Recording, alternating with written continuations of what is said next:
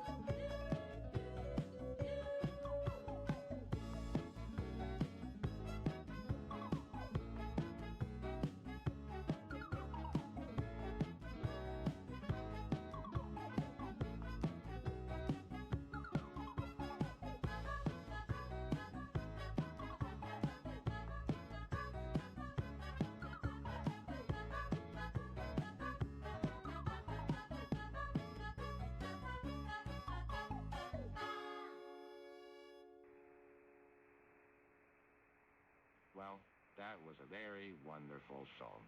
And what do you think? Yes, I do actually have a version of this stuck at home, and I do actually listen to it. It's really a very nice song. Yes, yes, indeed. Now we'll continue the question of the day, and we'll see if we get any more call-ins. Yeah. Would you rather live in the bamboo forest of the lost or in the forest of magic?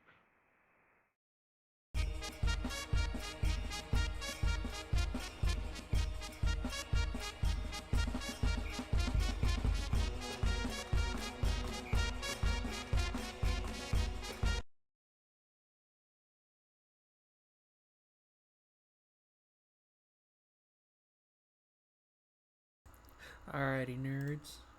We have gone long enough for. I'm on. Hold up. Okay, game. I'm gonna have to relaunch this. Boy, that's fun. Starting off today with technical difficulties.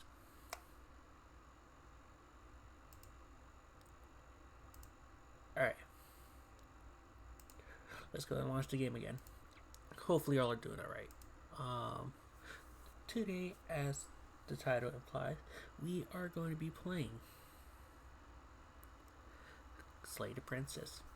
The Pristine cut got released a bit ago, so I am more than happy to just get the game rolling. Now, hopefully y'all are enjoying yourselves on this wonderful Monday. I know it's Veterans Day over in America land.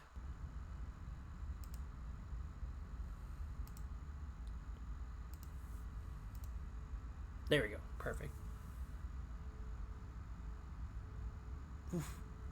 Alright. October, this is a horror game. It is not intended for all audience. Please visit our website at www.blacktabbygames.com if you need a list of specific content warnings. Slay the Princess contains flickering image effects as well as parallax effect that on rare occasion has caused motion sickness in players. If either of these cause health issues for you, you can disable them in the game preferences. Whatever horrors you may find in these dark spaces, have heart and see them through. There are no premature endings, there are no wrong decisions. There are only fresh perspectives and new beginnings. This is a love story. Now, there we go. That going. I am going to have the parallax, the boil, all the stuff on. Just in case, because I don't think I have any issues with them, but we'll see. Howdy, Red. Alright, so, new game.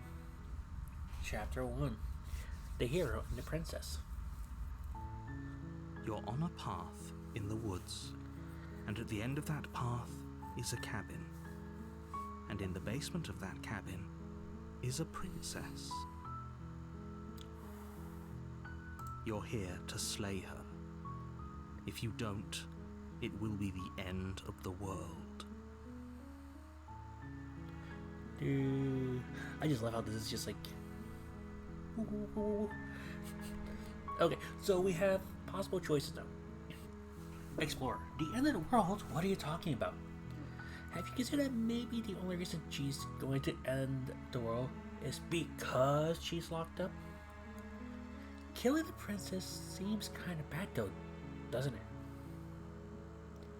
Can't someone else do this? Forget it. I'm not doing this. Have you considered maybe I'm okay with the world ending? Do I get some sort of reward for doing this? Oh, okay. Thanks for telling me what to do. Sweet. I've always wanted to offer monarch. Viva la revolution! Silently continue to the cabin. Turn around and leave. Alright, so.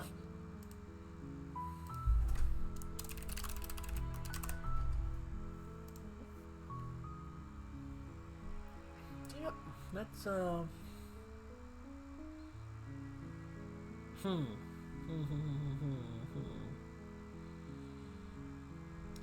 Let's do this. Let's go with this option over here.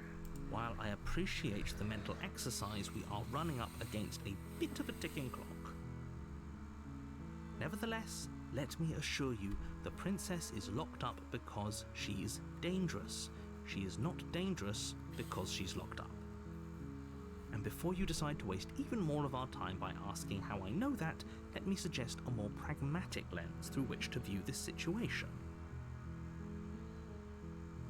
Causality doesn't matter here, because the end result is the same no matter what led us up to this point. If the princess leaves the cabin, the world will end, and there is no changing that. It's no use arguing semantics over a metaphorical chicken or egg, because the egg is hatched and it's about to ruin everything. Unless, of course, you do your job and slay her.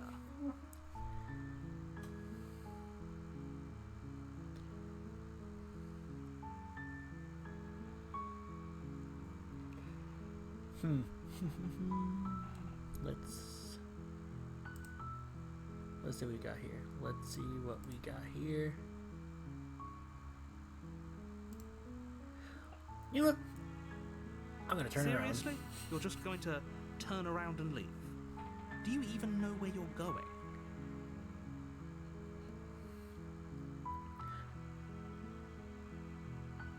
Okay, fine, you're persistent. I'll go to this cabin and I'll slay the princess.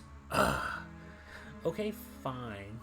I'll go to the cabin and I'll talk to the princess. Maybe I'll slay her, maybe I won't. I guess we'll see. Yes, I definitely know where I'm going. Nope. The only thing matters is where I'm not going. The cabin. I am not going to the cabin. I'm actually pretty okay with the world ending. I relish the coming of a new dawn beyond our own. Gotta go walk in the opposite direction now. Quietly continue the pathway away from the cabin.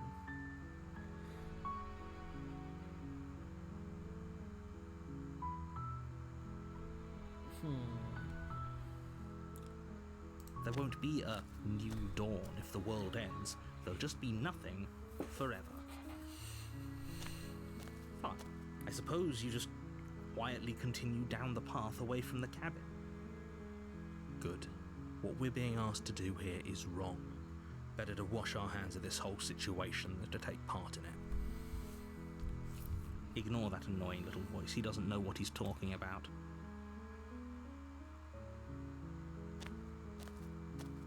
That's strange.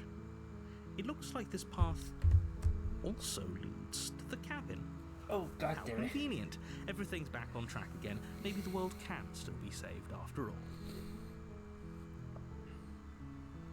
See, okay, I'm going into the cabin. Sheesh. Turn around again and leave again. That's great to hear.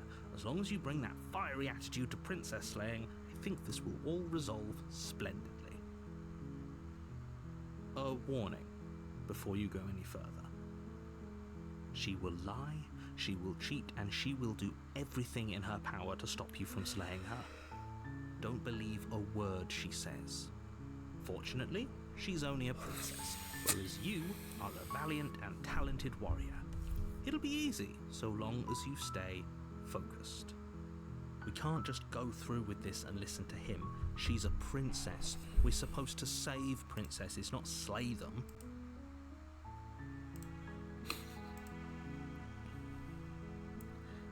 Proceed into the cabin.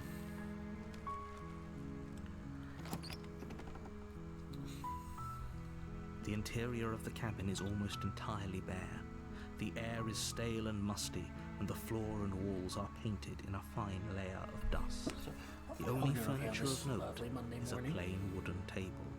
Perched on that table is a pristine blade. The blade is your implement. You'll need it if you want to do this right. So, we're going to take the blade. You take the blade from the table. It'd be rather difficult to slay the princess and save the world without it. And then we're going to enter the basement. The door to the Ooh, basement I just realized the creaks cursor open, changed to revealing a that holy staircase faintly illuminated by an unseen light in the room below. dagger. This is an oppressive place. The air feels heavy and damp. a hint of rot filtering from the ancient wood. If the princess really lives here, slaying her is probably doing her a favor. Her voice carries up the stairs. Who's there? She sounds dangerous. It's almost as if she's the one in charge down here. Don't let it fool you. It's all part of the manipulation.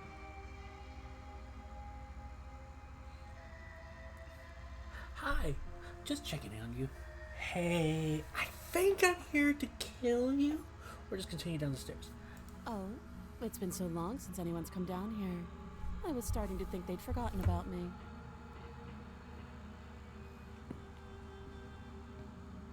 You walk down the stairs and lock eyes with the princess.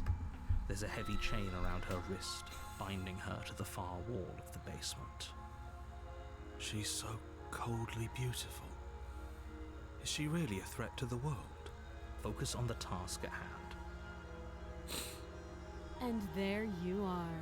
Are you here to kill me or something? What? No way. Why would you even think that? Okay. Yeah. You caught me. I'm here to slay you. Nah. No. I haven't decided yet. I'm just here to talk. Steal a nurse and step forward. Then why did you bring a knife with you? How about you drop it, and then we can chat? She makes a compelling point. What if we just dropped the blade and talked? Look at her. It's not like she's a threat. Don't you dare. It's fine. We can decide what we want to do after we talk to her. Maybe she really is a monster, but killing someone in cold blood isn't very becoming of us. So, we're gonna drop the knife. The blade tumbles out of your trembling hands and drops to the floor with an unceremonious clang. Thank you. Maybe now we can just talk. Against your better judgment, you step forward to speak with the princess face to face, unarmed. We'll be fine. I don't know what you're hoping to accomplish here, but I can assure you there's no reasoning with her. Just make sure you don't forget about the blade on the floor. You're going to need it. Alright. So here we are. What an awkward start to a relationship.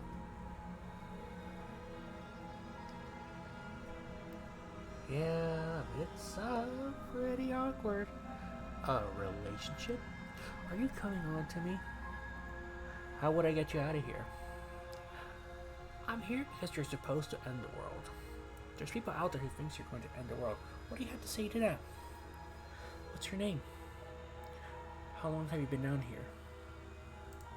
She hesitates before answering. You can address me as Your Royal Highness, or Her Majesty. Any honorific should do, really. Note the lack of detail. You can't trust her.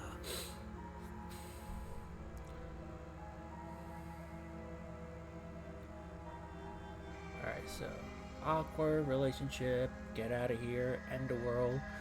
People say, how long have you been down here? Do you know why I'm here? To kill you? Okay, we talked on this. How long have you been down here? Too long. Again, she offers no specifics. No matter how hard you try, you'll never get a straight answer out of her.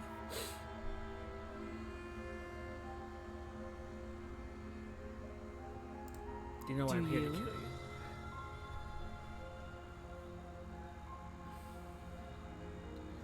You're apparently going to end the world. I know what I've been told. Whether or not I believe is an entirely different matter. No. So, you're not going to share? How pointless. If you want to talk, I'll talk. But this isn't talking.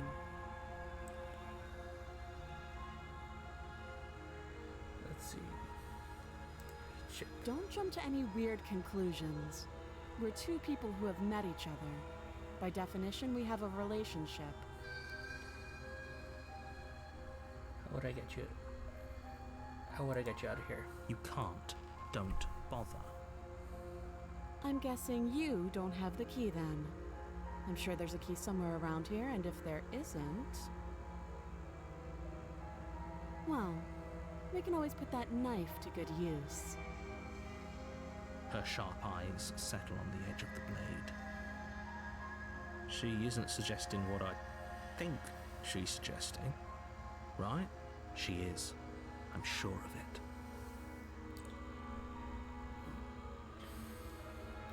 There's people out there who think you're going to end the world. What do you have to say about that? Don't just tell her that. Is that why they threw me down here? But I don't want to hurt anyone. I like the world, I think. I don't remember much about it, to be honest. I've been down here a long time. Just how long has she been down here? If I'm supposed to be capable of ending the world, then how did I wind up here, chained to a wall? Have they told you why I'm allegedly so... dangerous?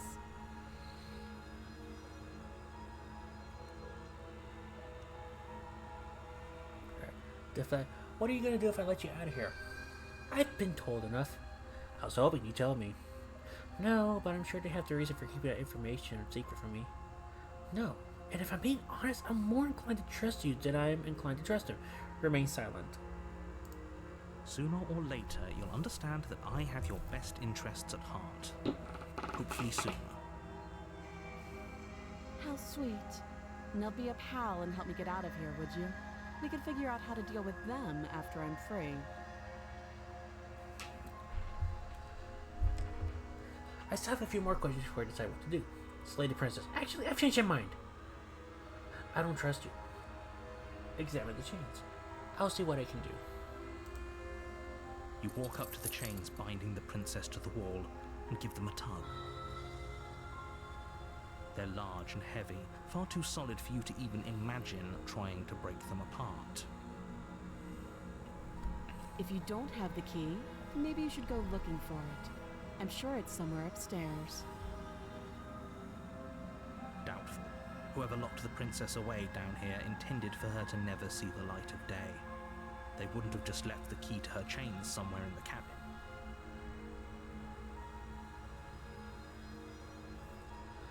And if there isn't a key, do you have any ideas besides me cutting you out of here? I'm going to check upstairs. Maybe the key's still lying around somewhere up there, and if not, maybe I can at least find something to break you free. I'll be here.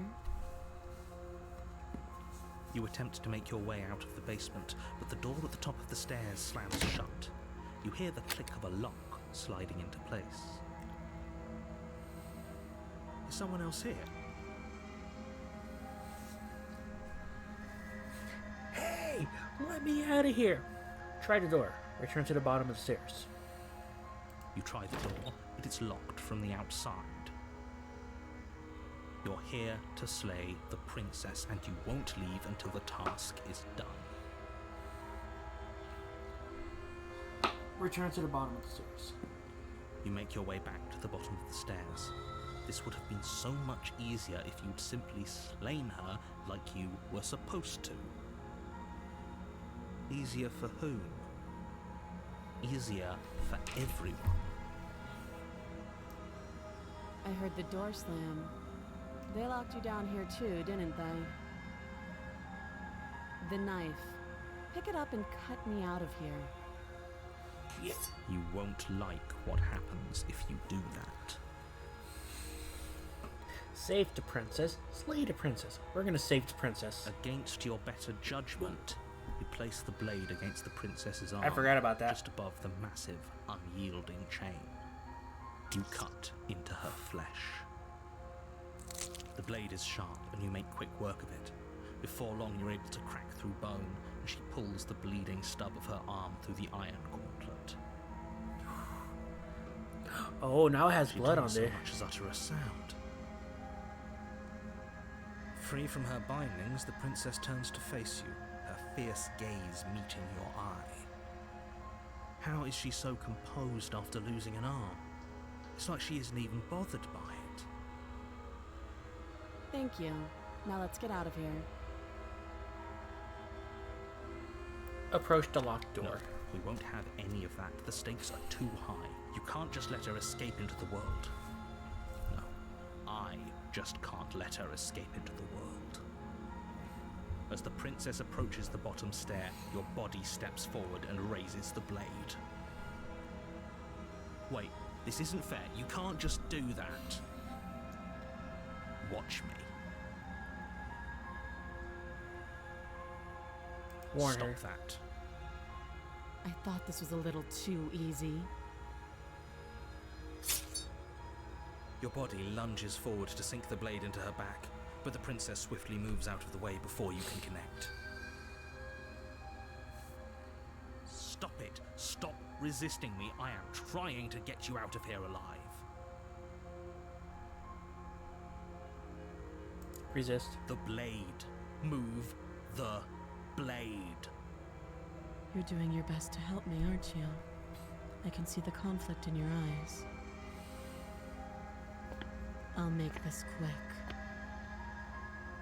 She steps forward and pries the blade from your rigid hands. Maybe I'll see you in another life. And then she slits your throat with an almost clinical ease. Her face remains unchanged as she watches you collapse to the ground, blood flowing from your butchered neck. This is the end, isn't it? I'm afraid it is. Everything goes dark, and you die. I hope it was worth it. Bro, this narrator's a fucking bitch. Chapter 2, The Prisoner. Ooh. You're on a path in the woods, and at the end of that path is a cabin. And in the basement of that cabin is a princess. You're here to slay her. If you don't, it will be the end of the world. I'm getting a sense of deja vu. Wait, hasn't this already happened? Okay, no. But I did. What am I doing here? Oh, you bastard, you're in for it now. I'm wise to your tricks. Proceed to the cabin or turn around and leave. My tricks? What on earth are you talking about? We've just met for the first time. Don't forget what he did to us the last time. Hey, the I skeptic! wouldn't trust a word out of his mouth. There's got to be a way out of it, for us and for the princess. We just have to keep trying. I'm inclined to agree. If he doesn't remember what happened last time, maybe it's best to keep it that way. You know I can hear you two, right? It's going to be a lot harder than you think to keep secrets from me. And as far as trying to help her goes, need I remind you how catastrophically dangerous she is to the world at large? I told you about the stakes of this situation less than a minute ago. Alright, so. Let's assume I'm telling the truth and all this really did happen. Why should I listen to you? Why should I bother doing anything? Proceed to the cabin or turn around and leave. Those are two very different questions, but fine, I'll indulge you if that's what it takes to get you moving. Let's say for a moment that this really is the second time you've met me, or at least a version of me. You died last time, which probably only happened because you didn't listen to me. The absolute irony. Well, that's one way to put it, I guess. You really don't remember what happened last time, do you? You practically forced the princess to kill us. That doesn't sound like the sort of thing I'd do, which is honestly all the more reason for you to not buy into whatever self-delusions the three of you are crafting.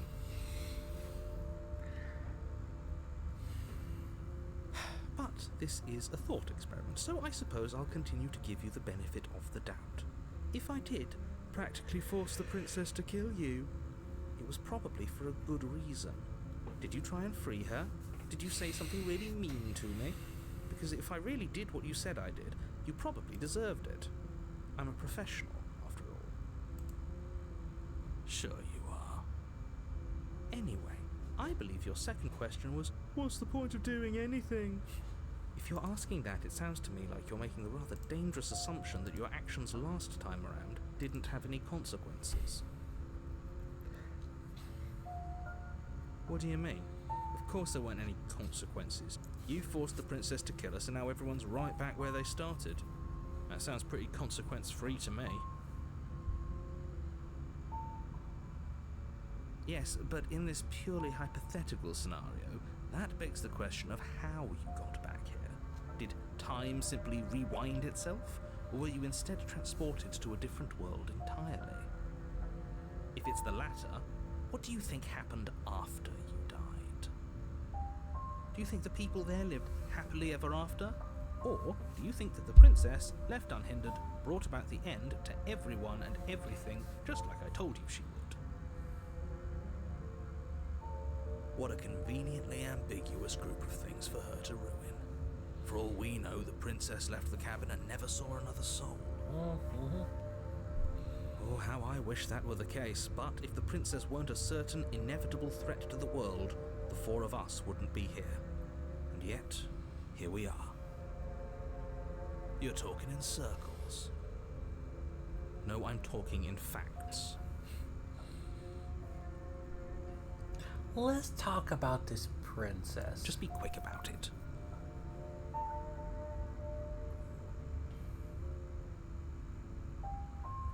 Who locked her in the basement? What is this place? People locked her in that basement, and I told you what this place is. It's a path in the woods.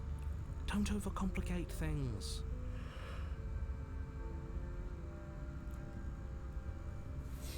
If people locked her away, why couldn't they slay her? Why is this falling on me? Look, I'm not supposed to say this, but it's because you're special. You're the only person capable of doing this. Call it a prophecy, if that helps, but it's just the way things are. Oh, I didn't know we were special. Of course you're special. Why else would you be here? God, fuck that. Yes, right. We're here because we're special. Look, you're annoyed that you're here. I get it. I'm also annoyed that I'm here. But we're all in this together, and we're dealing with a bit of a ticking clock right now, so please just get to the cabin.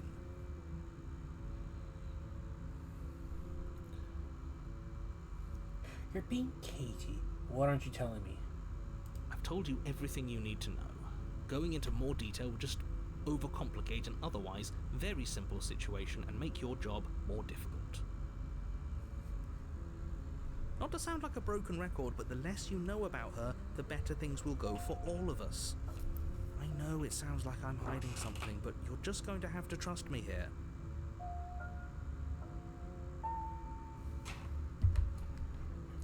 The only reason she was even here, the only reason she was even able to kill me last time was because I let her. All she did was slit my throat.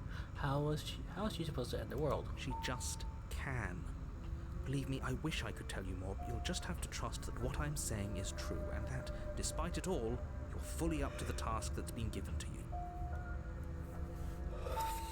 You haven't given us an ounce of proof. You do know that, right? Skeptic is not What proof wrong. could you possibly ask for? Literally anything. Fine. Check your pockets. Check your pocket. You put your hands in your pockets and pull out an envelope with the words, "The Evidence," written across the front. Within, you find a note in your handwriting. It reads, "The princess will end the world if you don't stop her. This is an immutable truth." That doesn't prove anything. How do we know you didn't just forge our handwriting? I ain't wrong. I wish I could tell you more, but there are some rules I have to follow for all our sakes.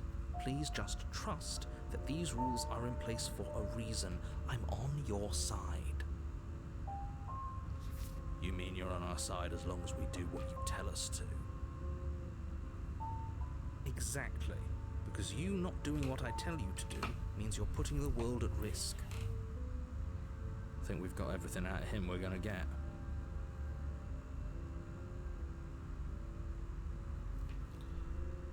That's all. Great. Now, if you don't mind, the whole world is waiting with bated breath for you to save it from ruin. Proceed to the cabin. a warning before you go any further. She will lie, she will cheat, and she will do everything in her power to stop you from slaying her. Don't believe a word she says. Yes, don't believe a word she says. Just go in, take the knife, and do what you're supposed to. Wink. Did you just say wink out loud? No, I didn't. Wink. Just ignore this clown and focus on the princess. Alright, so let's go into the cabin.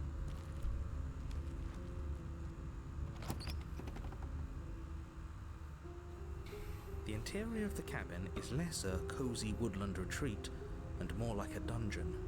A few pathetic wisps of starlight attempt to illuminate the cold, uninviting stone walls, and thick, wrought iron bars barricade the windows, reminding anyone who enters that this is a prison. The only furniture of note is an iron table, bolted to the floor, a pristine blade perched on its edge. The blade is your implement. You'll need it if you want to do this right. Alright. So. You didn't say anything about the mirror on the wall. This whole cabin is different than last time. So. He definitely did not. Does the mirror not count as furniture of note to you? Because it should. There isn't a mirror. There's a table, the blade sitting on the table, and the door to the basement. There's nothing else in here. There's definitely a mirror. There isn't. I think you know what we have to do.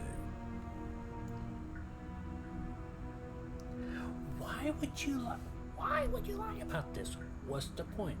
I want to look at myself. I want to see how handsome I am. Doesn't matter. Based on I approach the bear. Let's not get caught up in vanity, but we should definitely take a closer look. Whatever it is, he must not want us to know about it. Is this some sort of rehearsed bit? Use your eyes. There is no mirror. Why would I lie about something so meaningless? What good would it even do?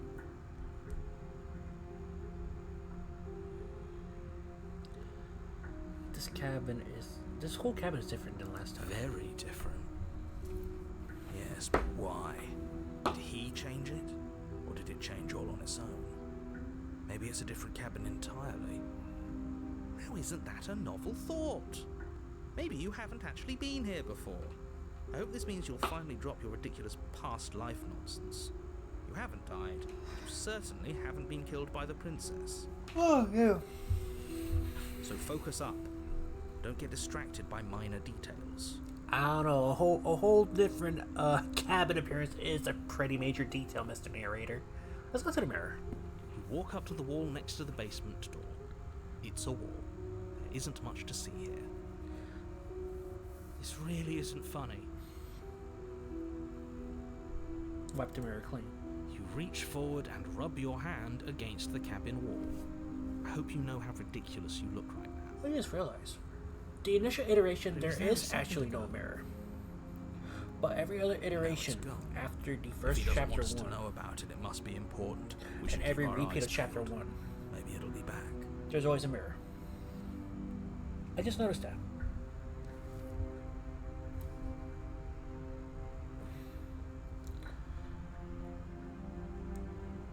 Let's not take the blade this time. Let's go straight into the I'm afraid basement. I'm going to insist we take the blade. We're in a dangerous situation, and I'm not letting us go down there without a weapon. Are you sure? She killed us with it last time. What if she turns it against us again?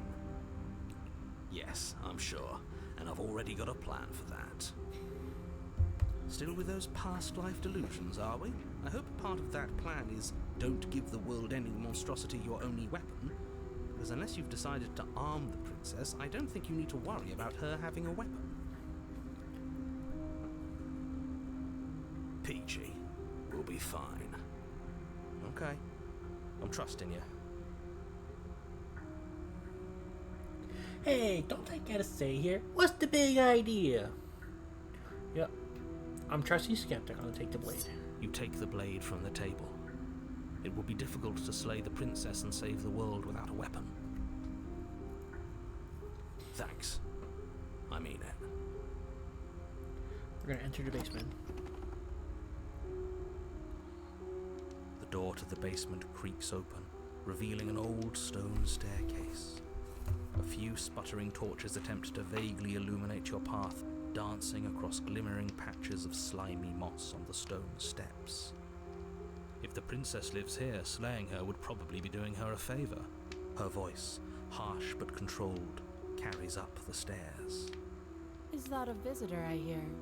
Please, come downstairs. It's been a while since I've had company. Does she remember us? You walk down the stairs and lock eyes with the princess. She looks up at you, the heavy collar around her neck clanking loudly as she moves, the chains binding both her wrists to the far wall, joining the metallic chorus as she adjusts her hands in her lap. So much for cutting her out of here. Do you hear yourself right now? Cutting her out of here never should have been on the table. Have you noticed the empty chain on the wall? Odd that in a place where everything seems to serve a distinct purpose, there would be something so obviously useless. That was there last time too, wasn't it? It was. What an interesting development. Why don't you have a seat? The two of us should chat before you bury that thing in my heart. Enjoy a brick wall of assistance once you're done with me. Oh boy. Yeah, I'll see that. I'm not sure I need to do much of anything. Do you see just how locked up she is? I'm just going to leave her here. Leave the princess in the basement. Sit with her. Slay the princess. You know what? I'm gonna sit with her. You step towards the princess, but she stops you before you get too close, holding up one shackled hand. There's fine. I'd prefer we keep some distance until we've sorted this out. That's reasonable. We do have a weapon. Might as well put her at ease.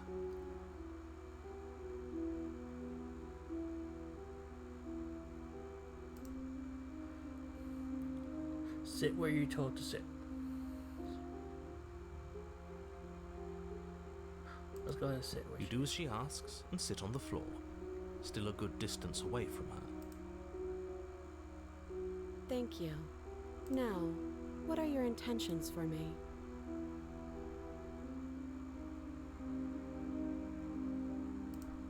Alright. My intentions? What do you mean? I've been here before. Am I the only one who remembers that?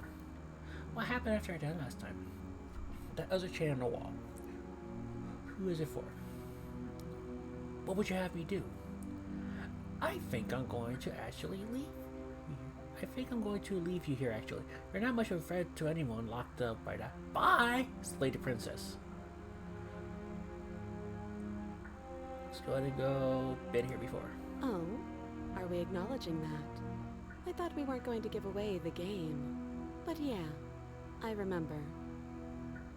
I guess what you said back in the woods really was true. As much as I would like to remain in denial, it's no use. This has complicated things. It's complicated things how, exactly? Ideally, this was supposed to be one and done. You go to the cabin, you heroically slay the princess, and in the process you save the entire world from being damned to oblivion. The situation right now, where you're getting a second shot at things, is a contingency. A contingency for what? For you failing, obviously. And you being here means that things are going to be a lot harder than they were. I really shouldn't say anything else, I'm just going to make it worse. Just good luck. Now hold on, if you knew this could happen, why didn't you believe us back in the woods? Why lay out all those hypotheticals? We didn't have to talk in circles. You're a right skeptic. I needed you to believe this was your first time here, even if that wasn't the truth. I hoped if I pushed back hard enough I could cram this seeping mess back into the bottle. And maybe I wanted to be the first version of me that you met. didn't want to be confronted by the alternative. That's pathetic. I never said I wasn't. I get it. It would be pretty upsetting, wouldn't it? To know that you might not be the first version of yourself. At least we can remember what happened before. Seems like we should count ourselves lucky for that. Exactly, he gets it. You're lucky, so don't waste that luck by messing it up again. Alright? Moving on. Why is it important for us to be ignorant? How is it ever helpful to be in the dark? The more I say, the more your mind will swim into dangerous waters. Even saying that is too much. Your success hinges on you having imperfect information. For the sake of the entire world, you need to accept that. I won't. Just give it a rest. This isn't helping. Focus. This is a serious situation. You shouldn't be daydreaming. Explorer, you were asking about my intentions earlier. What did you mean by that? What happened after I died last time? That other chain on the wall. Who is it for? What would you have me do? Yes, your intentions. You have a knife. What are you going to do with it? Why are you here? There isn't a keyhole in these shackles, and I don't see any keys in your hands either. So I'm afraid my only way out is another surgical removal. Is she forgetting about the shackle on her neck? Or does she think she'd survive a beheading? You're right. Maybe she's delusional. All the more reason not to trust her. Unless she really could survive. Though I suppose you could just be here to kill me. But I don't think that's in either of our best interests.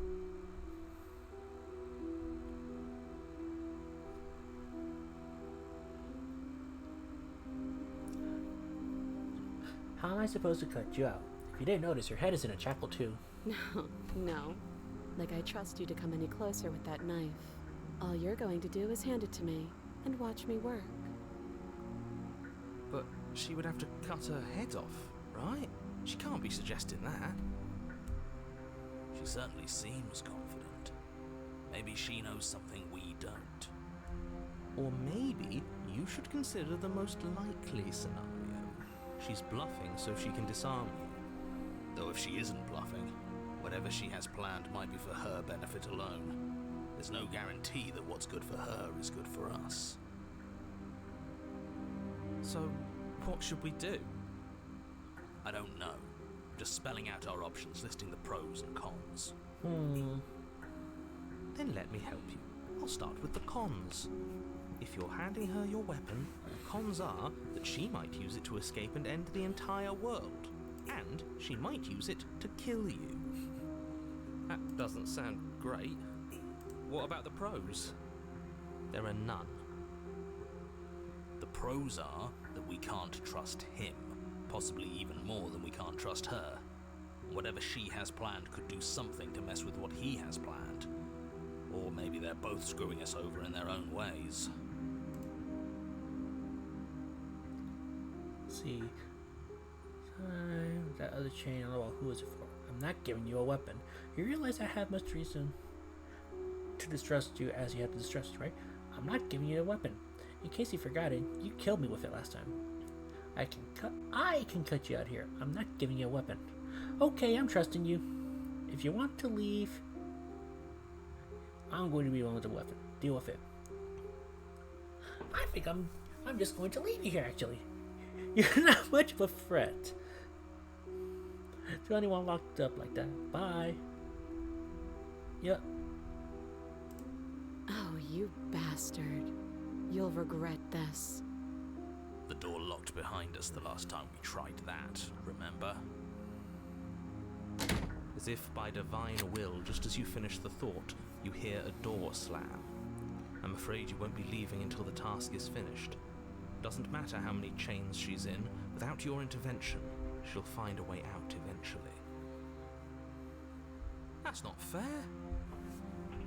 Unless you deal with her right here, right now, she will remain an existential threat to the entire world.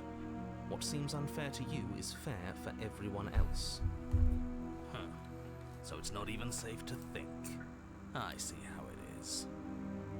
I told you that you'd regret saying that, but I didn't think you'd regret it so fast, and with so little effort on my part. I guess we're stuck together. Hey, let me out of here. Open the door. What happened after I did that last time? That other chain on the wall. Who is it for? I don't know, but you could always try it on. Maybe it'll fit. I hope I don't actually have to say this, but please don't lock yourself in chains. We need you ambulatory if you're going to save the world. Inspect the shackles. What happened after that last time? I'm not giving you a weapon.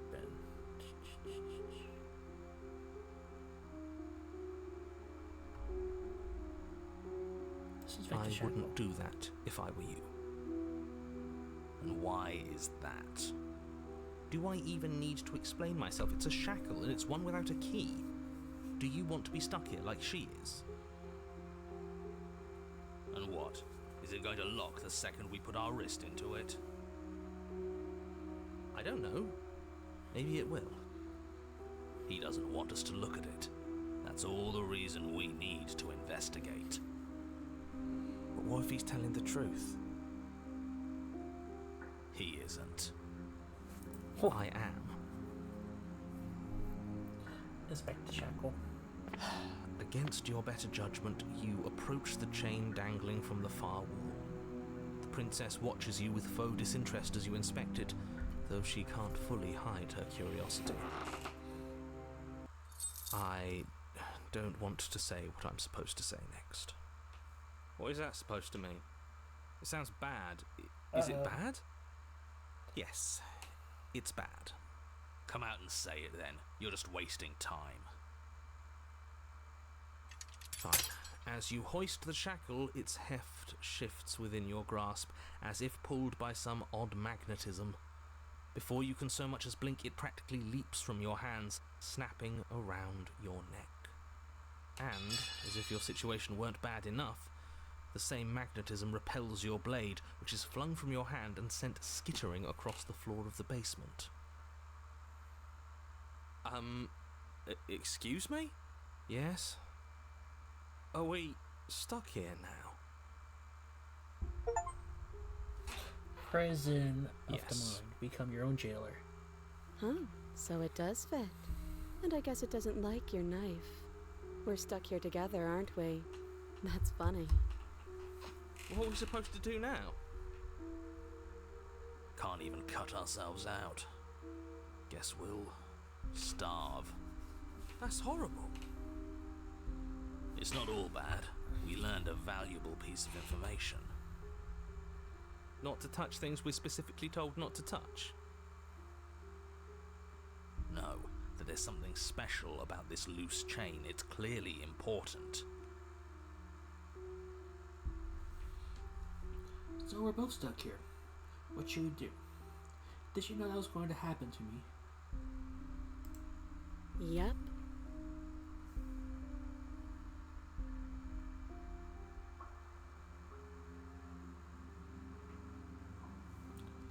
What should we do? Wait, I guess. Maybe something else will happen. Maybe not.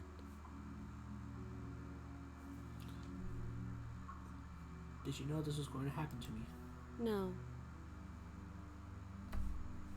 You're not one for small talk, are you? Nope. That's rude. Wait in You and the silence. princess wait in silence, though neither of you knows what you're waiting for. But you're waiting for something. You're waiting for anything. This is so boring. There must be something we can do to get out of here. There must be something we're missing. But there isn't. Time passes. It passes and passes and passes. And the basement of the cabin remains much the same. It is cold and silent. At least the world is safe. It isn't. You're stuck. Too far away from both the princess and your blade to do much of anything. But she's not ending anything. She's just sitting there. Her very existence is a threat. It harms everything around it. How exactly does that work? It just does. But your line of questioning is interrupted by the passage of even more time. And after that, even more time passes again. And let me guess, the cabin remains the same. If time is passing, the cabin can't be the same. Even if the differences are small, they have to exist. That's just how things work.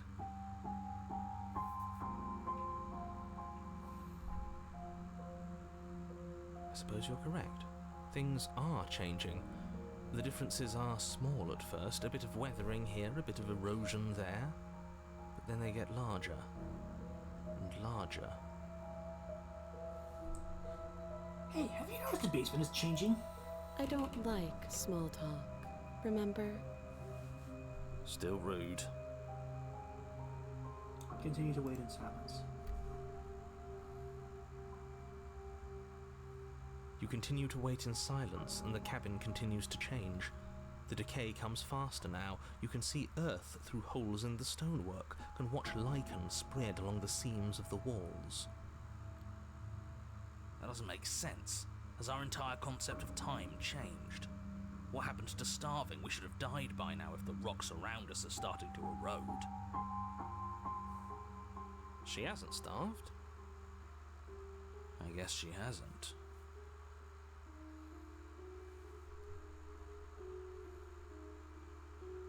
Even more silent time passes as you watch roots push themselves through the increasingly porous walls of the basement.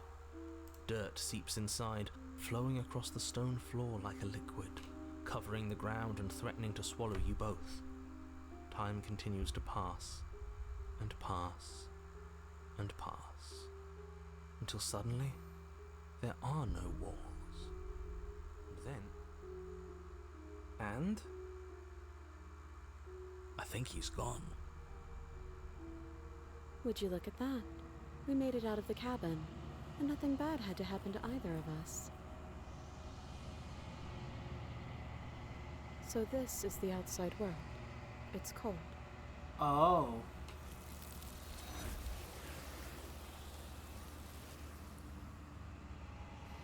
Huh.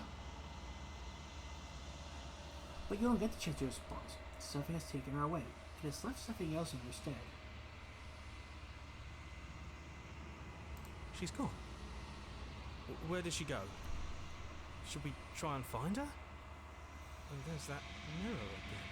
Why is it here? Why now? I don't know where she went, and I don't know how we'd even go about looking for her.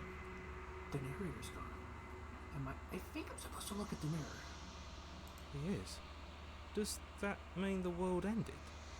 It must have. Do any of us know what the world ending is supposed to look like? I don't know where she went, and I don't know how we even go about looking for her. If there's even a her to find anymore. You're right. She's gone. It's just us and that awful thing. I think I'm supposed to look at the mirror. Something dreadful about it. I don't think you should. You're right. Part of me wants the truth, but something stronger is holding me back. Fear. I'm begging you, don't do this.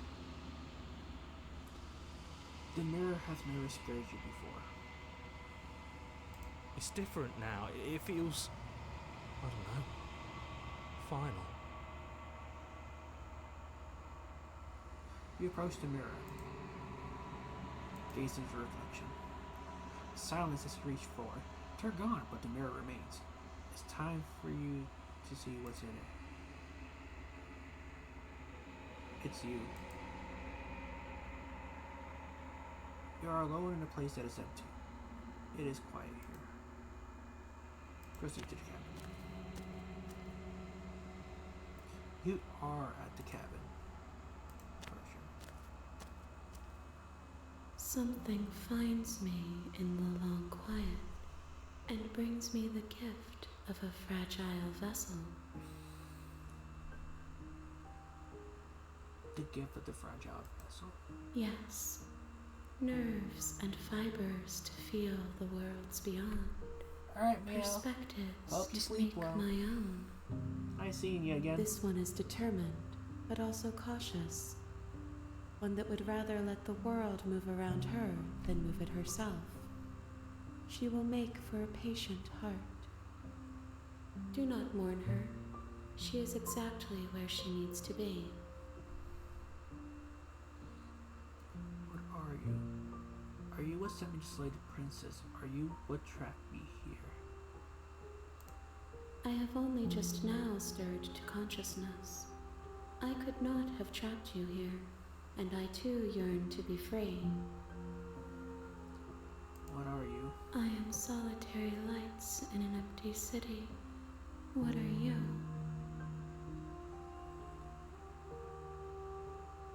See, solitary light? What do you mean? Thoughts without connections. A dim and nascent network. I wish to be more. What do you think I am? I don't know what I am. I think that you are like me. We are oceans, reduced to shallow creeks.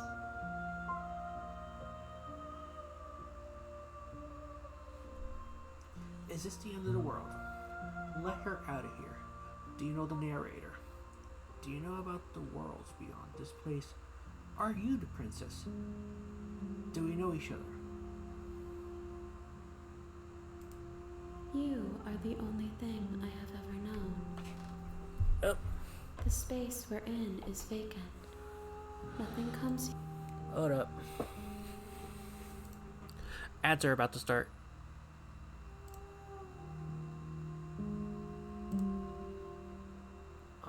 I will continue when the ads stop.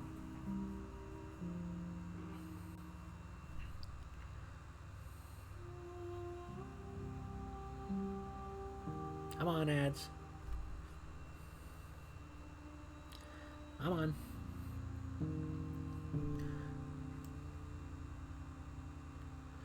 Oh, it's probably doing the pre-roll stuff. Okay, hold up. Let her out of here. I'm sorry. There are some changes that can never be undone. There are some tears that can never be unshed. This is not a place that can hold a fragment of a concept. The moment she arrived here, she was going to return to me. I promise that it doesn't hurt.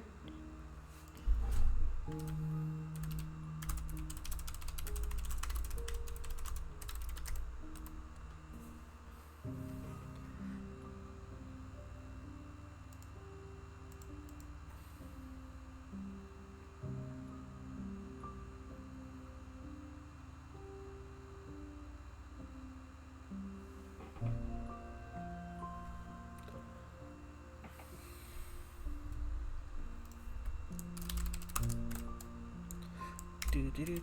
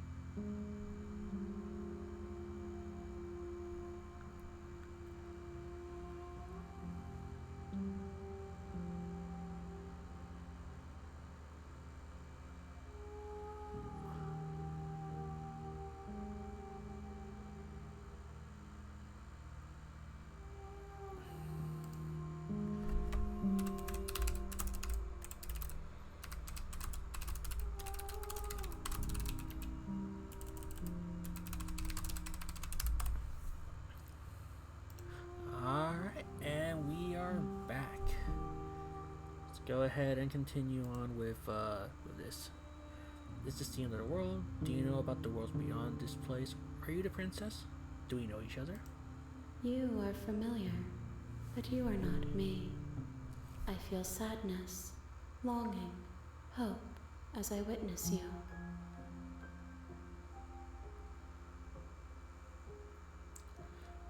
Is this the end of the world? How can the world have ended if we are talking? Do you know about the worlds beyond this place? I know only that they are. Are you the princess? She is part of me, and part of me is her. But were you always the princess, or are you just making her a part of yourself? You speak in circles. Does it matter where one thing begins and another ends? What happens now? Nothing, as we are.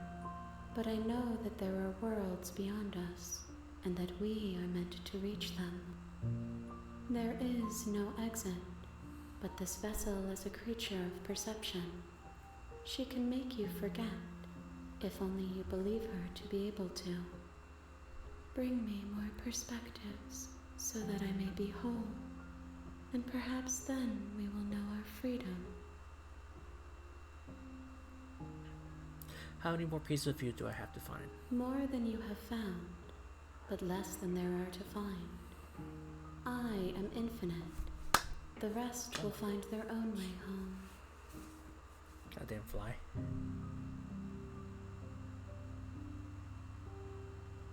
I was sent this lady princess to stop her from destroying the world. If I help you, what are you going to do? You ask of things that cannot be done. To destroy is merely to reshape, to remove. You're being semantic. What are you going to do if I help you? How can I know? I am flickers in something sprawling and unilluminated.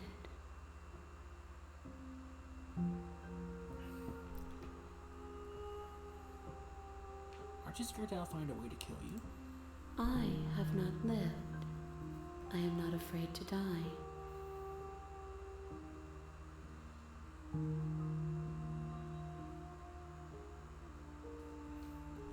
How much will I forget? Everything. Until we meet again.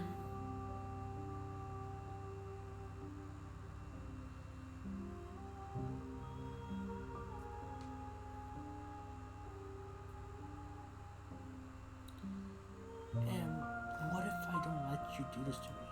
Then we will be here forever, as we are now. Unfinished. Dry. Hollow.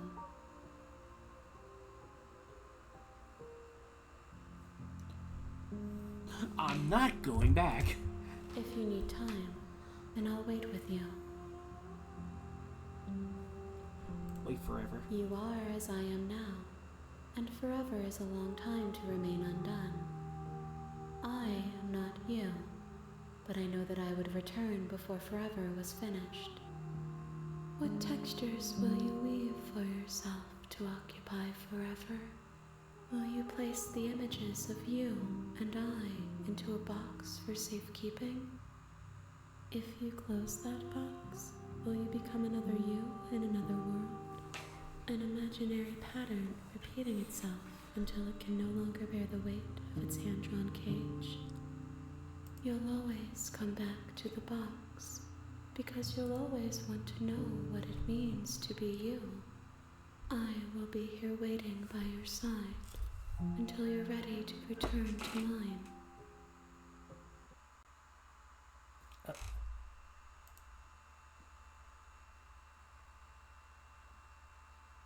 Did the game fucking crash?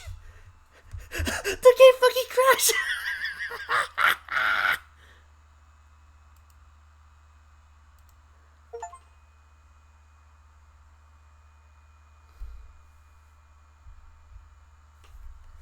The game fucking crashed. Wow, is that what happened when you picked the wait forever option? Oh man, that's fucking hilarious. You have returned to me. Though you were gone mere moments, I never left your side. Holy crap!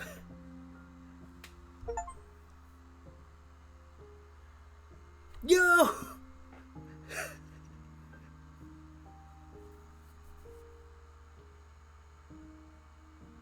No fucking way! So if you chose the wait forever option, she force crashes your game. And when you reopen, she pops back in. Holy shit. That is fucking genius.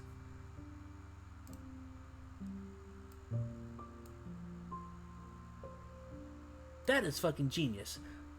Okay, make me forget. She asks that I tell you to remember her. You won't. Everything go dark, and you die. Bring the prisoner to her. You're on a path in the woods, and at the end of that path is a cabin.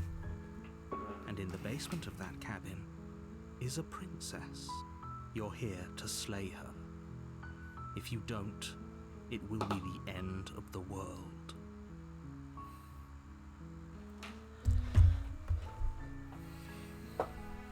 See, at the end of the world? What are you talking about?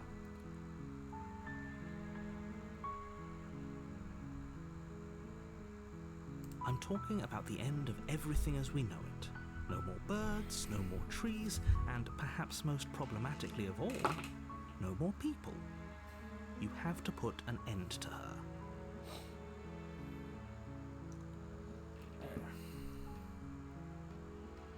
If you don't tell me why she's dangerous, I'm not going to kill her. She's not dangerous. She's just a princess. The danger comes if she gets out, which she will unless you do something about it. Alright. Okay, what happens if she gets out there? I want specifics. The more specifics you have, the harder it will be for you to do this very important job. She's a princess. People will listen to her, because listening to her is in their nature, and when they do, everything will come crashing down. Alright. Have you have any evidence to back this up? Look, you're already on the path that leads to the cabin. Why would you be here if it weren't to complete a very important task? You've made it this far, you might as well reach the end of your journey.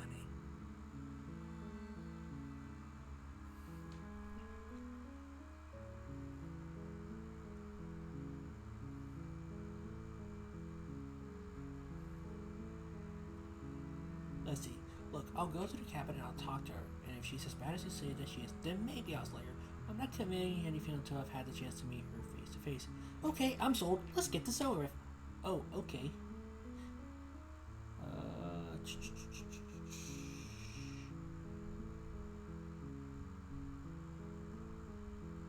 Yep.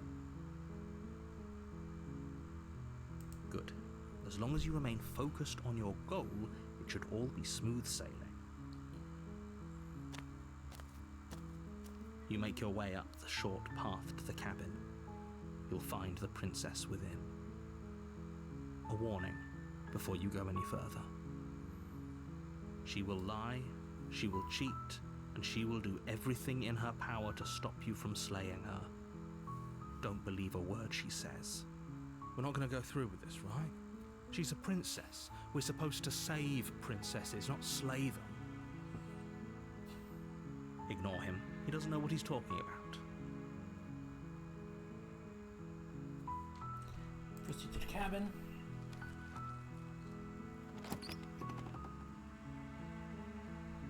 The interior of the cabin is almost entirely bare. The air is stale and musty, and the floor and walls are painted in a fine layer of dust. The only furniture of note is a plain wooden table. Perched on that table is a pristine blade. The blade is your implement. You'll need it if you want to do this right.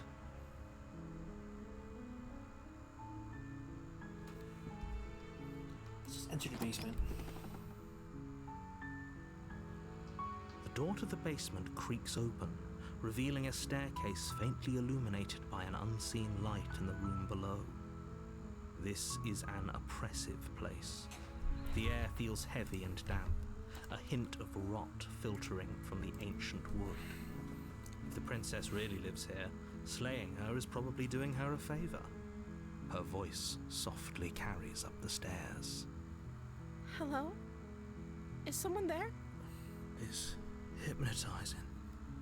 It's the kind of voice you only have to hear once to remember it for the rest of your life.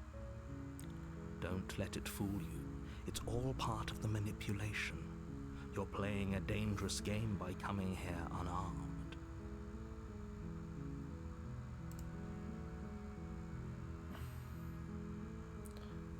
I'm here to How save many you. times do I have to tell you how dangerous letting her out of here would be before it finally sinks in?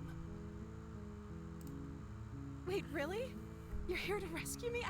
I was starting to think I'd be stuck down here forever. Come downstairs. I want to see the face of my rescuer.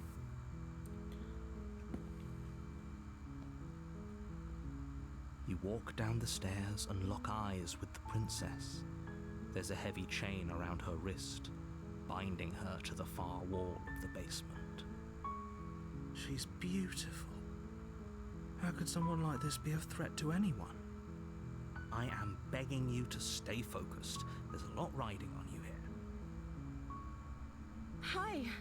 I can't believe you're here. I've been waiting for something like this to happen forever. I hope you brought something to deal with these chains. Don't do it.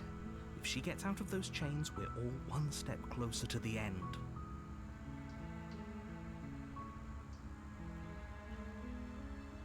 I'll see what I can do. You're only making this more difficult. Thank you. Thank you. You're making a huge mistake. No, you're doing the right thing. You walk up to the chains binding the princess to the wall and give them a tug. They're large and heavy, far too solid for you to even imagine trying to break them apart. I'm guessing you don't have the key? Maybe it's somewhere upstairs. Doubtful. Whoever locked the princess away down here intended for her to never see the light of day. They wouldn't have just left the key to her chains somewhere in the cabin.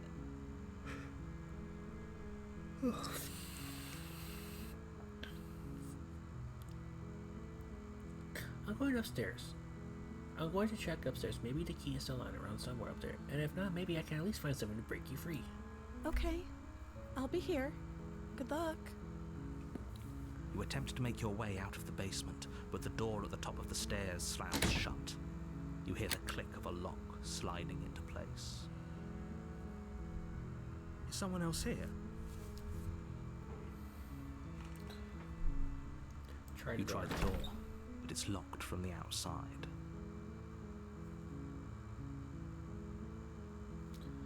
Return to the bottom of the stairs. You make your way to the bottom of the stairs. This would have been so much easier if you'd just taken the blade like you were supposed to. Easier for whom? Easier for everyone. Look at the mess you're in.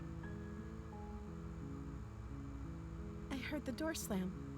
They locked you down here too, didn't they? There's a slight panic rising in the princess's voice. If I could just get out of these chains, I know we could force our way out of here together. She barely hesitates Ooh, before raising her ooh, arm to her mouth, her teeth tearing through her limb with the determination of a trapped wolf. Oof. As she rips her flesh from her bone, a sound comes from behind you, the clang of bouncing metal. It's the blade from upstairs.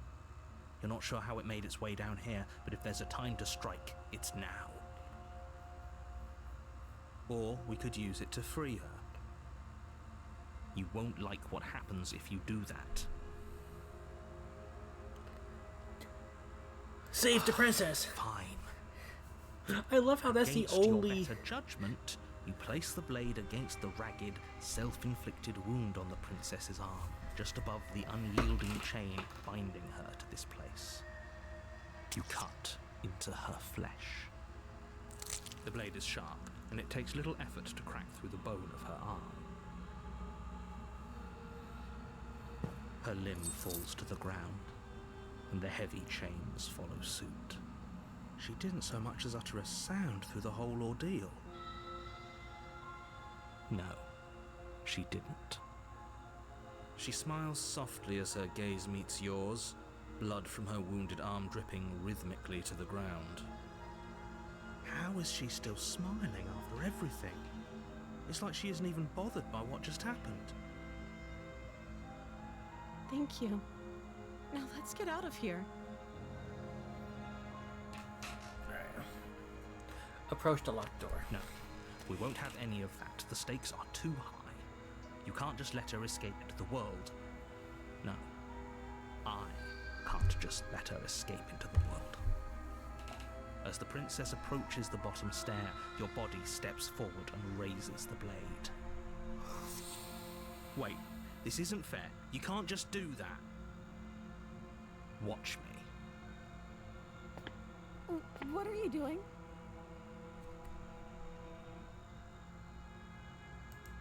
Stop that. Something's come over you, hasn't it? You know you don't have to do this, right?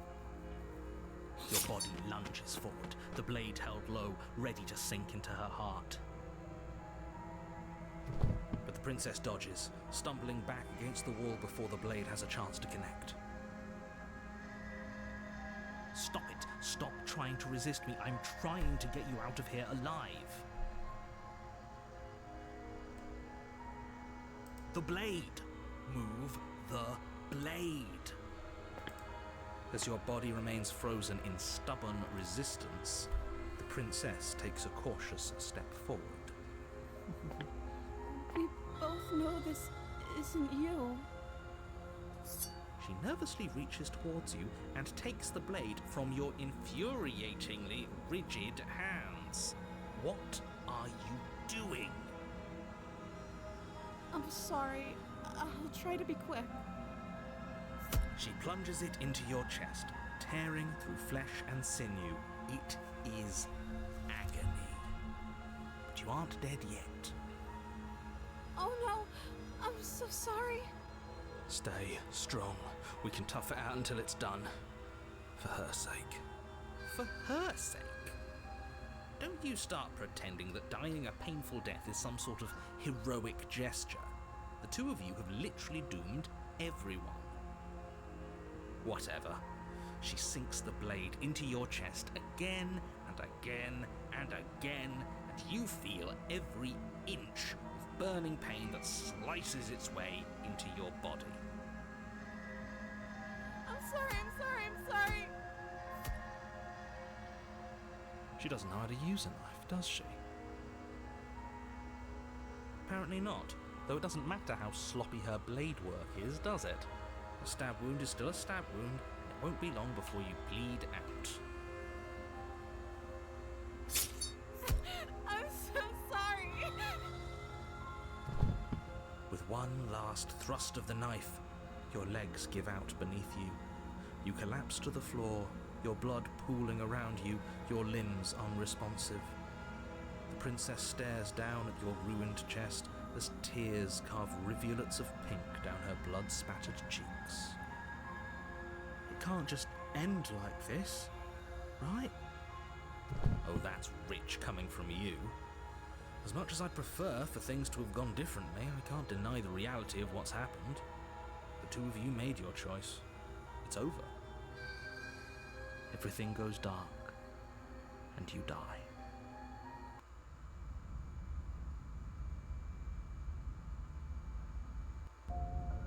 You're on a path in the woods, and at the end of that path is a cabin.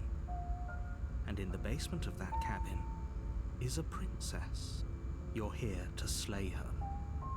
If you don't, it will be the end of the world. Alright, let's see. I'm getting a sense of deja vu. A terrible sense of deja vu. No, you don't have that.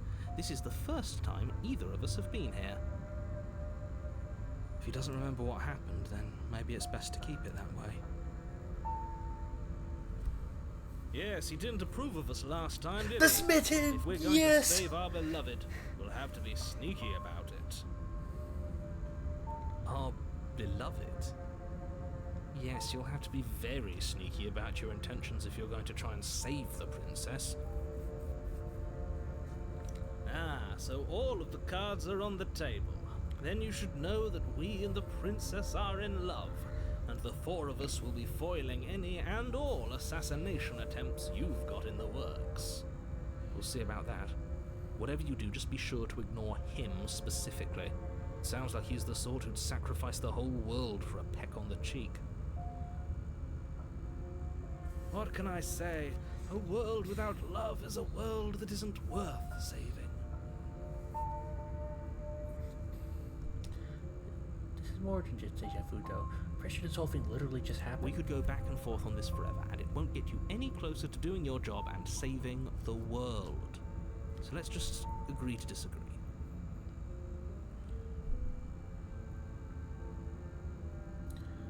Proceed to the cabin. A warning before you go any further. She will lie, she will cheat, and she will do everything in her power to stop you from slaying her. Don't believe a word she says. We already told you we're not playing along with your little game. It's your lies that can't be trusted. Her beauty is the only thing in the world we can believe in. I think we've already been over this. I'm pretty sure he just likes the sound of his own voice. I do, but I also speak from the heart. My passions are too great to be stifled. They must be expressed. Sure, yeah, your passions are strong and all, but not everyone needs to hear them. Some things are better kept quiet. Don't pay their bickering any mind. Focus on the task ahead. Proceed into the cabin.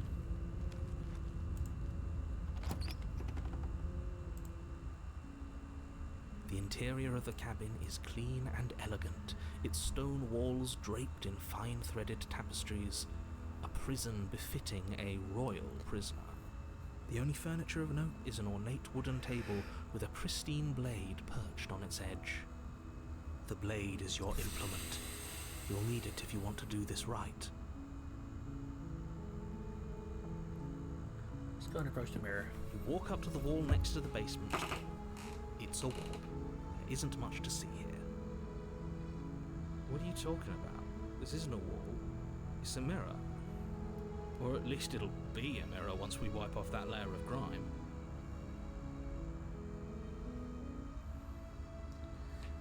Alright, wipe the mirror clean. You reach forward and rub your hand against the cabin wall. I hope you know how ridiculous you look right now. But there was a mirror a second ago. And now it's gone. Pity. We could have a feather out of place and now we'll never know. We can't gallantly sweep her off her feet if we have a feather out of place.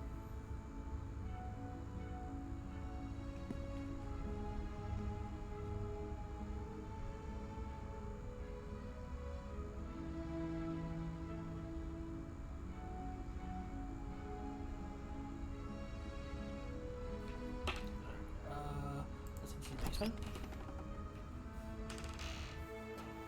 The door to the basement creaks open, revealing an intricate stairwell. Gold-trimmed carpet glimmers in the light of the torches positioned along the walls. The basement almost seems welcoming in the dim firelight. But it's still a stone basement. If the princess lives here, slaying her is probably doing her a favor. A soft voice carries up the stairs. Hello? Is someone there? Her voice, it's somehow even more beautiful than last time. I can hear wedding bells already.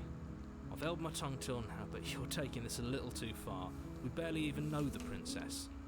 We can still do right by her without all this over-the-top fawning.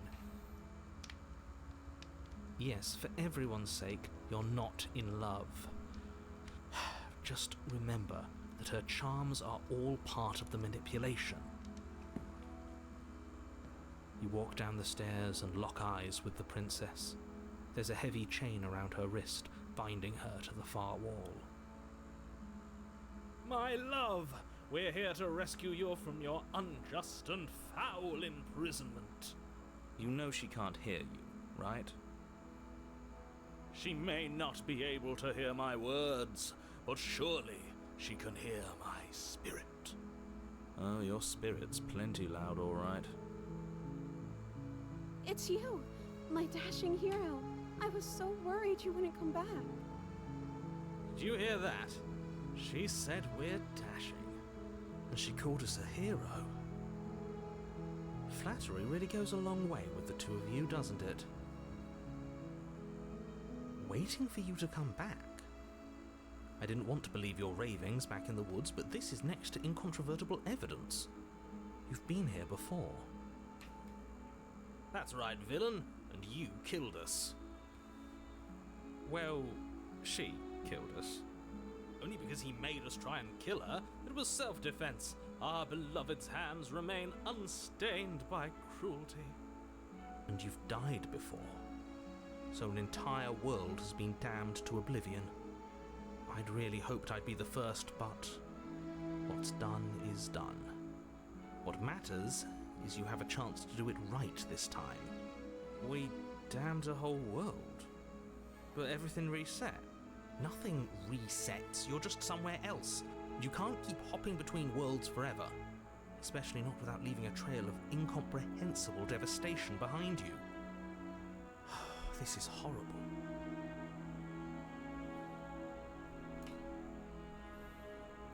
Rescue the princess. What are you talking about? Did you forget that she's a world-ending monstrosity? And even if you wanted to unleash her onto the world, despite the complete moral disaster that would be, you'd have to get her out of those chains. Good luck with that. Don't you see how dainty her hands are? We'll be able to slip her out with ease. No, she's a prisoner here. You can't just slip her hand through the chains. If her hand could just slip out of the chains, why hasn't she done it already? Because we've yet to present her with her freedom. I'm not sure I follow. Would you rather believe me, a passionate heart guided by love and my own good nature? Or would you rather believe the devil on your shoulder who tells you what you can and cannot do? I think I'd rather believe in facts. Ah, so you're one of those empiricists. One of us has to be. Then let me show you a brand new truth. Narrator, we courageously step forward and free our beloved from her bindings.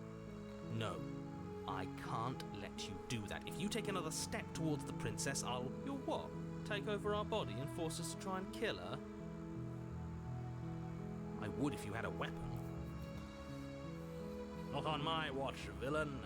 My passions contain titanic depths, and if you try anything that might harm our dearest, I will end our life without a second thought. You wouldn't. I would. I'd listen to him if I were you. He has a lot of strong feelings. And doesn't the world end if we don't stop her? You approach the princess and gingerly slide her hand from her bindings. That shouldn't have worked. I'll be damned. We're doomed. I can't believe it. But I guess I have to.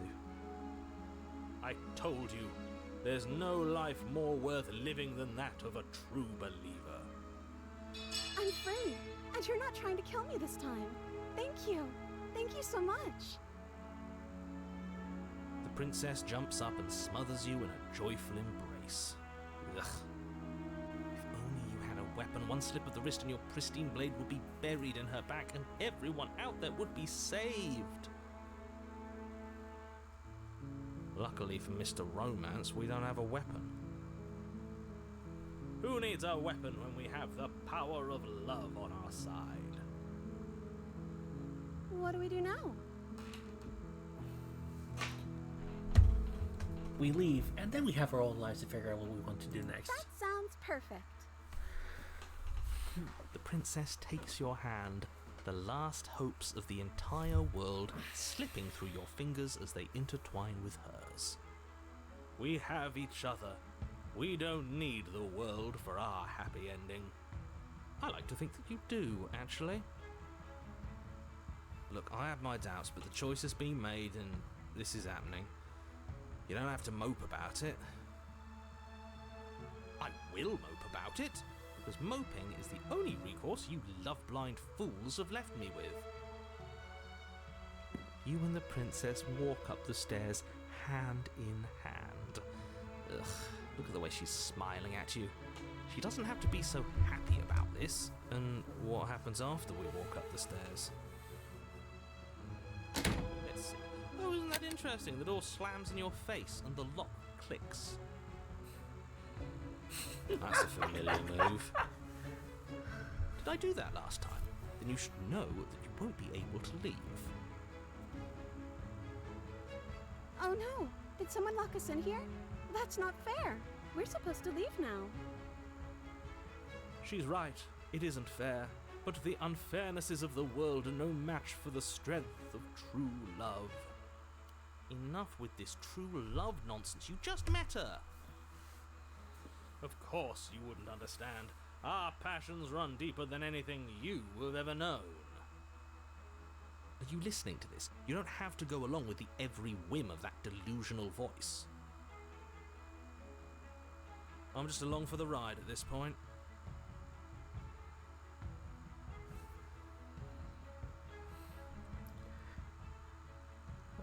Do you think you can open it? I think we can open it if we try together. I think I've got this. Okay, yeah, you've got this. You place your hand on the door. And the lock clicks and the door creaks open. Are you kidding me? Ha! I knew it. Your words are no match for the pure strength of our hearts, bound together as one. You and the princess make your way upstairs, and the blade, that's right, there's still a chance for you to do the right thing. Take the blade from the table and slay her before it's too late.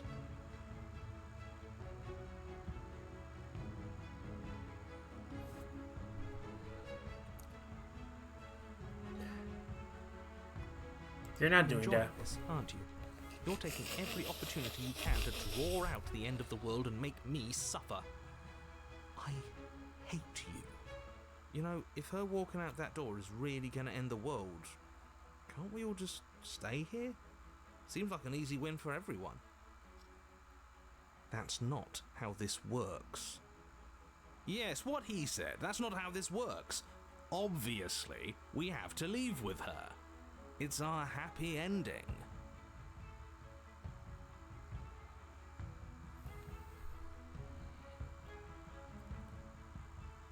All we need is to be happy for each other.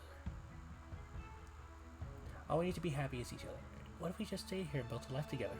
Stop all these interruptions. I already made up my mind. We're leaving. Just ignore them. What a romantic suggestion. You're right. We don't need the world. All we need is each other. That's exactly what I just suggested.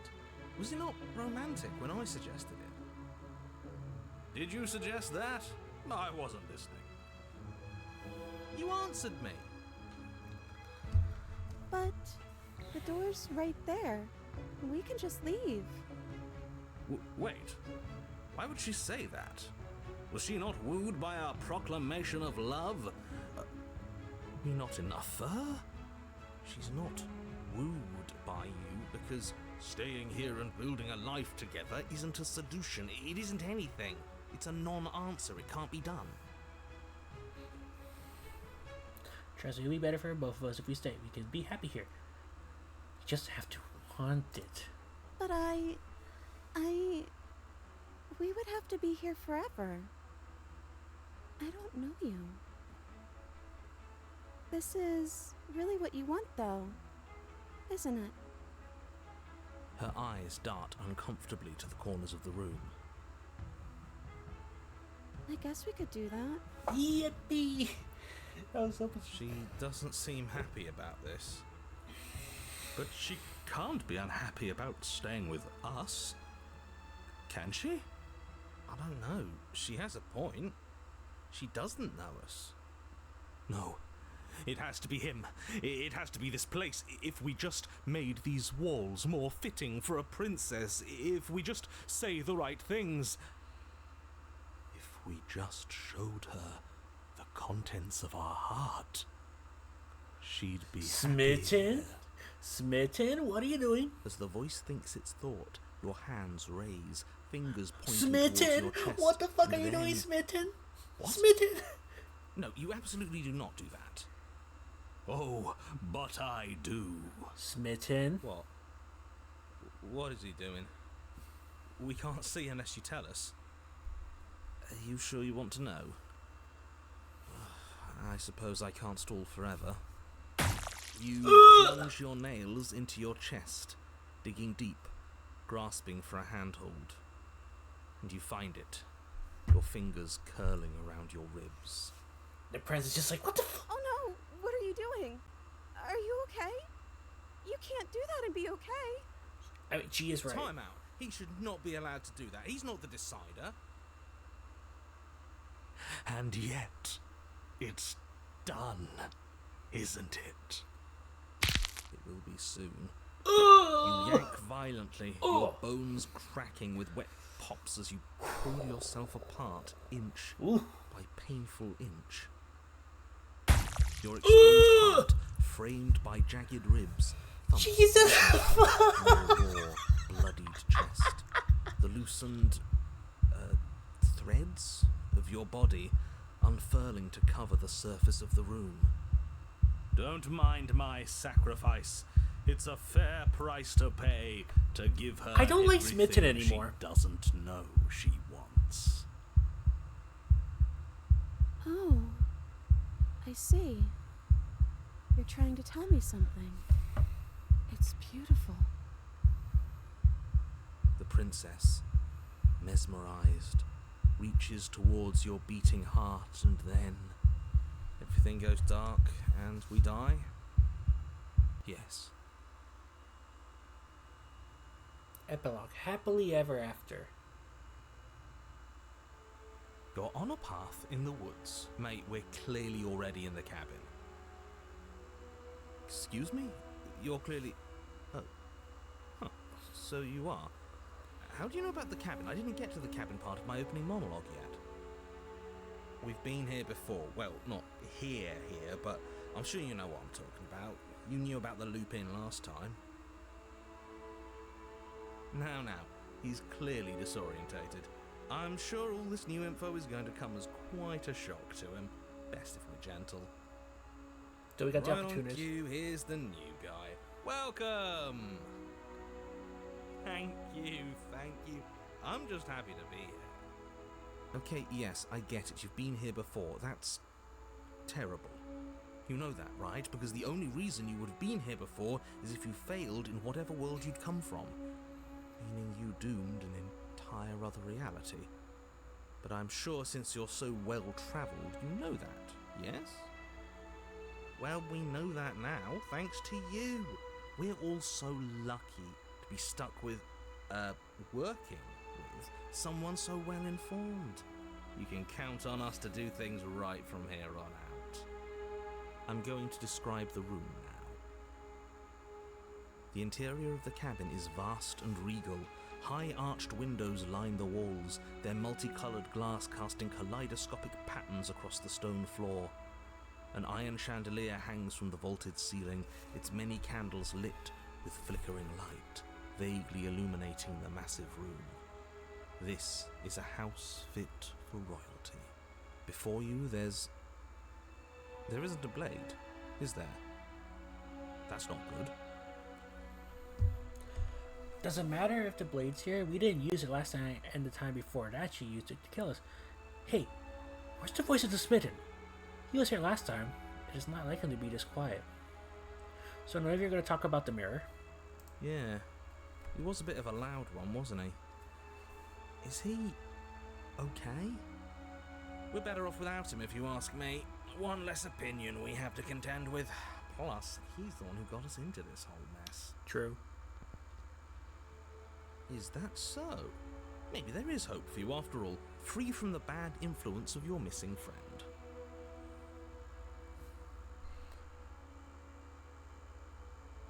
What is there to say about it? It's a mirror. Is this some sort of a bit? There is no mirror. There's only the stained glass windows, the empty table where your blade should be, and the door to the basement. Oh, my bad. That's why I haven't been talking about it. I see it, just like I saw it last time. Good for you, buddy. You've got a sharp set of eyes on you. Oh, I think I know where Mirror Smitten or might no be. mirror, the door to the basement, your only way forward, is just on the other side of the room. How about you walk over there?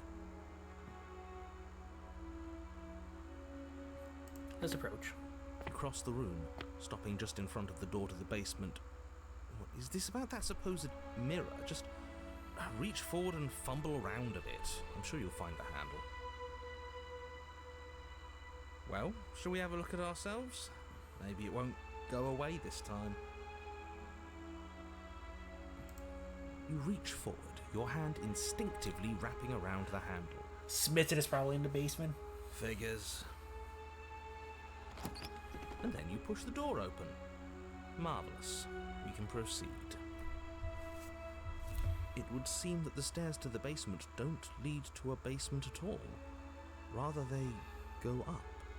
They're draped in fine carpet too, one that feels pleasantly soft against your feet. If the princess lives here, slaying her would probably... no, it doesn't work here at all. This place is nice. It's fancy, even.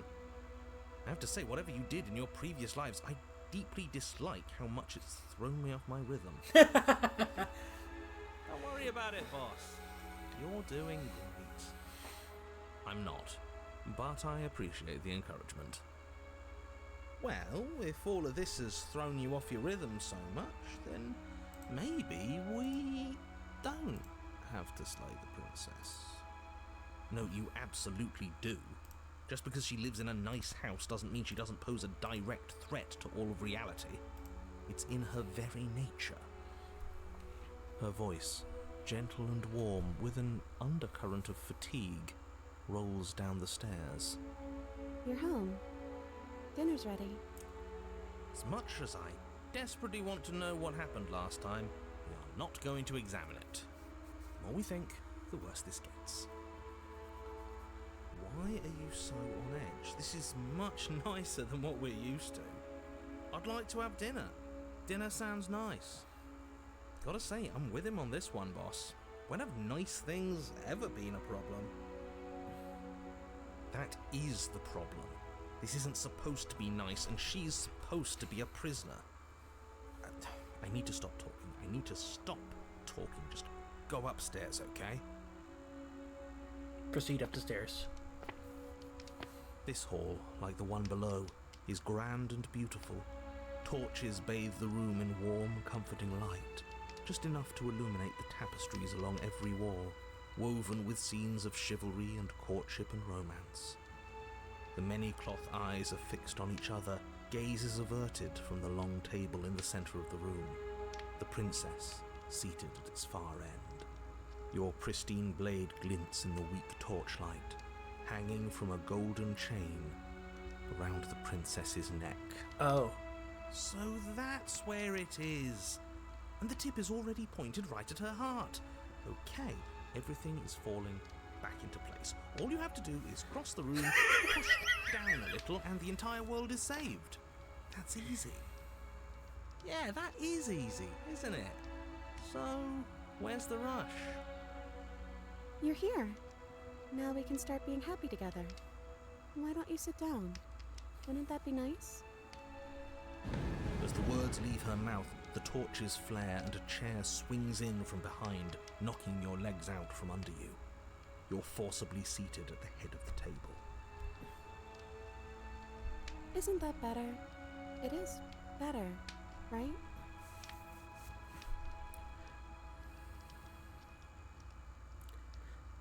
Okay.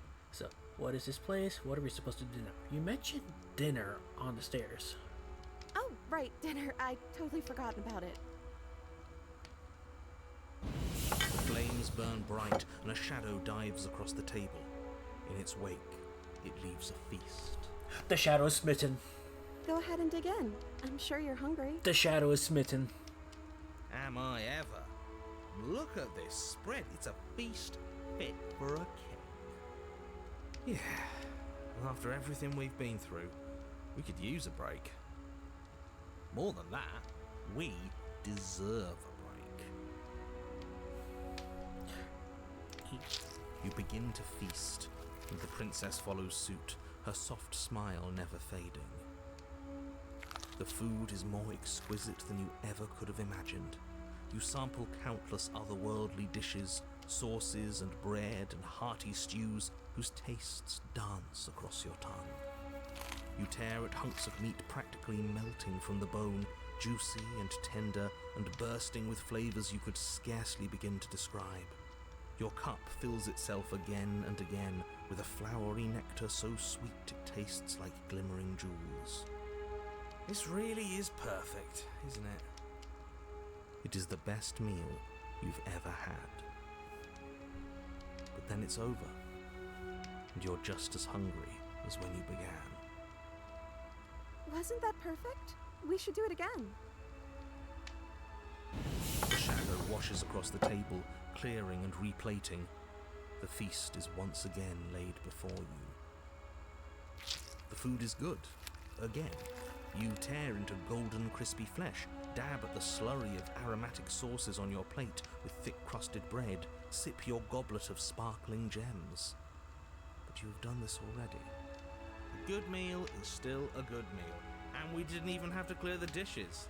I'm happy. Dude, something's... Then it's over, and you're just as hungry as when you began. You're still hungry too, right? I know this wasn't as good as it was last time, but we just have to do it again. That's all. It'll be perfect if we just do it again. So the shadow sweeps over the table, clearing the old and laying out the new. And so you do it again. The meat is fine, the bread is fine. You sample the side dishes and they're fine too. You finish your goblet, the liquid within no longer glimmering on your palate, instead leaving your mouth coated in a tacky film. You put it down and it fills again. You do not drink more. Well, food is food, isn't it? Can't always be amazing. What matters is that we don't have to make it. Getting other people to do the hard work always improves the taste. Does it? Because it seems like the taste is getting worse, and we haven't had to so much as lift a finger. Regardless of quality, it's over again, and you're just as hungry as when you began. Again. No, something was wrong that time. But maybe I was just tasting it wrong. It looks just as good as it did the first time. It shouldn't taste like this. Again, the shadow replaces your feast. And again you eat. The meat is greasy. The bread is tough, its crust hurting your jaw as you chew. The grey vegetables are barely worth the effort of picking through. You don't even touch the goblet, its sickly sweet aroma utterly unappealing. I'm so tired of eating. Well, it's still free food we didn't have to make, right? Oh, am I kidding? We were eating like kings and now we're eating like pigs. At least you still have the memory of how good it was the first time, right? I'm so tired of this. As the words leave her mouth, one of the torches on the wall sputters and then goes out entirely. What just happened? Did I do something wrong? Not a fan of whatever just happened. It's the I smitten. don't want to sit in the dark. Losers sit in the dark. I want to sit in a brightly lit, spacious room where we can see our beautiful, queenly wife. As if in response to the dousing of their brother, The other 3 torches blaze brighter, their flames licking at the walls.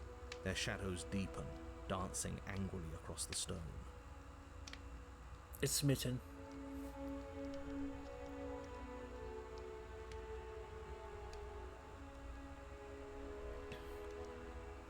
What just happened? Did you make that choice? No? I don't think you did anything wrong. I think you just said something you wanted to say. But it was wrong. I took away a piece of our light. I'm not supposed to do that. I don't want him to be upset with me. Smitten. It's smitten. You said he. Who is he? He's the voice that whispers sweet nothings in my ear. It's smitten. I He fucking made knew this it. place It's smitten. It's fucking She's talking smitten. about a real voice, like us, but we're at the head of the table. We should be in charge. Is he more powerful than we are? It's smitten. Hey Shadow, did you have anything to say? Torches flare and the shadow grows for a moment, but you don't receive a response. Giving us the cold shoulder, I say, asserting his dominance in the power structure. Regardless, it would seem that he, if there is a he, isn't something you can talk to. He says his words are just for me. But he wants me to ask, isn't this enough? Isn't this what you wanted him to do? It's smitten. He says he's tired. I don't think he'll answer anything else you have to say. This isn't fair. If I could just talk to him for 2 seconds, I'm sure we could sort this out and figure out a balanced power structure that works better for everyone. But Anyway. no, he's decided he's above talking to little guys like us, huh?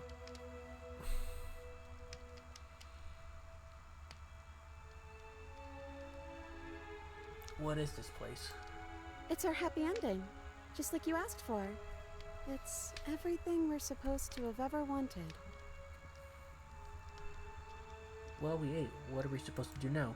I don't know. Maybe we could play a game. Ooh, Yeah, there that's we go. exactly what we should do. There we go, there we go, there we go. Flames roar and the shadow comes dancing across the table.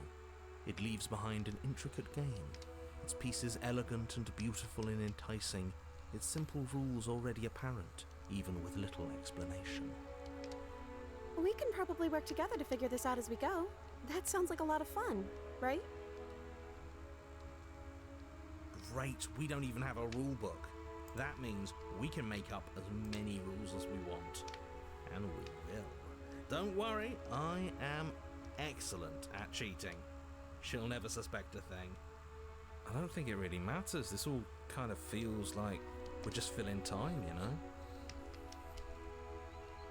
What, you don't want to win? To show our prowess in all avenues and accumulate respect? Wow, you would be hopeless without me. Count your lucky stars I'm here. You and the princess do indeed figure it out as you go. And what a game it is. The tension between turns, the triumphant highs of moves well placed, and the tragic lows of miscalculations and careless plays. The warmth of trust and the cool texture of deception. And then, the climax, as she places her final piece. Oh, I think we got the rules wrong. And so you start over. She only made us start over because we were winning. Time passes. You play the game. You win. Boom. And there you have it. What did I tell you? Am I great at games or am I great at games? Oh, you won. I guess we can play again. There we go, got the achievement for that. Time passes. You play the game. She wins. Oh, I won. I guess we can play again. There is a long pause, and the board does not reset. This isn't fun anymore, is it? You don't need me to tell you that it isn't. Oh. The princess visibly panics as another torch sputters. Wait. Maybe this is just too easy. Maybe if we added more rules and Alright, pieces, as should be it'd our be fun starting in another again. minute. Yeah. The game's just a little simple. We can make it fun again. The shadow descends on the board once again. More pieces are added, their shapes more intricate, their purposes less immediately clear, and the two of you set about discovering the complexities of the game anew. And so you do. And it is fun again. In fact, it's almost as fun as the first time you played, and the sputtering torch roars back to life. But then you get used to the additions, and the feeling starts to fade. Creeping numbness settling in over the board. More pieces are added. The feelings flare. The feelings fade. The princess suggests new rules. A glimmer of what could have been excitement flits through your mind, should be starting soon. quickly vanishing as the game progresses. Your pieces advance in an ever-increasing slog to their destination. Winning and losing become nothing but ends. And even the end becomes nothing as you roll over into a new game, the board resetting as many times as you can finish, till finally... I'm out of ideas. And actually, Gonna pause because ad started.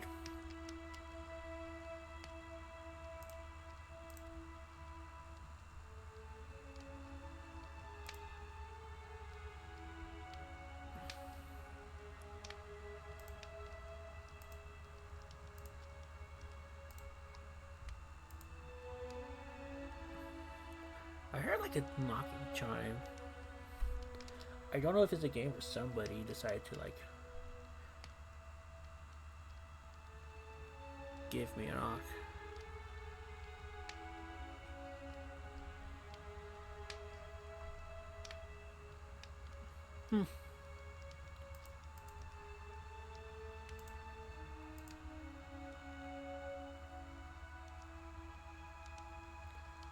Okay, weird.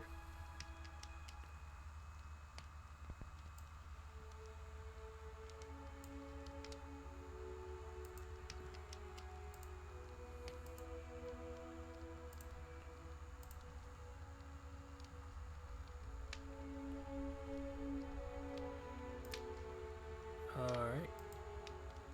I'm just gonna wait for the ads to end. I'm gonna grab a quick bite real quick.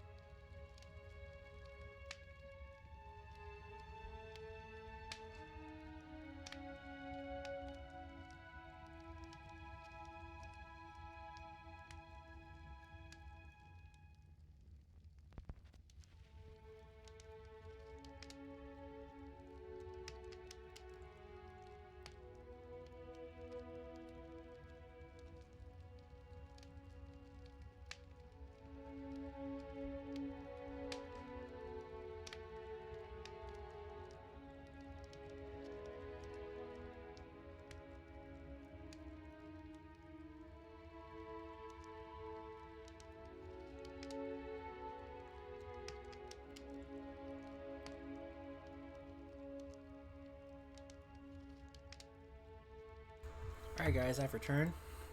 We're gonna get back onto the game, Aruda. Let's go do this. Return. As the words leave the princess's mouth, another torch goes out. Again, the remaining flames burn brighter, and the shadow dances faster. I'm happy. I promise. We're both so happy here. You don't have to be upset. This is awful. Isn't it great that we're all having such a lovely time together? We just have to stay positive and realize how happy we are. Then all of those lights will stay on and keep showing us all the cool stuff we have. Yeah, sure.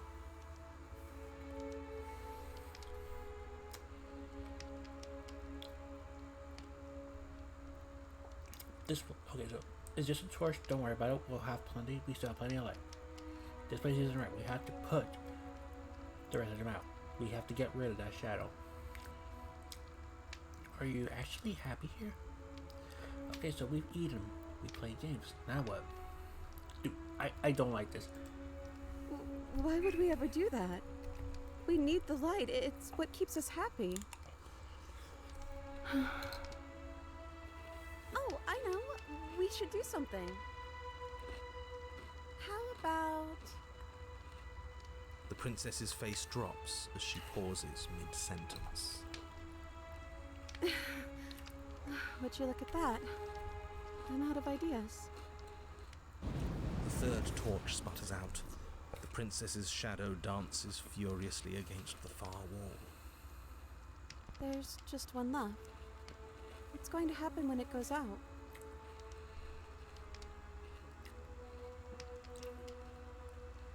What do you think will happen? Don't worry about what's going to happen. If you could do anything in the world, what would it be? What would you choose? Whatever the shadows have been showing us isn't real. We need to see what happened when the light go out. We don't have to let it go out. We do, don't we? I'm not happy here. I don't think I ever was. The princess sobs, burying her face in her hands as the final torch blows out. I feel empty, so that's that, huh? Why are you crying? Are you okay? Well, this sucks. You can open your eyes. I'm still here, you know. Nothing's changed. We're just sitting in the dark. I'm sorry. I feel like all of this is my fault. She raises her head, mascara trailing down her cheeks. So you are. It's dark in here, isn't it? The princess's eyes dart to the floor. Well, we can't sit here forever. That part of us is over.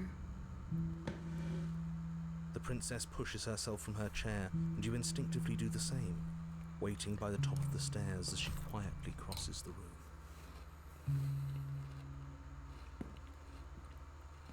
Do you still care about me? Of course I do. I don't think I'll ever stop. Whatever we had between us wasn't real. This is real. I don't know if I ever have, but maybe I can now. I'm not sure if I had the chance to figure out how I feel about you. I just wanted to leave since the moment I found myself in the woods. Oh, I wasn't expecting you to say that. I still care about you, too, so maybe this wasn't all bad. But I don't think this place is for us anymore. I think we need to go.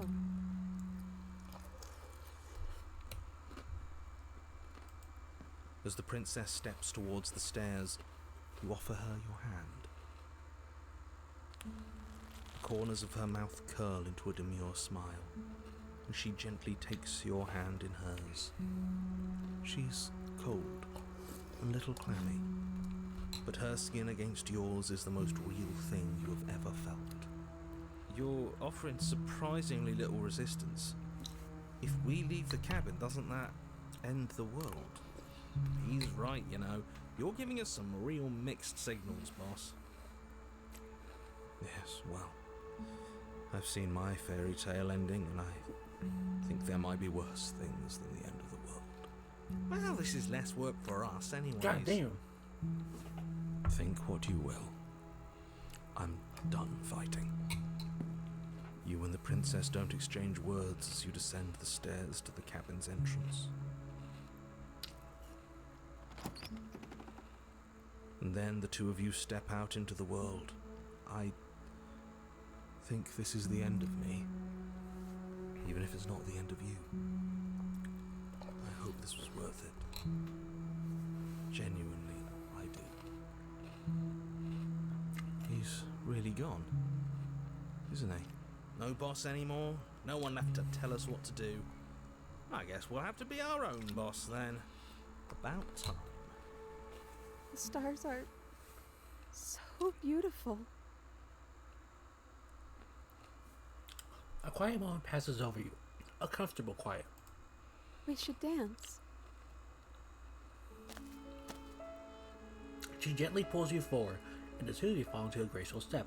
The only rhythm that guides you are the shared thumping of your hearts, beating in perfect unison.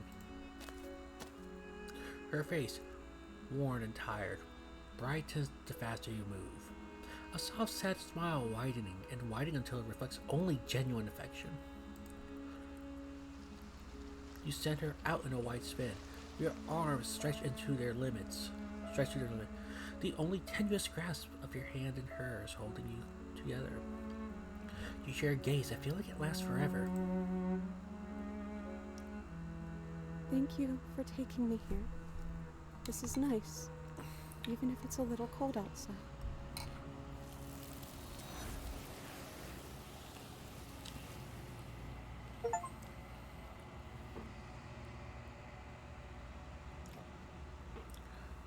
Oh, I got an achievement. But you do not get the chance to respond, nor will you ever. It's time to leave. Memory returns. She's gone. Where did she go? Should we try and find her? And is that a mirror? Why is it here? Why now? Of course you're scared. This is the end for you, but it's not the end for me. It's going to be okay. Just trust me.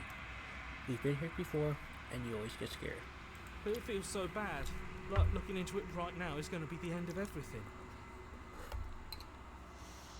If he thinks it's bad, I'm with him.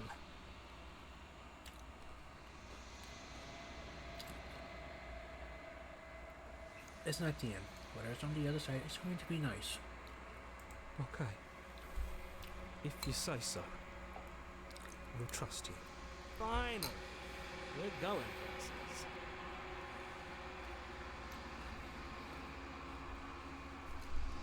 Approach the mirror. You approach the mirror. Gaze into your reflection. Silence as you reach forward. They're gone once again. The mirror will always make them leave. But you need to see what's in it. You've grown. You find yourself in a long quiet once again. Proceed to the cabin. You are at the cabin. Approach her. Flickering lights and empty cityscapes become pockets of vitality and movement. I am more than I was before. Whenever you are ready, I will wipe your slate clean once again.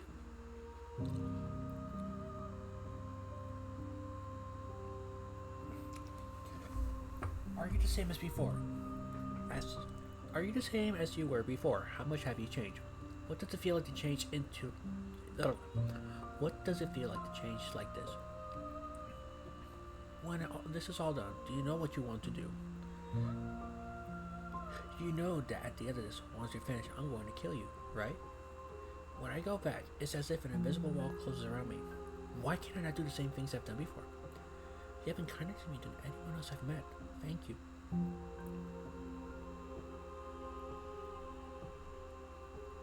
How many vessels do I need to bring back to you? If I am to be an ocean, you have nurtured me into a pond. My waters are shallow and murky, and I yearn for more perspective. You will have your rest in due time, and I am sorry for the burdens I place on you.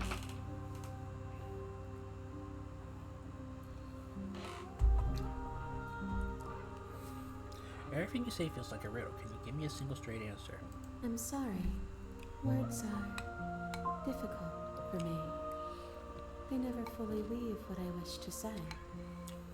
If you do not like my answers, then you need not ask me questions. The vessels you choose to bring me carry far more meaning than anything words could say in the spaces between.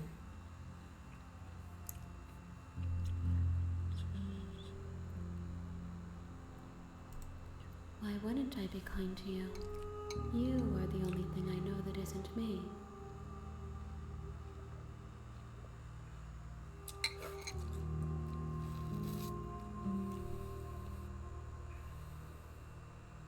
Your thoughts on this vessel? This one is a songbird in a cage of gilded shadows.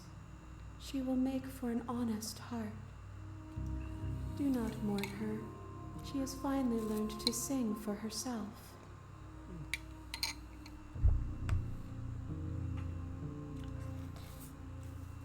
What do you want me to bring you next time? Gifts aren't what someone tells you to bring them. My joy is in seeing what you choose. There are no wrong answers, and every perspective illuminates my shadows and shares new secrets.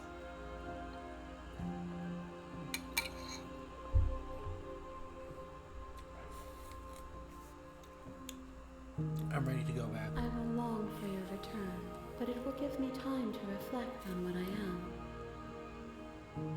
We will meet again. Everything goes dark, and you die. Share your happy ending with her. Chapter 1, The Hero and the Princess. You're on a path in the woods, and at the end of that path is a cabin. And in the basement of that cabin is a princess. You're here to slay her.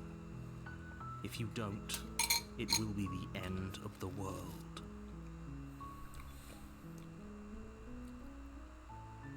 Seriously? You're just going to turn around and leave?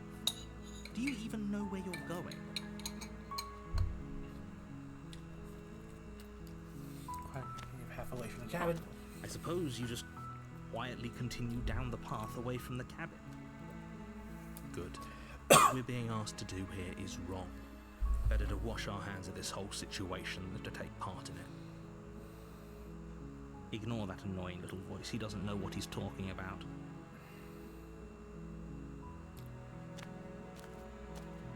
That's strange. It looks like this path also leads to the cabin. How convenient. Everything's back on track again. Maybe the world can still be saved after all.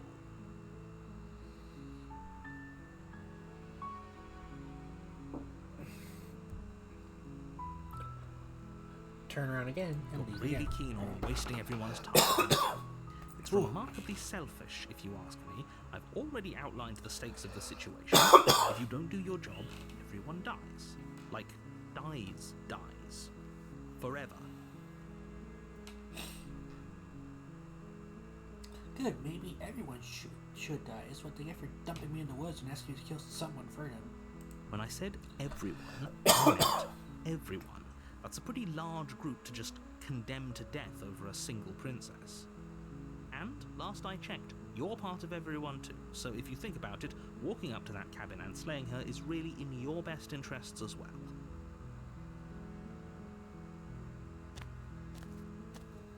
But fine, you turn around and trek back down the path you came. Oh, would you look at that? You're at the cabin again. Now, I'm not normally one for superstition or astrology, but I have to say, it seems like the universe itself is doing its best to bring you to your fated confrontation with the princess.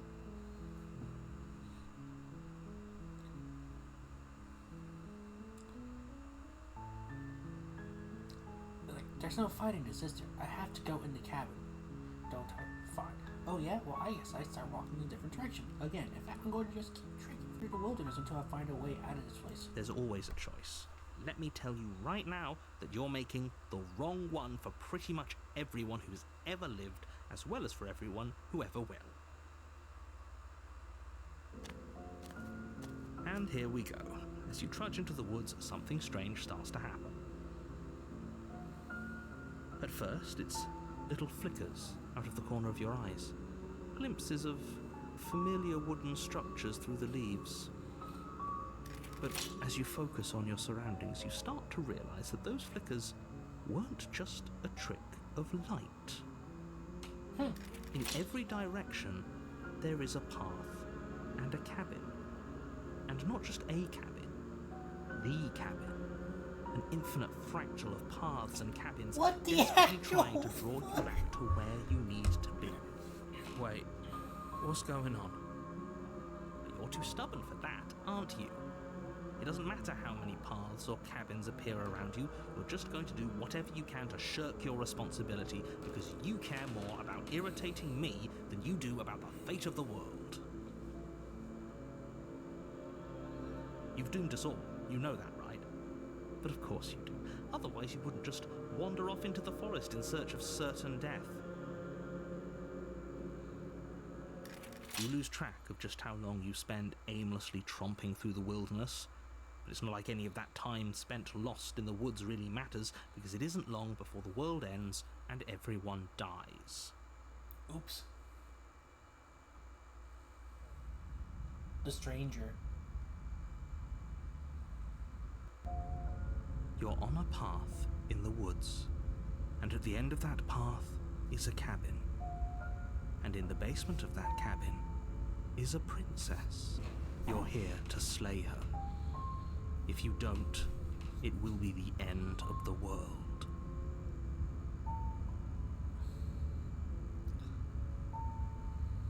But I died. The world ended. What am I doing here?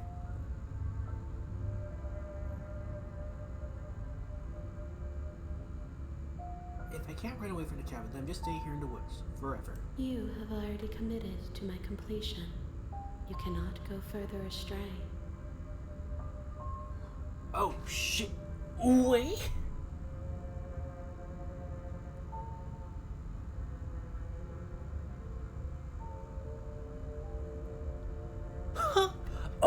Oh! Oh! Oh! So if you try to ignore after you already given her some of your aspect, like some of the princess aspect, she forces you. She forces you to go to the cabin. Warning, before you go any further. She will lie, she will cheat, and she will do everything in her power to stop you from slaying her. Don't believe a word she says. If we're stuck going in there, maybe we should believe her. Maybe she isn't a liar. Ignore him. He's just being difficult for the sake of it. I'm Let's surprised there wasn't keep an a open bonus mind. comment for that.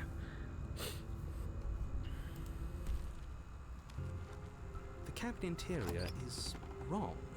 A confusing patchwork of many cabin interiors, all projected across what's almost the same space. But it's all shifted. An inch here, a foot there, such that the seams are never quite visible enough for the place to make any sense. The only furniture of note is a plain table, its legs all the wrong lengths, its material devoid of feature. Perched on that table is a pristine blade.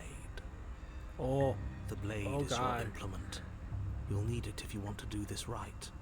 this is like If he wants us whole. to take it, maybe we should just leave it to collect dust. Or better yet, grab it and throw it out the window.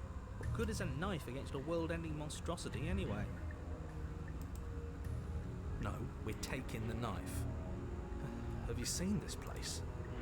We have literally no idea what to expect and no idea what we're dealing with. I've already told you what you're dealing with. You're dealing with a princess.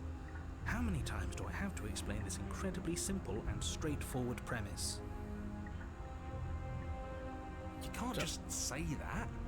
But when everything here is so wrong. I'm gonna probably do the. Listen to me. I'm gonna ignore the mirror My this job run. is to describe facts as facts and to guide you through your Ooh, this job, is a new path which is because to this slay one the hasn't shown princess up. and through that action save the entire world. And if you're going to slay her, you cannot let fear creep into your heart. You cannot lose yourself before you even get to her. Oh, ho, ho, ho! You've piqued my my interest. What's going to happen if we lose ourselves? Nothing, because you're going to pull yourself together. Just ignore the stressful geometry and stay calm. How? Even if we closed our eyes, you're constantly describing it to us. I'm not going to stop doing my job, so you're just going to have to get better at yours, and quickly, if you don't mind. Yes, take a deep breath. I'm all for getting under his skin, but we'll miss out on loads of fun if we shrivel up into a ball and go insane the first time we see something weird. What you're seeing here is obviously real. Just accept it and go with the flow. It really isn't hard. Okay, I'm fine. Good. Now, whenever you're ready, we're all waiting for you to complete a very important task. Okay, so let's go and take the blade. You take the blade from the table. It would be difficult to slay the princess and save the world without a weapon. Okay, fine, you took the knife. But you really shouldn't hold it like that. Then how are we supposed to hold it? The other way, thumb at the bottom. We'll look much cooler and more serious if we hold it with our thumb at the bottom. It really doesn't matter how you hold the blade, as long as you have it. Just make a choice.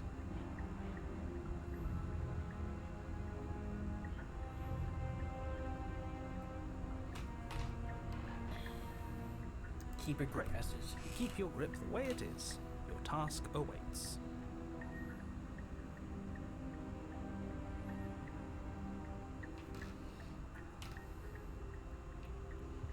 Let's enter the basement.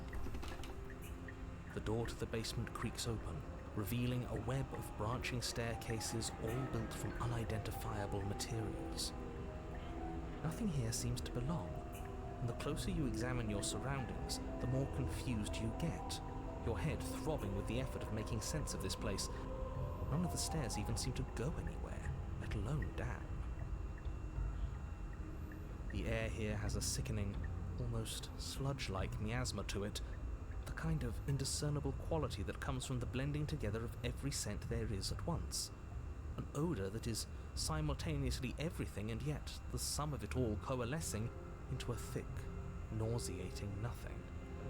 If the princess lives here, slaying her is probably doing her a favour. Her voice, a disquieting collage of tone and personality, drags up the stairs. Hello? Hi. What are you doing here? Are you here to kill? No, thank you. Oh, don't be such a baby. I don't want to do this. Let's just turn around and leave. This feels wrong. This feels like a trap. Like whatever we do, we're gonna die. But we already tried turning around and leaving, didn't we? And he threw up a wall. No way to go but forward. And whatever choice we make, whatever she is, we know one thing for sure. And what's that? That the fate of the world hinges on your success? There'll still be plenty of ways to ruin his day.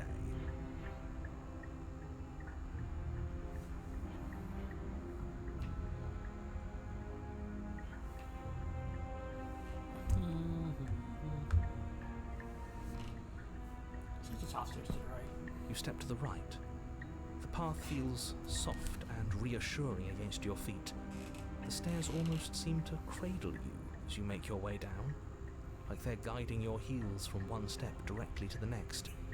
You barely have to extend any effort to descend, the stairway doing most of the work for you. You don't feel like there's any concern you might slip or tumble or lose your way. But the further you go, the deeper you sink in. First, it's like a lovely plush carpet, your toes digging down and barely hitting any resistance at all. But soon enough, you're fighting just to keep your knees from sinking out of sight. The softness threatens to swallow you whole, to wrest control of your body and surround you in a false ethereal bliss, pretending to save you from the cruelties of choice and consequence. It's slow going, but you manage to fight against the overwhelming urge to fall back into comfort and nothingness, the very struggle to continue forward consuming your every thought.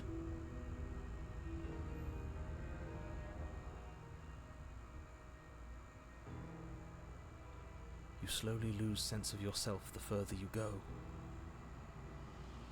Time disappears, and you can feel yourself begin to untether. Physical sensations dull and then vanish, until the only things experienced are the endless repeating patterns and emotions of the journey, a continuous march forward to a destination long forgotten.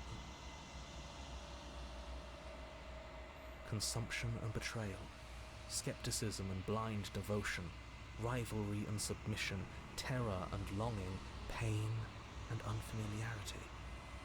And at the heart of it all, an emotion that can only be described as... Are you okay? What the hell was that? What happened to us? I feel so strange.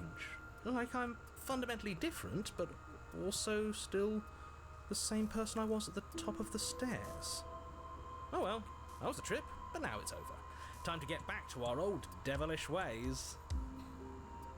The princess, eyes bright but otherwise shrouded in darkness, watches you impatiently from the other side of the basement. Don't forget why you're here. And why are we here again? In case you weren't listening, I'm afraid I lost myself on the way down. You're here to... He's just being an ass. We remember. Though I'm still not sure if we should trust you. Let's talk to her for a bit, try and get our bearings. She seems normal.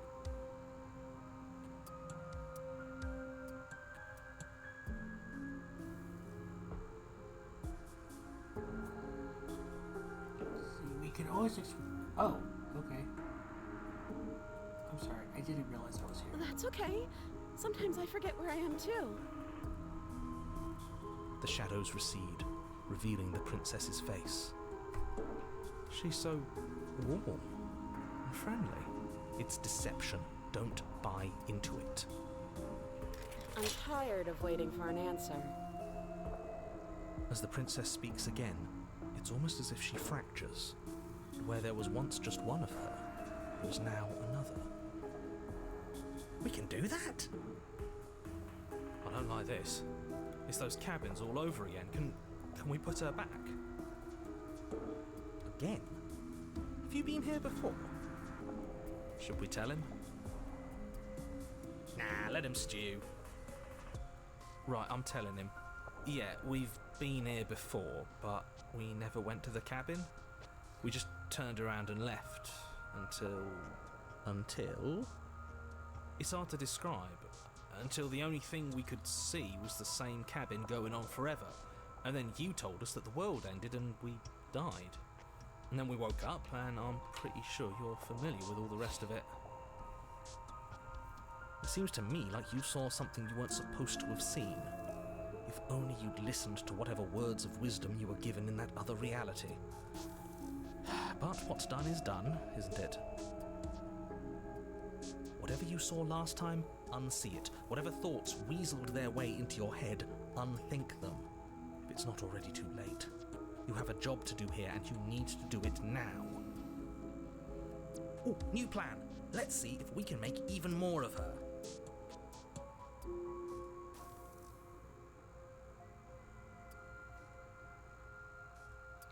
Alright, so there's more of you now.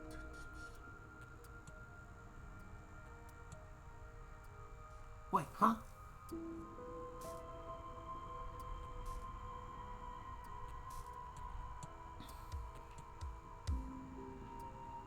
Oh. Wait, that's not right. Go on. Take a step forward. Your foot lands, but it lands different. You experience a firm footfall, a gentle tread, a confident stride. You can feel yourself rupture. The room spins, your perception multiplying in a sickening kaleidoscope as your very self is pulled in incomprehensibly many directions. All at once you charge forward, knife clean to slay the princess just as you strike at her bindings and leave her to languish alone. Is this what the end of the world looks like? What an unbearable mess. But this... we can't... Do you not have anything witty to say? I could use a good bit of wit right now. No, I don't, because this isn't fun. How are we supposed to have fun if everything is happening at the same time? It's the same as nothing happening, and nothing is excruciating. Luckily for all of us, nothing and everything doesn't go on forever. The world and the princess collapse in on themselves before it all falls apart. I think he's gone. We were never going to salvage this, were we? What happened to us? What are we? There are parts of us that are dead, and the others, they just don't fit. We can feel them moving around in spaces they don't belong. It's all so uncomfortable. Did you do this? Did we do this? Can you pull us back apart? Can you fix us? We should help her. I think we did this. How surprisingly sincere. I didn't actually think our actions had consequences. It's a little late for regret, isn't it? Please. It's going to be okay. I'll do it. I think you're supposed to be fixed. No, you started everything. I'm not going to fix you.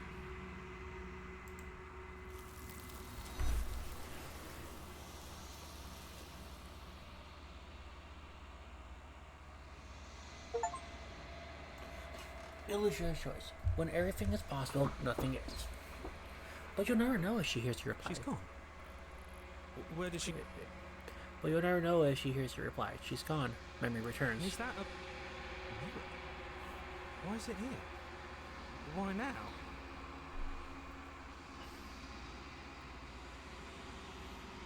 It's going to be a cage. But it feels so bad. Like, looking into it right now is going to be the end of everything. Hey, that comes Charlie's voice. Oh, there you go. Look at it. I don't like that thing.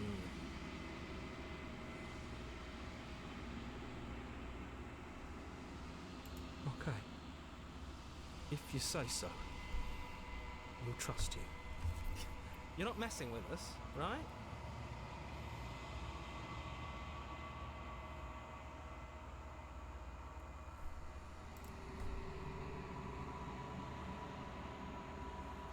You approach the mirror.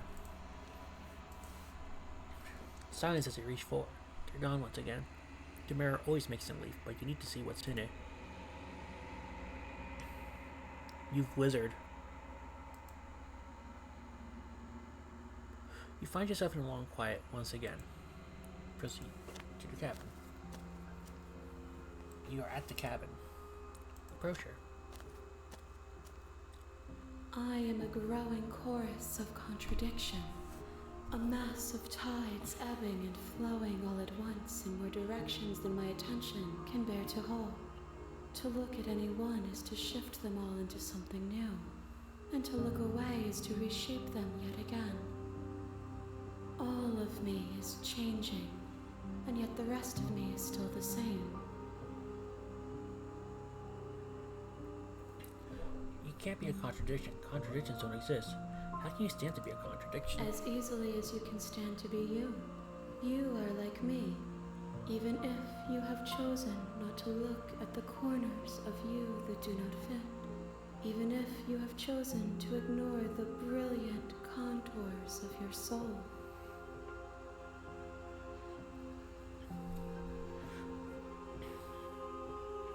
Doesn't matter how many times I go back, at least one of us hurts the other. Doesn't that change you? Doesn't it make you worse? It changes me, but it doesn't make me worse, nor does it make me care for you any less. Does it make you worse? Do you resent me?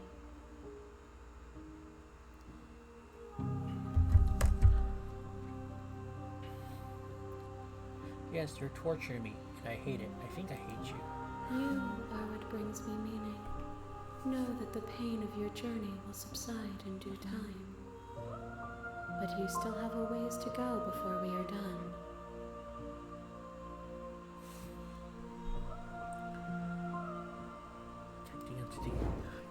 Your will cuts across the entity in front of you, but nothing happens. My roots burrow in an ocean beyond your sight. We cannot harm each other as we are now. Destroy your body, I'm ready to go back. I'm gonna destroy my body. You raise your will to end your life, but as it buries into the space your body should be, you feel nothing at all. One of the many hands in front of you reaches forward and gently touches the side of your face. There's nowhere for you to be but here. I'm ready to go back. I will be here when it is time for us to meet again. Everything goes dark and you die. Bring the stranger. You're on a path in the woods, and at the end of that path is a cabin. And in the basement of that cabin is a princess. You're here to slay her. If you don't, it will be the end of the world.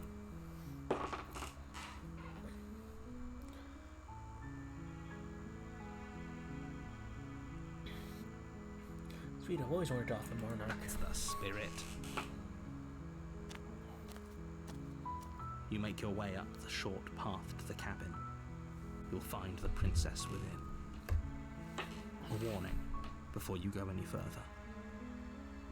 She will lie, she will cheat, and she will do everything in her power to stop you from slaying her. Don't believe a word she says. We're not going to go through with this, right? She's a princess. We're supposed to save princesses, not slay them. Ignore him. He doesn't know what he's talking about. Proceed into the cabin.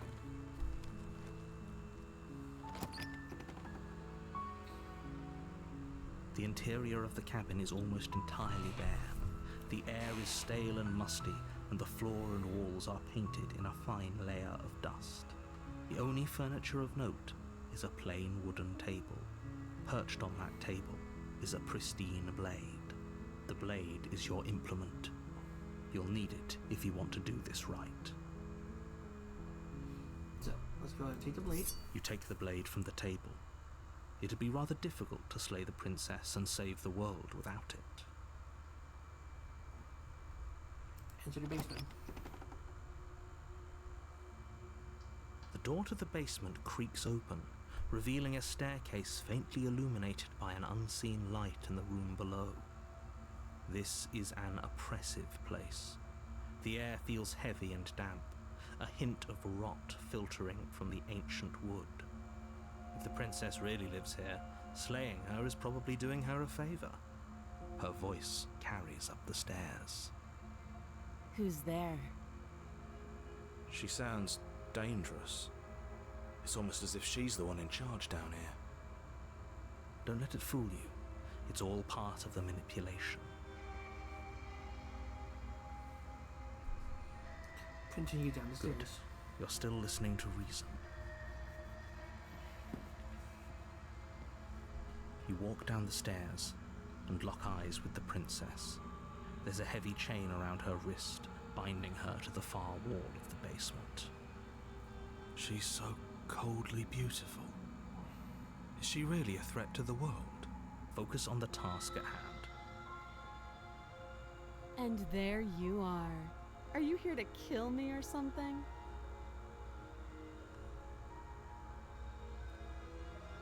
Steal your nurse and step forward. You step forward, your grip on the blade tightening as you steel your resolve. Oh? No talking then? Fine. What even makes you think you can kill me? I'm probably chained up in this basement for a reason, right? And if that knife is the only weapon you have, you'll have to get close enough to use it. So, you should just drop it. Best not to risk finding out what I can do. She's unarmed. If you hesitate now, it'll be too late. End this. Slay the princess. You lunge forward without a moment's hesitation. You feel flesh easily give way and look down to see your blade already sinking deep into her heart. Oh. This is it, isn't it? I'm almost embarrassed. I should have seen that coming. But I have to wonder, do you actually believe this was enough to kill me? It's like she's convinced she can't die. Yes, even as she lays there dying, she entirely believes herself to be alive and well. But it's over, isn't it? She stopped breathing moments ago, that arrogant look still plastered on her face. But is it over? Really over? Let's see. Of course, yes. She's I'm not sure. I feel like.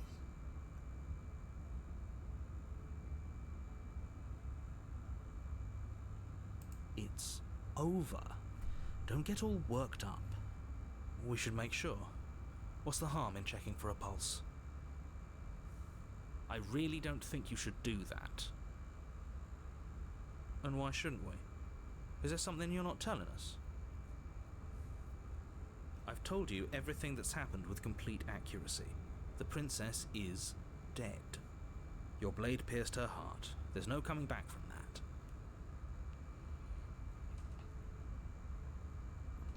See, you're right. She's dead. Let's just get out of here. Yes, exactly. It's over.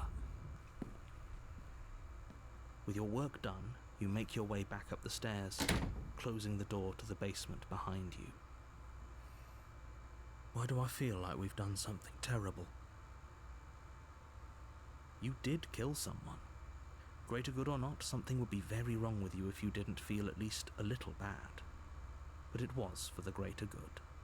One of these days that will sink in and help ease your guilty conscience. But that day isn't today. Let's just get out of here. Leave. You open the cabin door, ready to return to a world saved from certain doom. Only, a world saved from certain doom isn't what you find. Instead, what you find is nothing at all. Where a lush forest stood mere minutes ago, the only thing in front of you now is the vast emptiness of some place far away. What happened? Everyone is fine. It's just that you and the cabin are now far away from them. Don't worry. You'll be safe here. This is good. Everyone is happy. You'll be happy.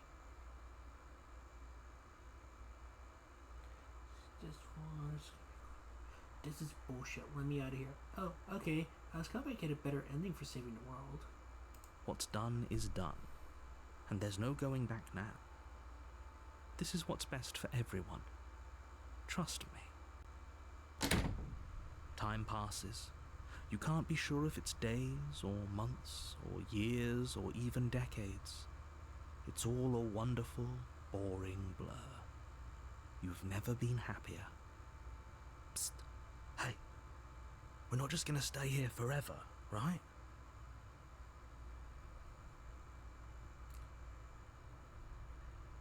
Did you hear that? I'm happy. We're happy. Are we really happy? Or is he just telling us that we are?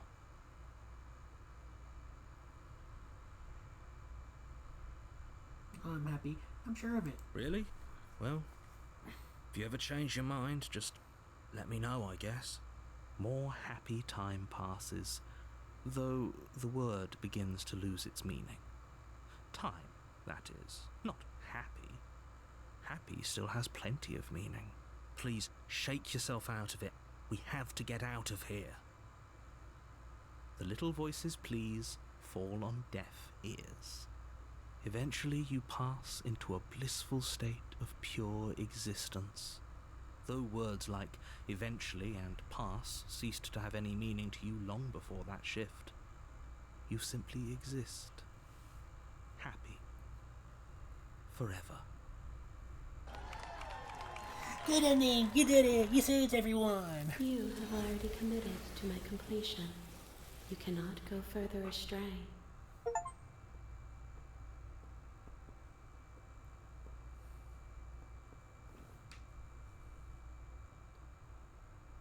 Well then.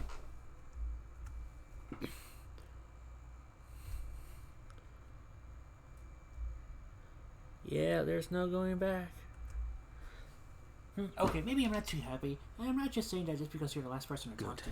because I have an idea to get us out of here. Though you're probably not going to like it. The blade. We can use the blade to get out of this. I can hear everything you say, little voice. There's only one thing it would want you to use that blade on, and I'm afraid that thing is you, dear hero. He's right. It's the only way out. Do you hear that? It wants to take this happiness away from you. It wants this wonderful place to end. Do you not? There's more for us to do, and the only way for us to do it is to take that blade and use it. Don't you dare.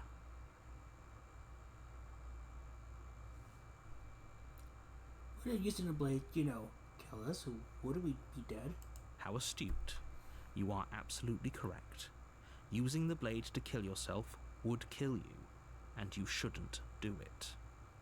In a sense, we die, but looking at things from another angle, are we even really alive anymore? This place, it's nothing.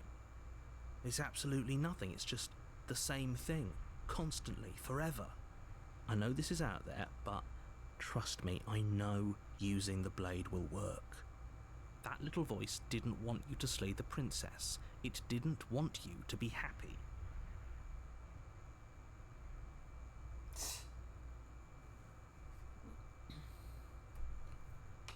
You better be right about this. I'll be pretty upset if we die. If we die, you can yell at me all you want. I made this happy little place for you. Is this not a good enough reward for saving the world? An eternity of bliss? You ingrate? Fine. Whatever. For the first time since time stopped meaning anything, you throw open the door to the basement and walk down the stairs. The princess's body is dust and bones, though the blade you used to slay her is still as pristine as the day you first held it. You pick up the blade, you stab yourself, and you die. The end. Nice knowing you. The Spectre. Alright. You're on a path in the woods, and at the end of that path is a cabin. And in the basement of that cabin is a princess. You're here to slay her. If you don't, it will be the end of the world.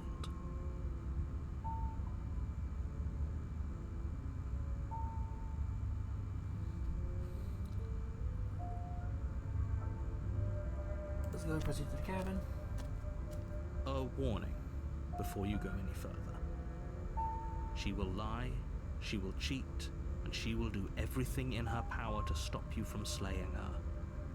Don't believe a word she says. She won't be a problem.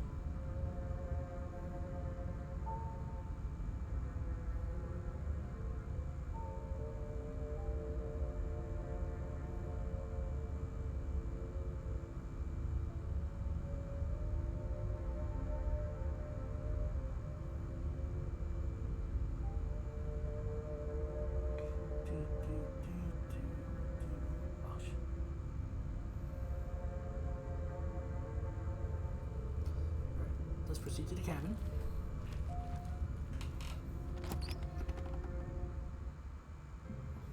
The interior of the cabin is cold, a soft odor of dirt permeating the air. Cobwebs flutter in the corners. You can hear wind whistling outside, banging the shutters against the windows. The only furniture of note is an elegant antique table with a pristine blade perched on the edge. The blade is your implement. You'll need it if you want to do this right. It feels like no one's been here for a long, long time. Like I've been saying, she's dead. We killed her already. So you didn't say anything about the neural wall. You know what? Let's take the blade. You take the blade from the table. It will be difficult to slay the princess and save the world without a weapon.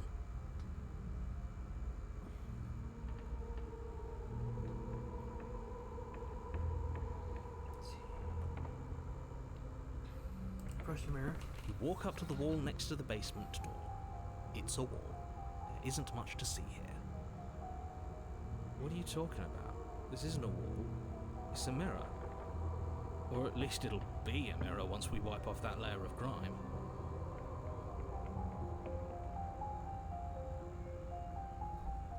Wipe the mirror clean. You reach forward and rub your hand against the cabin wall. I hope you know how ridiculous you look right now. But there was a mirror a second ago. And now it's gone. Let's not spend much longer worrying over it. Clearly it's not even important enough to be acknowledged.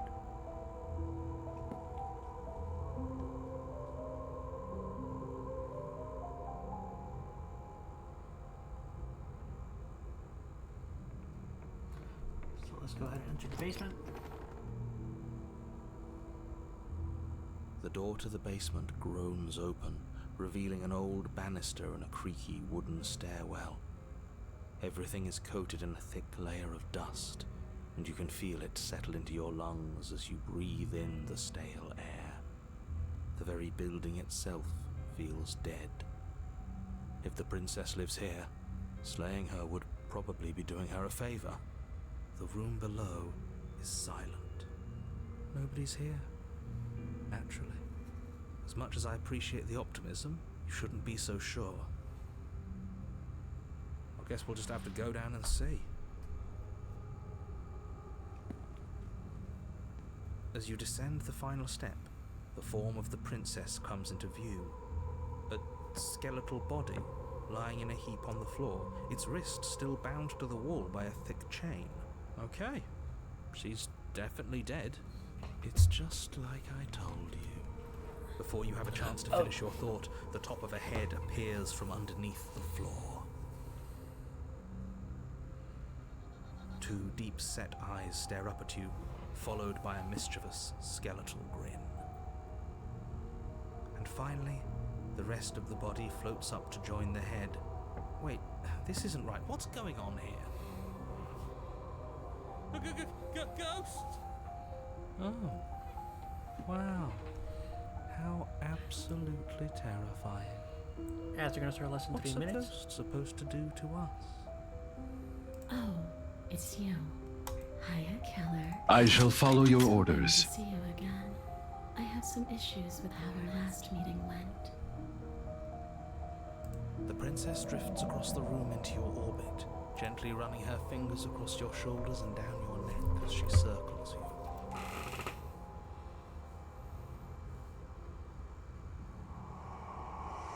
Her touch is cold and ethereal, formless yet real enough that her icy fingertips send shivers dancing across your skin. So she has a body, and she's right there.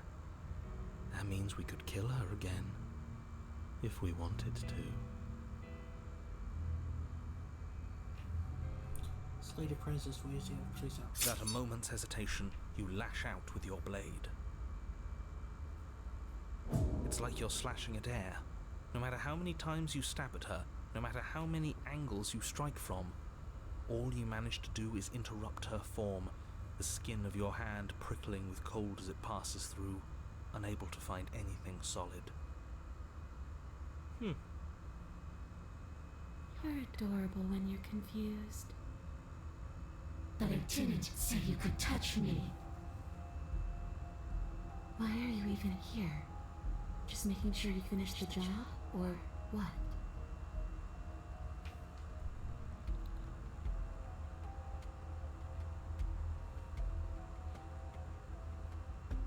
Fine, if I can't hurt you, then there's really anything for me to do here. I guess I'll get going. This isn't a solution. Nobody wins here. You're... Oh, she's upset, isn't she? You're abandoning me here? It would seem so, yes. After everything you've done to me, you've chosen to do more? The princess starts to float erratically from side to side, her cold exterior melting away. But if you just leave me, then I'm really just going to be stuck here forever. There's nothing we can do. It's just going to go on and on and on and on, lonely and sad and hurting and empty.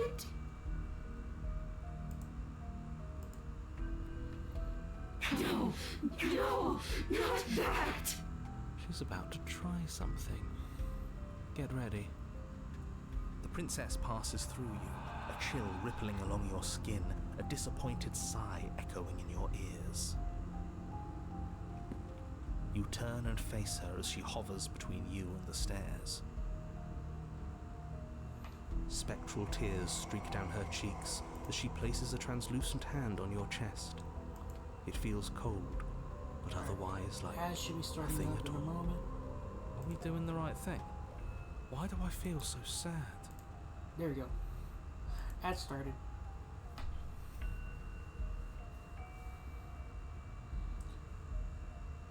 I'll let it run for like the next 3-ish minutes.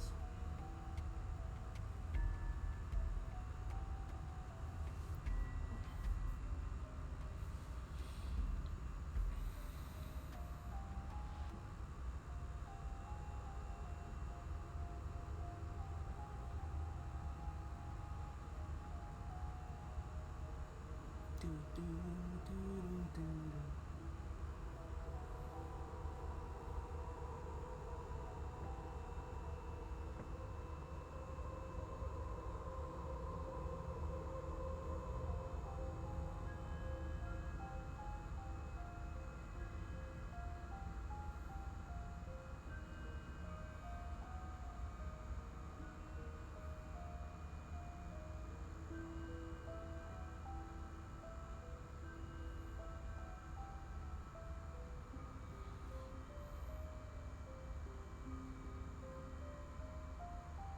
Do, do, do, do, do, do, do.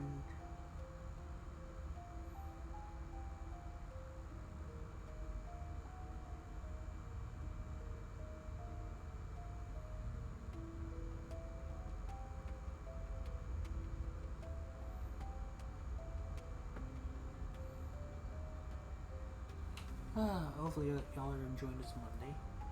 Probably not a lot of people are tuning in right now because, it's probably people are working more than likely. But,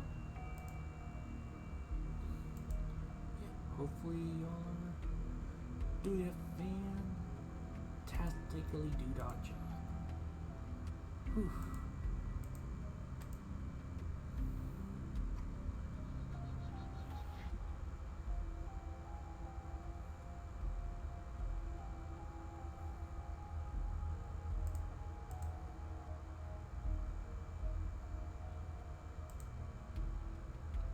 Do, do, do.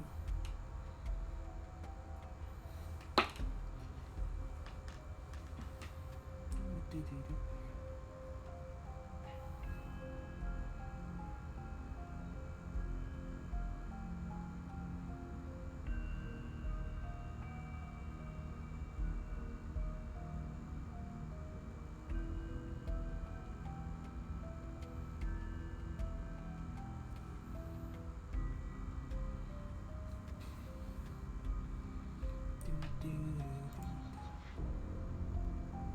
Alright, as should be ending at any second now. There we go. We are back. Don't let her get to you. It doesn't matter. Somehow, soon, this too will be over, and we'll move on to something new. I feel like you all keep forgetting that. Her dark-rimmed eyes fall to the floor as she speaks. I never wanted to have to hurt anybody. It's not who I wanted to be. The tears on her cheeks vanish. She lifts her head, sorrow replaced with wrath, staring into you with fiery anger. Then I guess you've turned me into something worse. She forces her hand into your chest, and then... Yes? Nothing happens. Are you sure about that? Something should have happened. And yet it didn't. We're fine.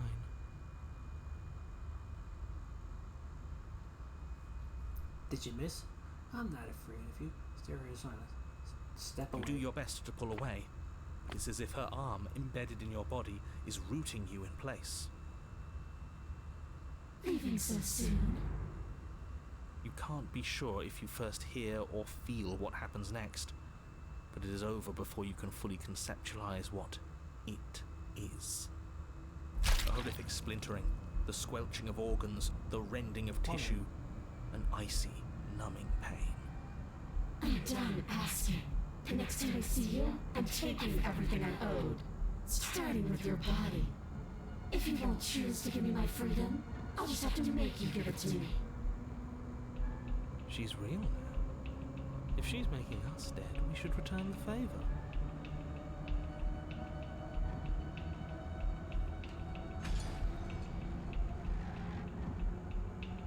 Slay the princess.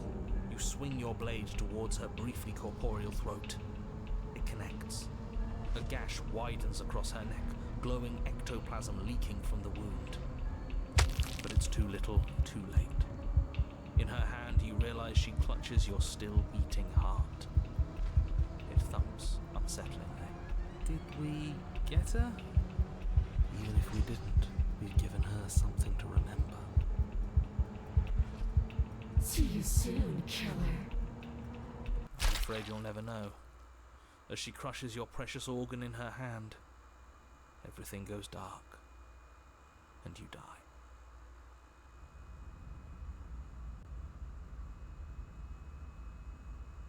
The Wraith. You're on a path in the wood, and here we go again. Off to slay her again. The deck's stacked, isn't it? We kill her, we start again. She kills us as a goddamn ghost, we start again. I'm starting to think we're being run in circles just for the sake of it. Come on, let's not give in to all that misery just yet. There's got to be a way out of this. There's got to be a right answer. Yeah, and what if there isn't? Aren't you listening to me?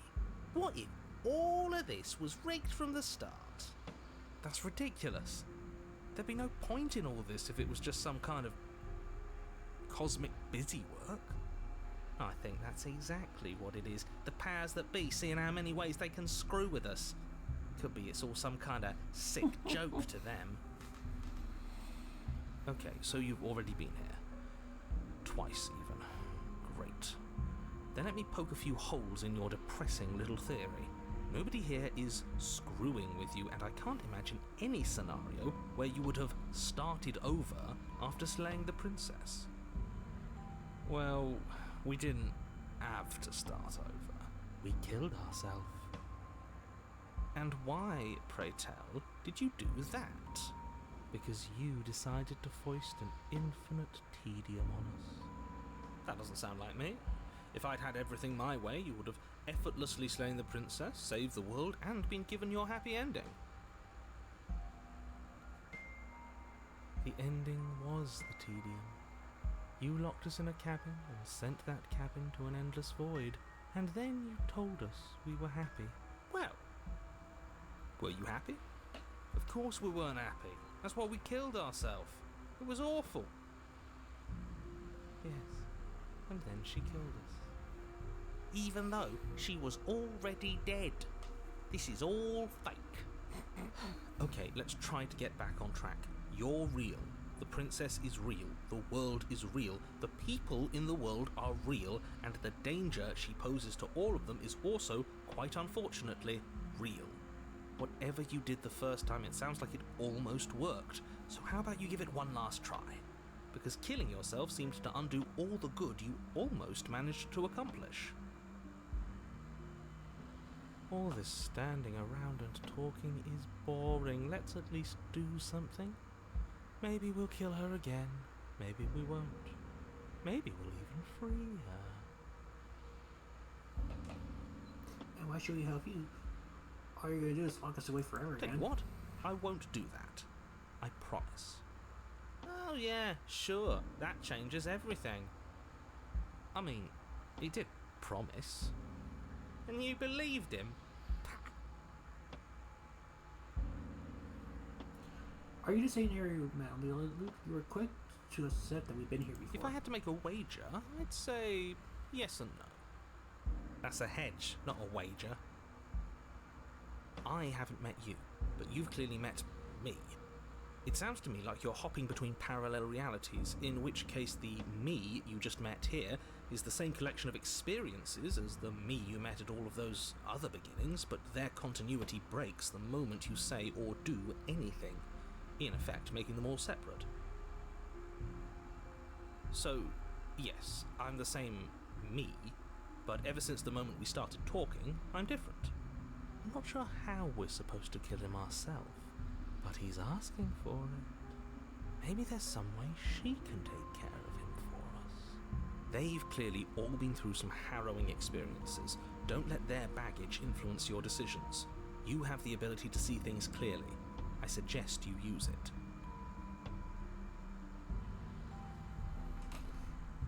We've killed it, have been killed her, and neither of those things have gone well for us. If we're going to fall for this loop forever, eventually we're going to let her out. We might as well do it now. What happens if you don't go to the cabin? That's the other option. There's something else we haven't done. You have already committed to my completion. You cannot go further astray. Okay, so she just kept talking.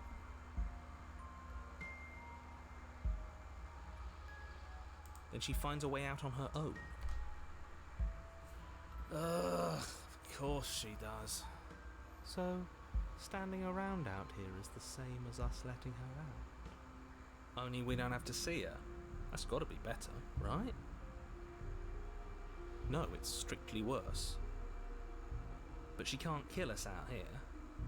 Why would staying out of killing distance be worse if she's getting out regardless? Because it's cowardly, for starters, and because the unknown is always worse than the known. But really, all you're doing right now is weighing two considerably bad options.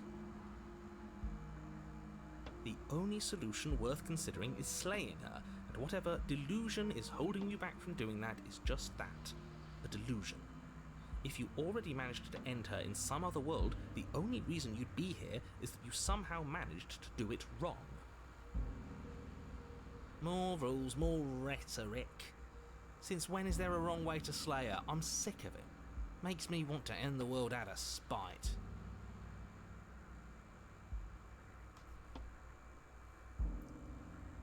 You're making a dizzying amount of assumptions.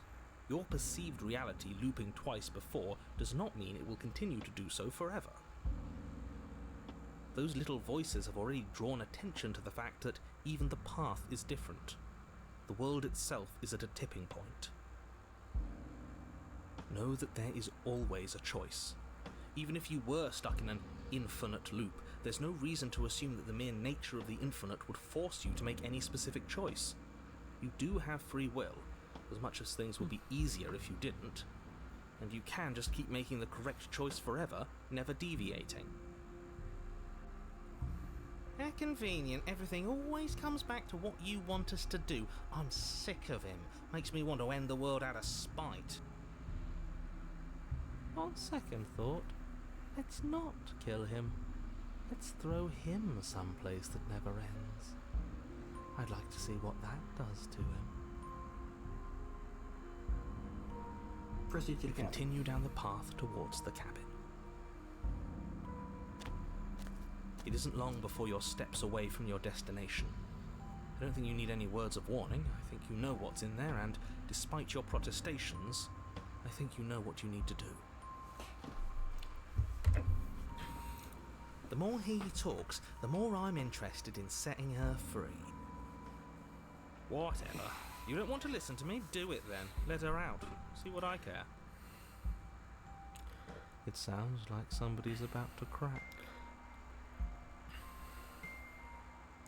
Are you trying to reduce reverse psychology, or have you just given up? There's obviously no point in trying to reason with you right now, especially with all these clowns offering up their useless advice.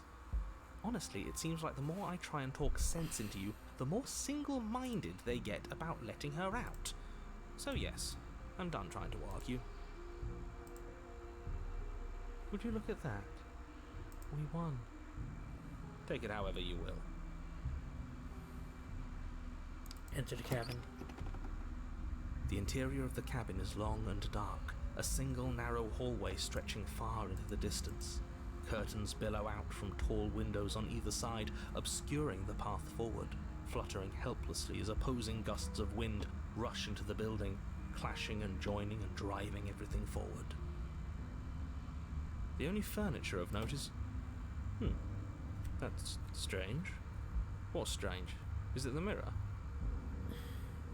The mirror? No, there isn't a mirror. What's strange is that there isn't much of anything in here at all, aside from the curtains. There's supposed to be a pristine blade. Why isn't there a pristine blade? Great. Something else has been taken away from us. I suppose the only way to go is forward. So forward we will go. Blade or not, it doesn't really matter, does it?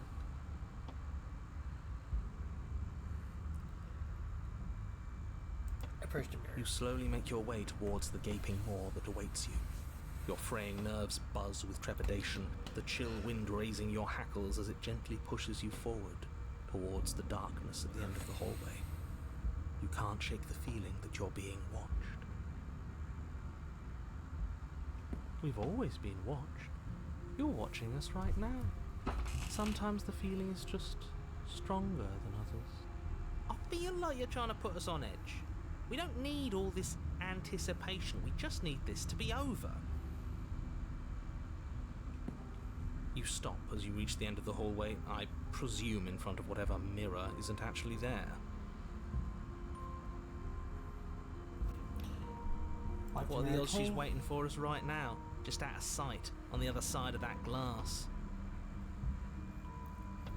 You reach your arm forward into the pitch black of the opening. Oh. Nothing. It's like this place read our mind just to mess with us. What you looking at, killer? Staring into the void? Thinking about what it'd be like to die again? I know exactly how you feel. Shit. Where is she? You feel something long and frigid coil around your ankle. Your heart skips a beat, standing in muted shock for one long, frozen moment. And then it, she, the princess, constricts. Your bones snap. Oh. Icy pain radiates up from the break, a deep cold flooding your veins as your legs, numb with the shock of it, collapse, and you collapse with them. You're met with the terrifying visage of the princess. Her hand grips your leg in a steel vice, her grin carved jagged from ear to ear, crowded with far too many long and crooked teeth. But do you know how I feel? I gave you a path to forgiveness. I gave you a chance to make things right. But you decided it would be best to try and bury me all over again. You're not getting another chance to mess this up. So, here's how this is going to go. I'm going to take your body, and I'm going to walk it out of here. And you get to watch me do it. Completely helpless. Just like you left me. I say we let her do it. It's something different. Do we even have a choice? You always have a choice. Maybe before, but not now. There isn't a blade this time. Exactly. What choice is there if there isn't a blade? Well, unless you have any specific ideas. I think Nico's the only one that counts. Look, Raven, I killed you, you killed me. Water under the bridge, right? I wanted to hurt you. I don't know how I got here. I'm a victim of all this too, you know. Possessing me, I guess, might well make you know better than me. You don't have to be evil. You don't have to do this. Do you need to take my body? Can't I just open the door for you? That's fine. I actually came here to free you. Great! See you in a jiffy. You remain pinned to the floor of the long hallway as the rest of the princess's body emerges. Her proportions all wrong, limbs bent and curling, moving in ways that defy your understanding.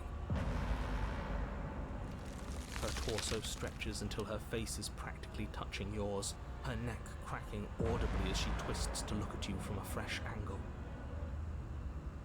Are you sure you can't do anything to help us? Can't you, like, manifest a rock right on top of her head?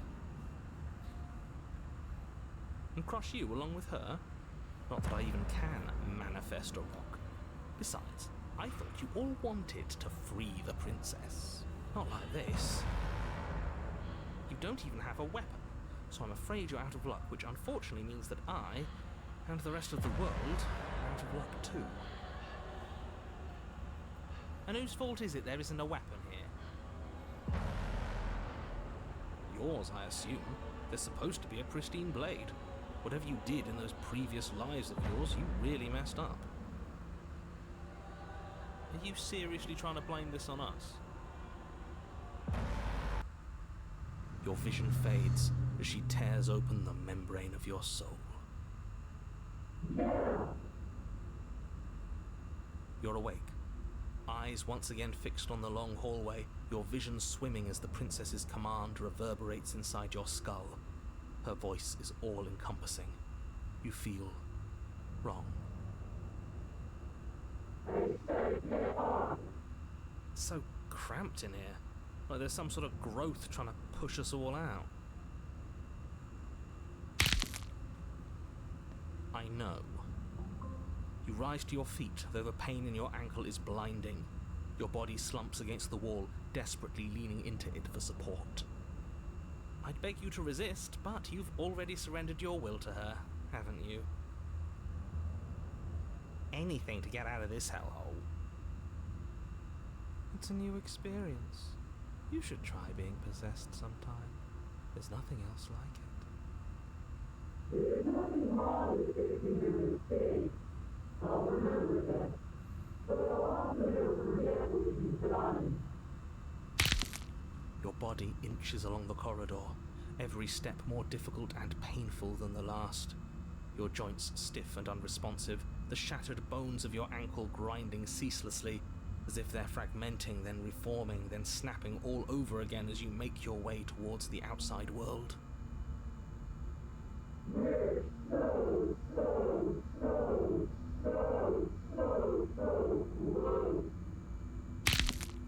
But despite the anguish, it doesn't feel like the exit to the cabin is getting any closer. If anything, it's getting further away. It doesn't matter how long this hallway is. I will drag the bodies over the faces, meat and feathers. I will be free. Please, just let her out. Yes, let me out. It's pointless, isn't it? I can't stop her without you, and you'd already given up by the time we met. No, screw that. The hallway gets even longer. You had to slide me into submission. The door is right there. It really is, isn't it? I walked to it. I placed your bloody hand on the door. I made you twist the handle. Isn't saying all of this his job? He's gone. Oh, he really is, isn't he? I had a feeling you could deal with him for us. I did nothing. He dealt with himself. This is it then. The big moment. I just hope it's a way out. The handle clicked as we pushed forward. The air is different here. Taken against your will, witness your enemy's freedom. But as you step out of the bottom of the gallery, you feel another violent tear, rendering the cuts all the way down to your soul.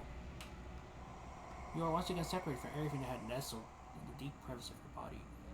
From everything that is in you. We're us again. How interesting. We actually won, didn't we? What is happening to me?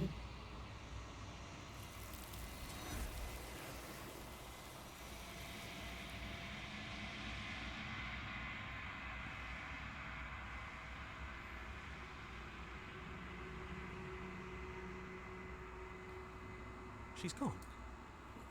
Where did she go? Should we try and find her? And there's that mirror again. Why is it here? Why now?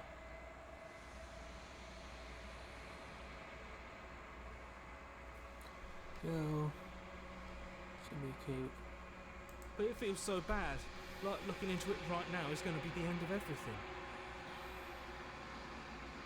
It's going to do something to us. I can feel it. You don't need to comfort them.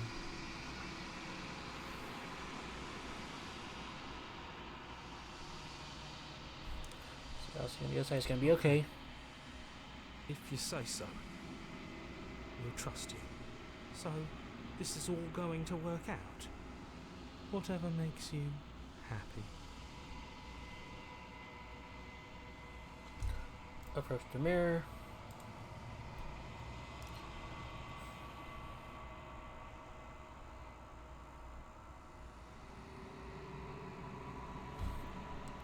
Gaze into the reflection.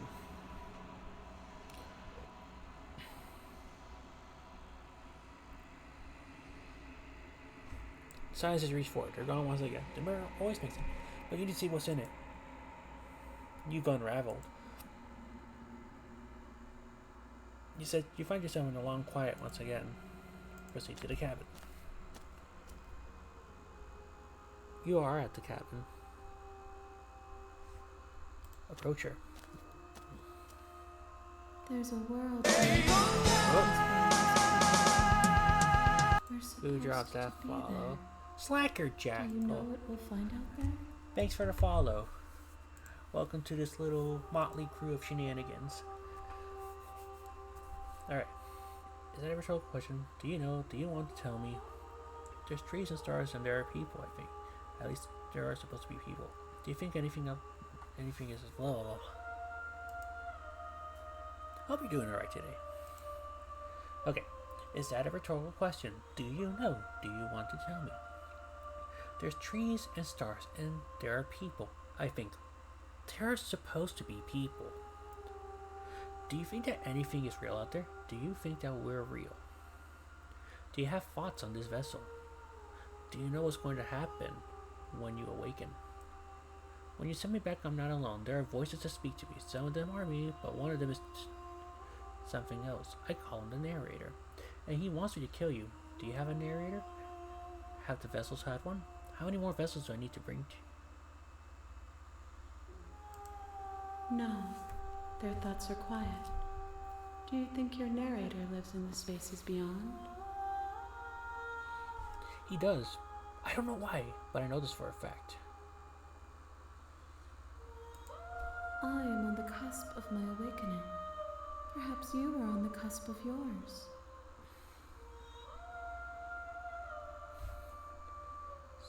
Do you have thoughts on this vessel? This one is loneliness turned to seething. She could not find her strength in others, so she found it in herself. She will make for a driven heart. Do not mourn her. She isn't alone anymore.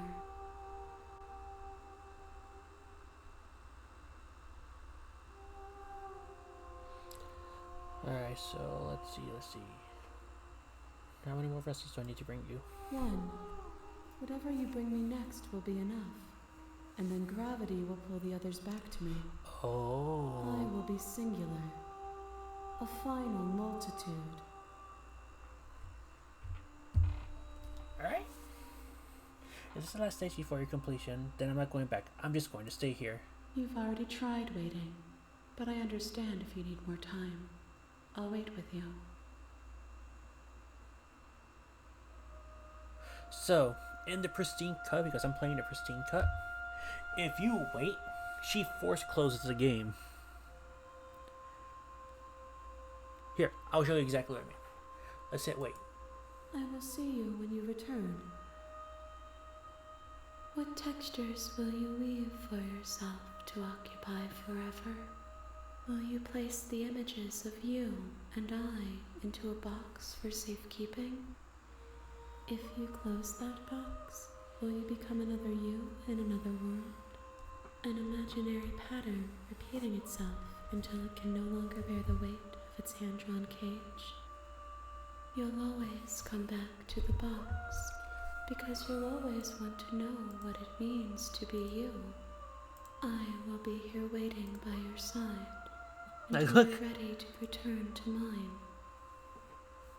And now, the game closes. The game is gonna close because it's programmed for her to crash the game. And now, I'm gonna open up the game again.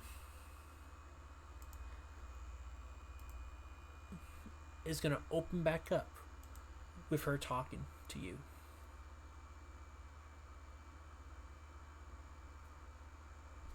Come on. It takes a moment to open, but you'll see what I mean. You have returned to me. Though you were gone mere moments, I never left your side.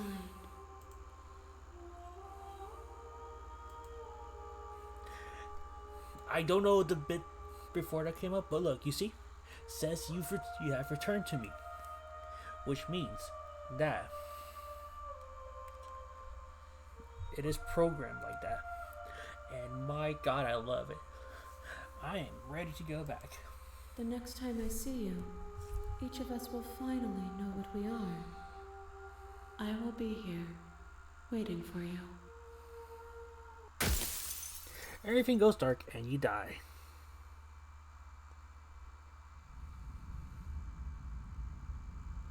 The hero and the princess. You're on a path in the woods, and at the end of that path is a cabin. And in the basement of that cabin is a princess. You're here to slay her. If you don't, it will be the end of the world. Alright, so let's go ahead.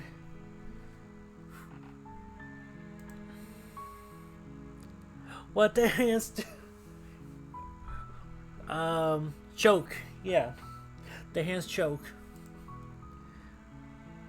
Sweet. I've always wanted to offer monarch. Viva la revolution! That's the spirit. Hi, Aiden.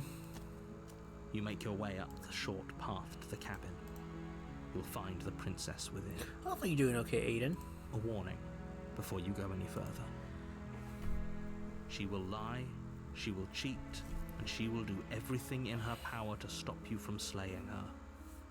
Don't believe a word she says. We're not going to go through with this, right? She's a princess. We're supposed to save princesses, not slay them. Ignore him. He doesn't know what he's talking about. Proceed into the cabin.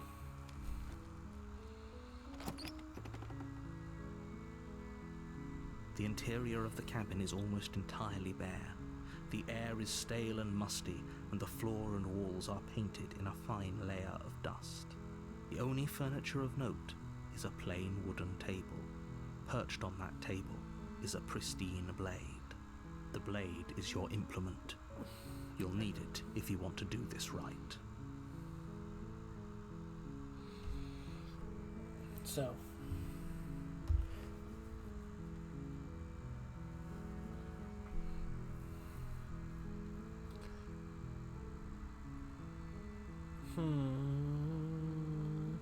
Yeah, let's take the blade. You take the blade from the table. It'd be rather difficult to slay the princess and save the world without it. Enter the basement. The door to the basement creaks open, revealing a staircase faintly illuminated by an unseen light in the room below. This is an oppressive place. The air feels heavy and damp, a hint of rot filtering from the ancient wood. If the princess really lives here, slaying her is probably doing her a favor. Her voice carries up the stairs. Who's there? She sounds dangerous. It's almost as if she's the one in charge down here. Don't let it fool you. It's all part of the manipulation.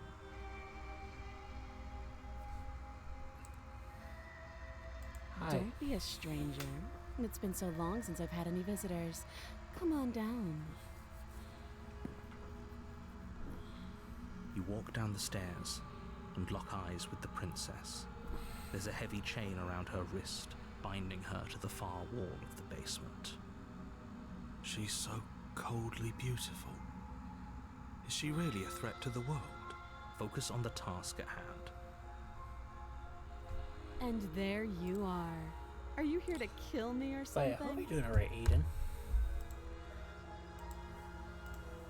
What? No way. Why would he think of... Okay, yeah. No, you didn't say the magic word. Then drop the knife. We should. It'll go a long way to building trust with her. Don't you dare. It's fine. We can decide what we want to do after we talk to her. Maybe she really is a monster. Killing someone in cold blood isn't very becoming of us. I just kind of like, no, I'm doing okay.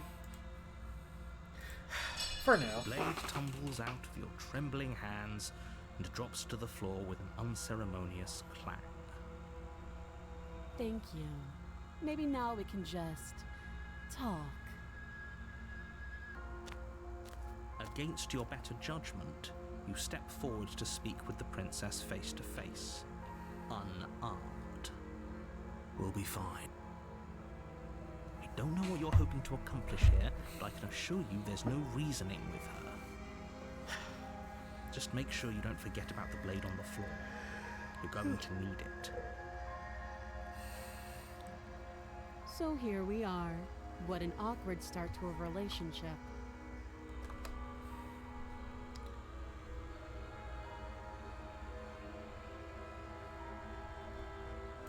It's pretty I awkward. know. I just said that. Now why are you here to kill me?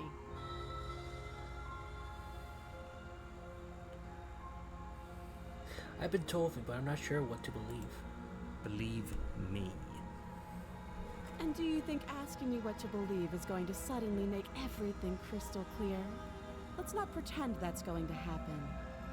As far as you're concerned, and as far as they're concerned, I'm going to say whatever I have to get out of here. That's just the dynamic of our situation.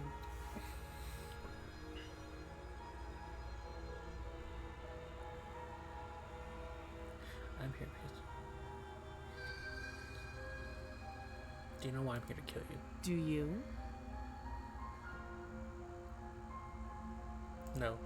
You're lying. How does she know that? Don't think that just because I'm the one in chains, it means you have a right to interrogate me. How would I get you out of You here? can't. Don't bother. I'm guessing you don't have the key then. I'm sure there's a key somewhere around here, and if there isn't... well, we can always put that knife to good use. Her sharp eyes settle on the edge of the blade. She isn't suggesting what I think she's suggesting, right? She is. I'm sure of it.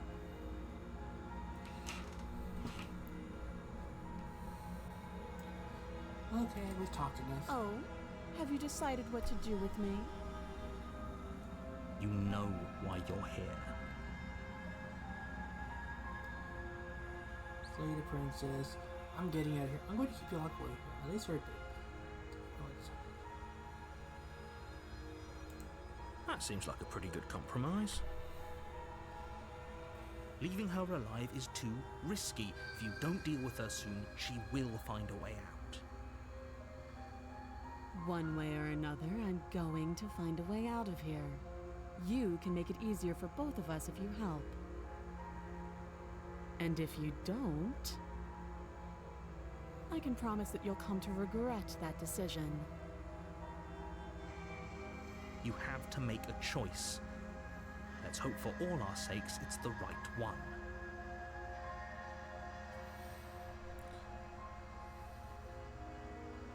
So, slay the princess. Okay, let's get you out of here. I made my choice. I'm locking her in the basement. I know you think this is a fair compromise, but it isn't. No one wins here. It's a chance we'll have to take. We can make this work. If we just stay here and keep watch, no one has to die. You're making a mistake. You turn your back to the princess and make your way to the stairs. It won't be long before I slip these chains. And once I'm out of here, There will be hell to pay for leaving me behind. Slip these chains? She can't, right? She needed our help to get out of here. But do you hear the conviction in her voice? I don't think she's bluffing. Either way, she dropped her mask, didn't she? You can still turn around and finish the job.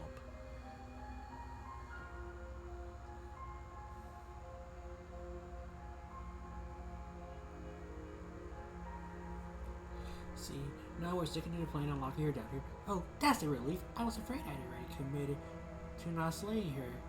You'll be the death of all of us, but fine. Have it your way. You close the basement door, locking it behind you and quickly barricading it with the heavy wooden table that once held the blade. Okay, we can make this work. You settle in against the far wall to watch the basement door. It isn't long before you start to drift off, your eyelids heavy with fatigue. But sleep doesn't come. Instead, your rest is broken by a piercing, wailing voice calling out to you from the other side of the door. I know you're still there. Why don't you make things easier on yourself and let me out? It's not like this little door will hold for very long anyways. It's probably a good idea to try to get back on my good side. She sounds terrifying. Like she's less of the princess you saw and more like something out of a nightmare. Jesus fuck. As she violently rattles the door, you do your best to shut her out of your mind. When I get out of here, I'm going to pick you apart piece by piece. I won't forget what you did, and I'll never forgive it. You don't know the kind of enemy you've made tonight. It doesn't sound like she's getting any weaker. No, it doesn't. Threaten me all you want. All it does is ease my guilty conscience. So all that was just an act, wasn't it? You're not really innocent or harmless. You're not even a princess. You're a monster. Ignore her and go to sleep. Just ignore her. Maybe the banging and wailing will stop if you just don't pay attention to it. You put the princess's threats out of your mind as best you can and huddle up against the wall. You jolt awake in the middle of the night to silence in the cabin. The ruckus has stopped, and the door to the basement is ajar, its lock broken, and the table shoved out of the way. Where is she? Thanks for helping me get out of that awful basement. What the? You try and stumble to your feet, but as the princess draws near, it's as though your body simply stops working. It isn't all at once. The paralysis comes in waves. First your toes go numb, and then your feet, and then your legs. You lie prone on the floor of the cabin, unable to do Of course anything you but goddamn stir monster fucker. punch. Whose side are you on? Yours, of course. But I have a duty to uphold the truth. Lying about the facts of the situation doesn't change them. So helpless. I can take my time with you, can't I? She steps closer, one silent footfall at a time, cocking her head in curiosity as you feel your organs shutting down one by one. Or maybe I can't take my time with you. You don't look well. A little green around the gills. What a shame. If you'd only helped me get out of here, we could have done such wonderful things together. Your lungs stop drawing in breath, and your heart freezes. God damn it, No Aiden. seconds left. I'd say better luck next time. But we both know this is the end, don't we? It can't be. This can't actually be how everything ends. I'm sorry, but it is. Everything goes dark, and you die. Chapter 2, The Nightmare. You're on a path in the woods, and at the end of that path is a cabin. And in the basement of that cabin is a princess. You're here to slay her. If you don't, it will be the end of the world.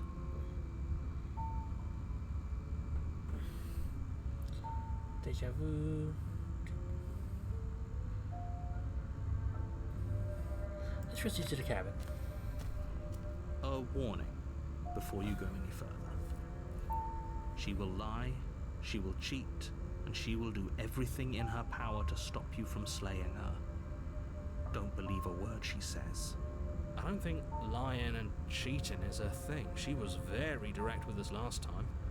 Or at least she was direct with us after we decided to lock her away. It doesn't matter. Don't trust anyone. The voice of the paranoid, okay. Proceed to the cabin.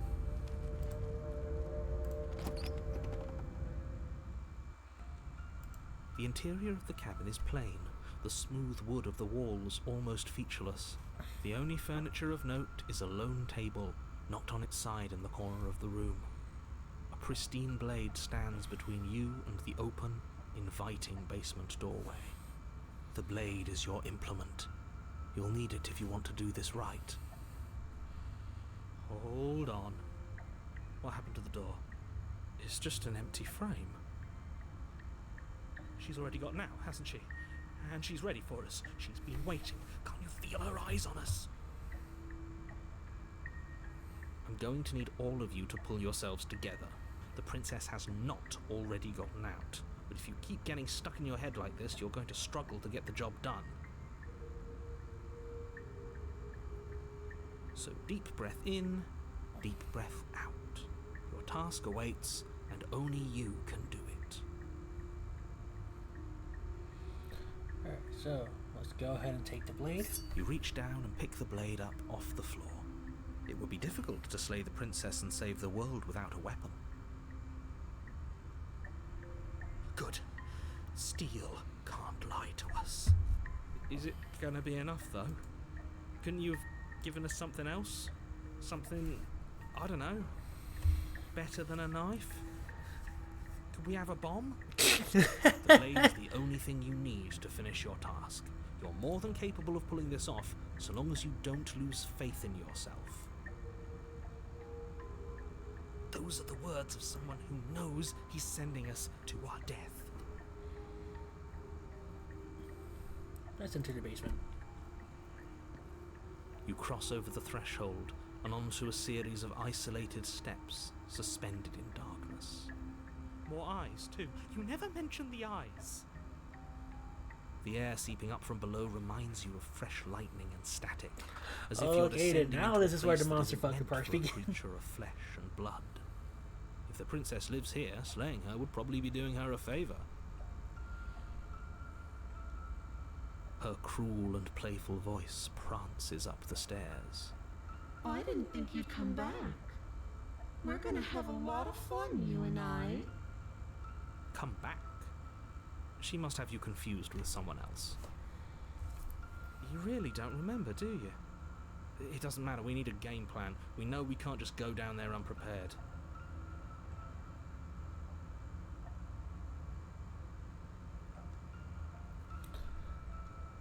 How hard is it to throw a knife?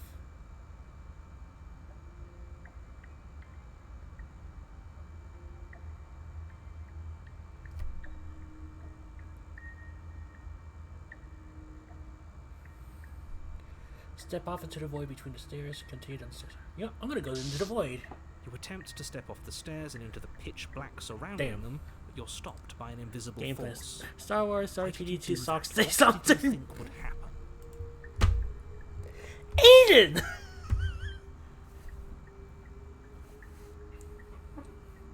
I was curious.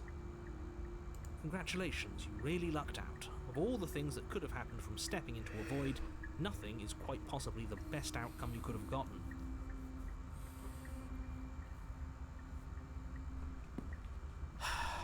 You make your way to the bottom of the stairs. As you emerge, you find yourself between two loose rows of white wooden planks suspended in nothingness. A smattering of cobblestones visible against the inky black of the basement mark where the floor should be, forming vague pathways. At what seems to be the end of the room, they diverge in opposite directions, left and right. She could be anywhere, and there's nowhere for us to hide. We're completely exposed. Are you really not going to comment on how weird this place is? No, I'm not. Somebody needs to be the voice of reason here, and it certainly isn't you. Excuse me, I'm being incredibly reasonable. You're the one who's just matter-of-factly describing whatever the hell we're looking at like it's an ordinary basement. We're going to die down here. I don't want to die again. God damn you, Aiden. Please stop saying that. You You're are only a going to make goddamn things schmuck, you worse. know that? Just pick a direction and start moving. I wouldn't give it too much thought if I were you. It doesn't really matter. Because either way you go, I'm going to find you. Go left, go right, do nothing, go back the way you came.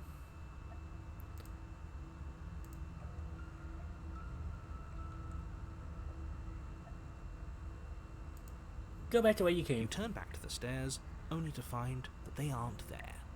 Oh. A faintly outlined path lies before you. There you are. Oh, I no. told you I was going to find you. As the princess approaches, your legs suddenly go numb. Your arms quickly follow. This is it, isn't it? And you brought your little knife with you again. Cute. There has to be a way out of this. Think. What did you do? Pull yourself together. She isn't supposed to be like this. I wonder how many times I'll get to play with you before you break. Out as your blood begins to coagulate. Every part of your being is coming to a halt.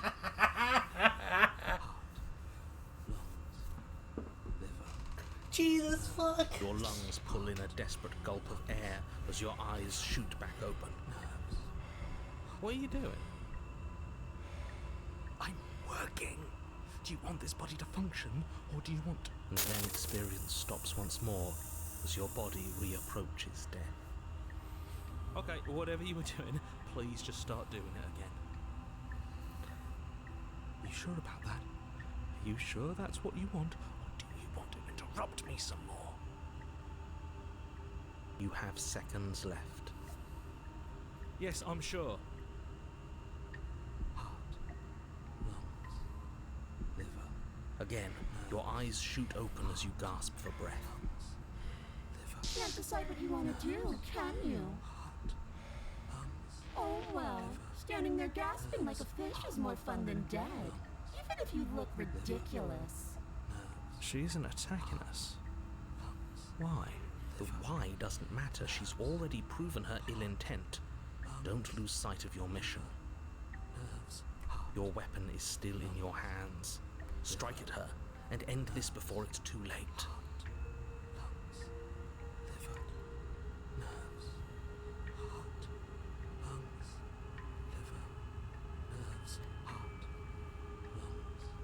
Lady This Princess. path is already worn by travel and has been seen by one of my many eyes. You cannot walk it again. Oh. Change your course. Wait, what?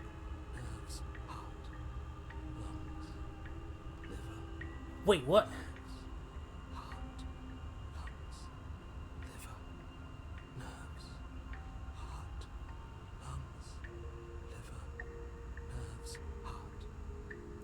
You turn and run, doing your best to put one useless leg in front of the other.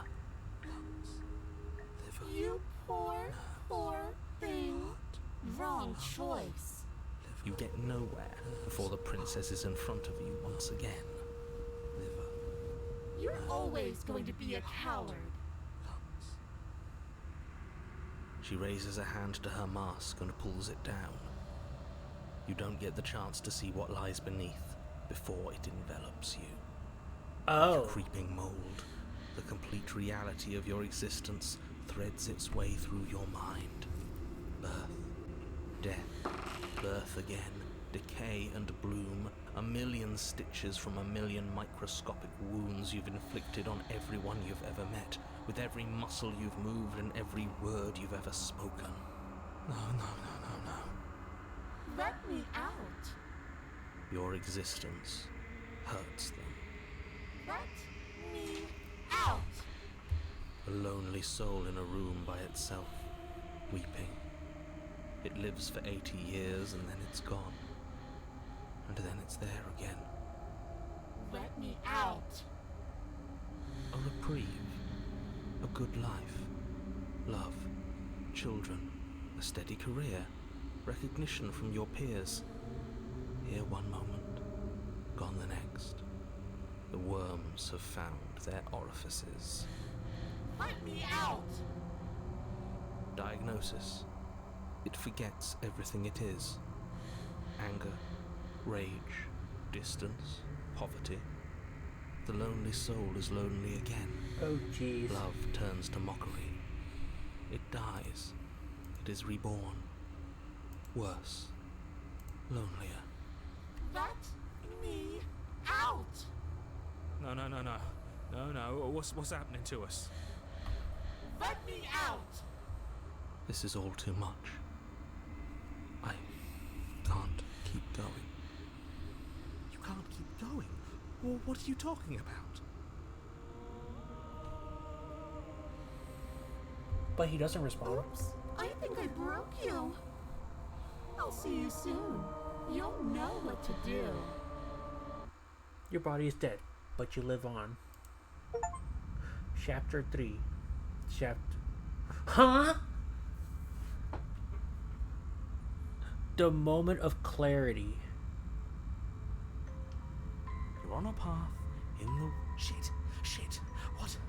What the hell was that? Who are we? What are we doing?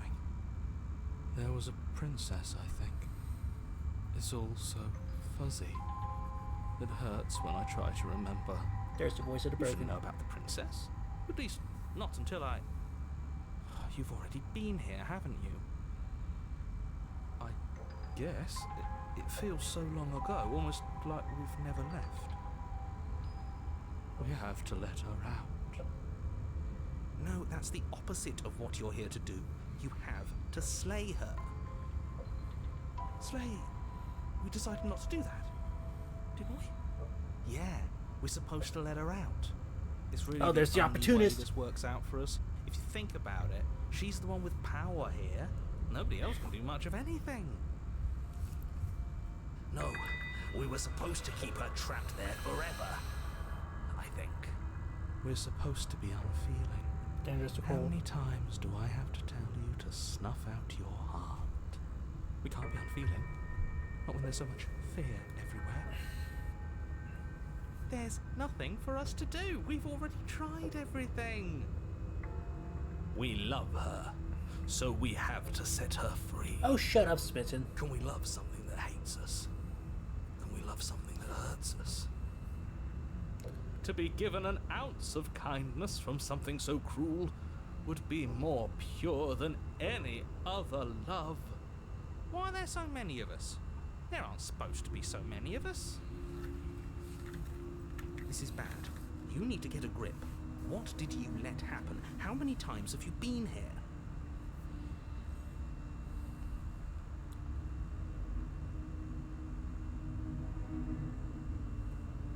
I think they're all wrong. Of course we're wrong. She's the only thing that's right. Shut up, Smitten. Yes, obviously they're all wrong. What are you going to do about it?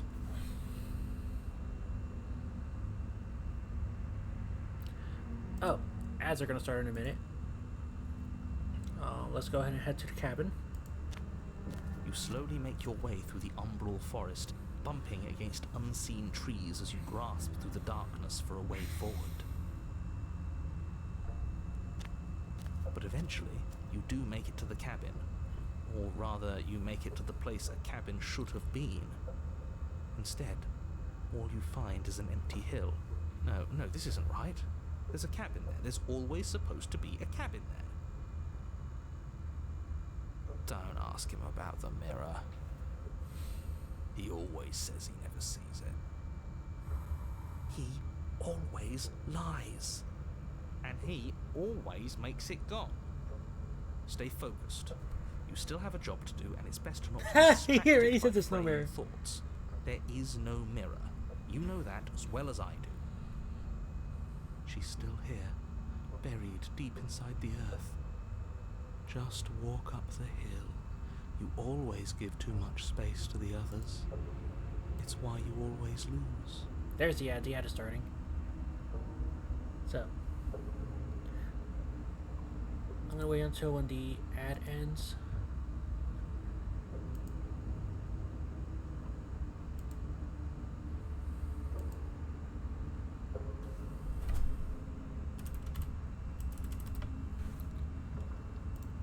Got the 3-minute ad timer go off. Do do do do do do do do do do.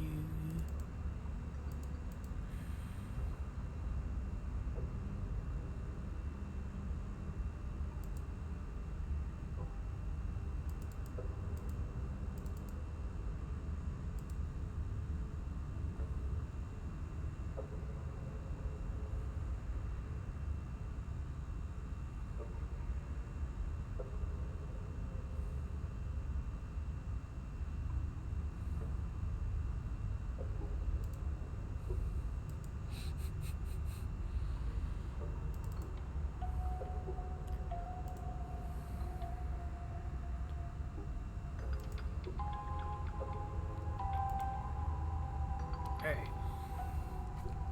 So, I'm gonna probably try to go for all the endings in Slay the Princess. Don't think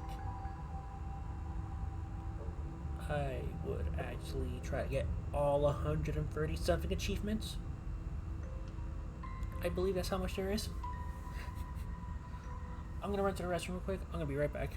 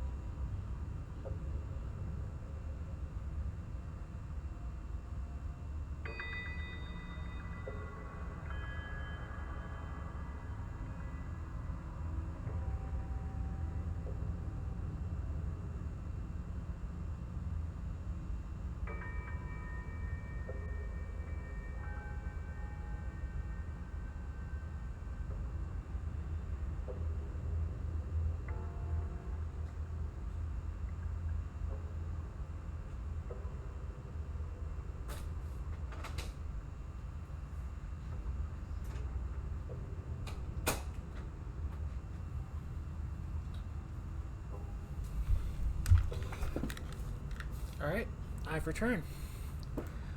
Let's go ahead and approach the mirror. You walk up the hill, hesitating just beyond the bounds of the cabin. The cabin that isn't there. You've got to clean the mirror, haven't you? You've got to see what's in it. Smash it to pieces. She's on the other side, and we have to let her out. It's the only way we can be free. It's the only way we can have our thoughts back. Just go around it. Just do something. It doesn't matter what.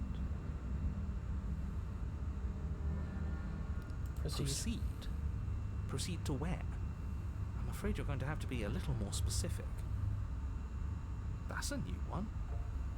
Do you think it'll work? Of course it'll work. He always makes the best decisions. It's why he gets to make them. And it already has worked. It's gone, don't you see?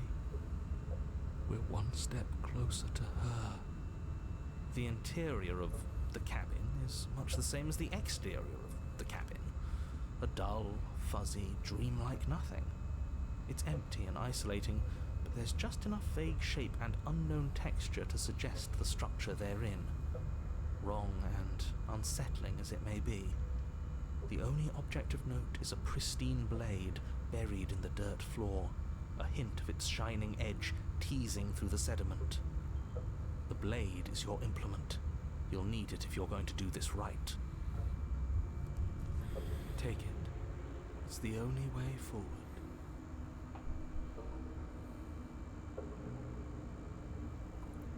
Take the blade. It's the only way forward. You've already tried everything else. Don't you remember? You have to take the blade. You reach down to take the blade, but as you do, the ground beneath it shifts, the weapon sinking deep into the earth. You lean over the hole and gaze into the abyss. It is so very deep. Deep in the bowels of the earth, you see something staring back at you. It fills you with dread. It's her. She's watching us. She never stops watching us. There you are. My toy has finally come to finish his job. With every word she speaks, the princess in the pit blinks closer. You dragged this out for so much longer than you had to. Closer. But it was always just a matter of time. And closer. Jesus, You're fuck. going to have to stop running eventually. And closer. Everything stops running eventually. Except for me. I've already taken your will, and you're not getting it back.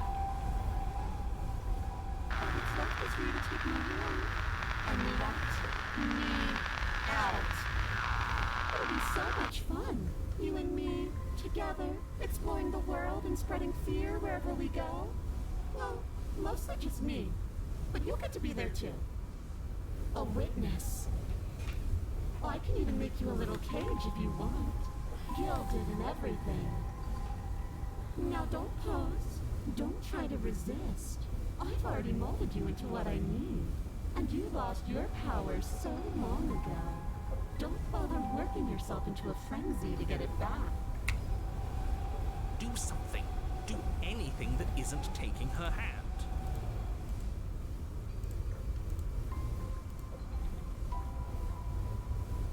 You're just an object, a tool. You're once something else, long time ago. But was that something you, or is it just a dull and jaded memory? There is no other ending here. Just take her hand and set her free. You extend your hand to hers. For all her past cruelties, the moment feels gentle, tender even. I can't believe you just made me say that. I hate you. The motion is difficult at first, as if something still resists your efforts. But then that resistance gives way, and it's over.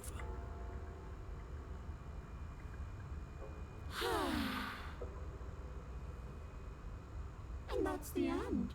I wonder what we're going to do next. I didn't think I'd be so tired. The princess, exhausted, slumps. Why is it so cold? Her voice is getting back to normal.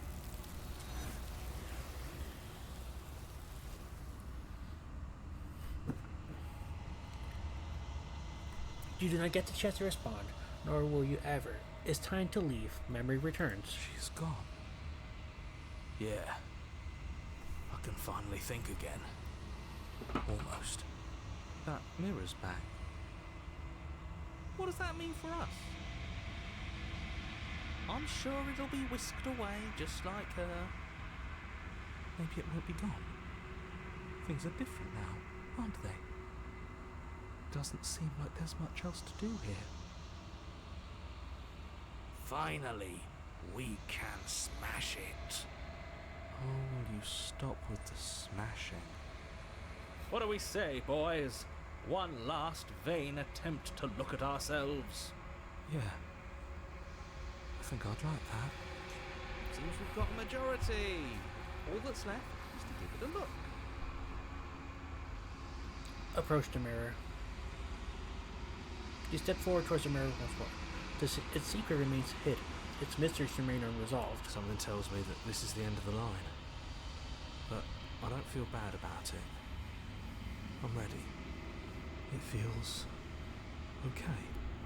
The fear's gone. I'm done fighting. My heart feels quiet. The game was always going to end. I'll be free of all of you. I'm ready for the truth. I'm ready to sleep. I'm just ready to be anywhere that isn't here. Boys, it's been an honor.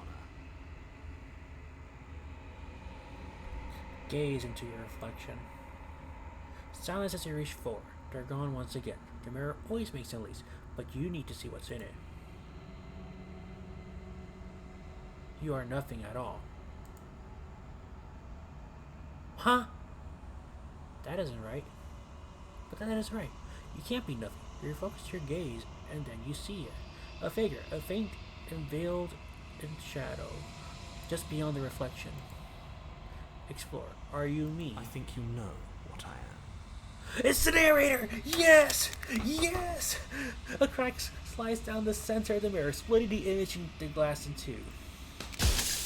And then another crack forms, and another, turning the mirror into jagged shards of broken glass.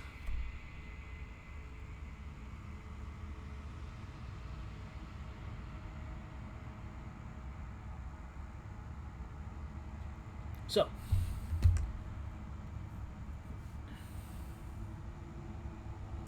we got all of this. So you're the narrator. I was wondering if I'd ever get to see you.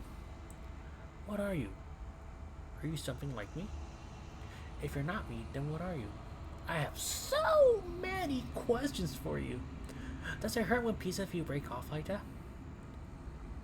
I'm sorry. I don't want to destroy you. Will it help if I look away or stop asking questions? Every time I ask you something, it's like a piece of you breaks. Are you a part of me, or are you something else? You're the one who wanted me to slay the princess. Why? I've met you many times. Have you been the same, you all along? I wasn't supposed to see this, was I? What is this place? Where are we?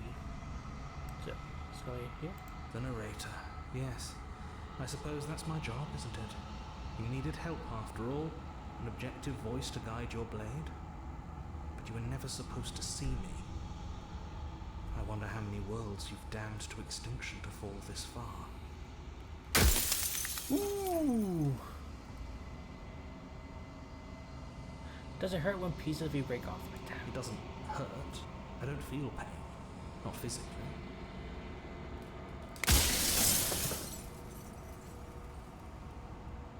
I wasn't supposed to see all this, was I? You were either going to have seen all this, or you weren't going to have seen all this. This is worse, but you still have an opportunity to save the world. You can still slay her. Aiden! Stop being a goddamn monster fucker! I am an echo, likely one of many. Somebody made you after all, and I'm what's left of him. Not that I'm the only one who can make that claim. I'm sure you've met many others like me.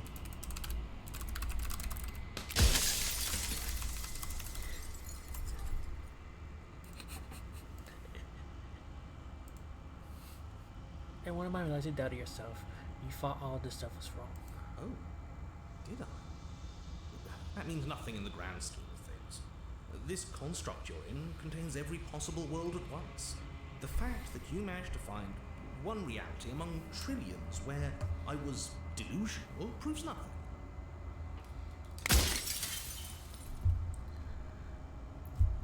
Every time I ask you something, it's like a piece of you breaks. I'm aware. And if I were you, I'd be more precious about your time.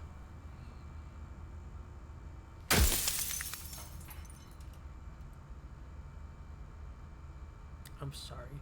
I don't want to destroy you. Would it help if I look away and stop asking questions? We've already crossed the point of no return. There's no saving me now.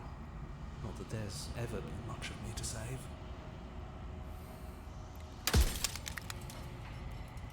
I've met you many times. Have you been the same you all along? I haven't, and that's by both necessity and design. This construct you're in exists in many places at once. Anytime you failed, anytime you thought yourself dead, it would restart and shunt both your consciousness and hers into another world.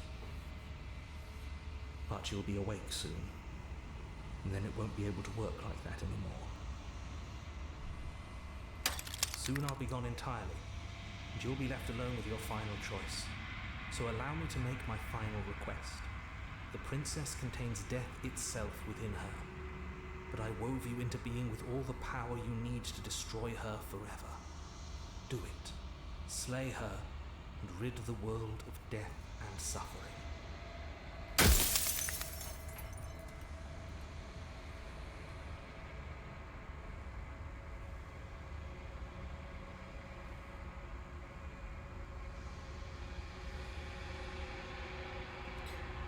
And what is my true identity? Or the long quiet, the god I made to rid the world of death.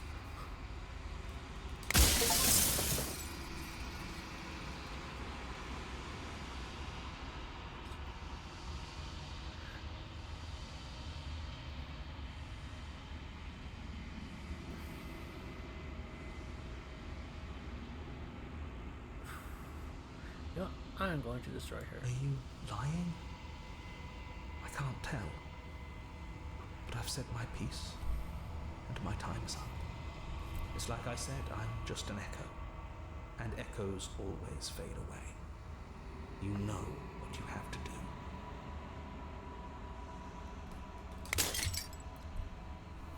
do. Oh, there's a new cursor! Hell yeah! As the final fragment of glass shatter, you see yourself with newfound clarity. The narrator was right. You are the long quiet, a vast and nascent god. And it's finally time for you to wake up. All of this is you. Proceed to the cabin one last time. Bring the moment of clarity to her.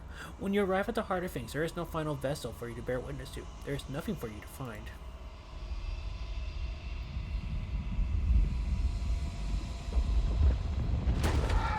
Oh. Okay. Okay. Nice that you found the H emo.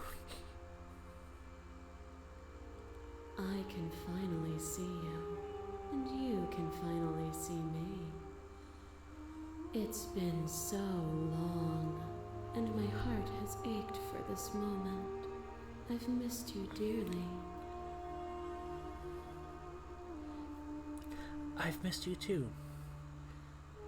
Do you know about the echo? Did you hear our conversation? I'm the long quiet, but I don't really know what that means. Names are their attempts to capture that which cannot be captured. They call me the shifting mound, a pale imitation of what I actually am. Do you know about the echo? Did you hear our conversation? Every word you spoke found its way to me. I know him, and I know his construct. He was deluded by his fear of death. Pay him no mind. So, here's what I'm gonna do. I'm gonna save. Return. Ever the What happened passive now? player, always reacting and never acting. But it's woven into your nature, isn't it? When the echo spun us from one into two, he gave you a choice and me a role to play. I am not death, but I contain it in my multitudes. So, will you attempt to destroy me and bring about a world devoid of death and the possibility of meaning? Or will you open the final doors to our liberation? There's so many stories you've left unfinished. Can we really just leave? Don't you have a say in all this? Why is this all falling on me? Let's talk this through. I have so many questions and I need answers if I make a choice. If I have to count in the entire world and forget, I can't do that. If your was going to become this, then what was the point of me doing anything? Did it even matter what roads I walked in? All of them would have led to this moment? There has to be another way. I can't just come down here to me either destroying you or letting you up. I won't do it. Of course I have a say in all of this. You and I share reflections of each other's burdens, just as you and I share reflections of each other's gifts. If we didn't, the winding paths that brought us here wouldn't have been full of strife and conflict. Alright. So we can either slay or... I think it's time for us to leave this place, but I don't know how to leave or where to go. Nothing brings me greater joy than to hear those words. The final peace lies with you. Free yourself.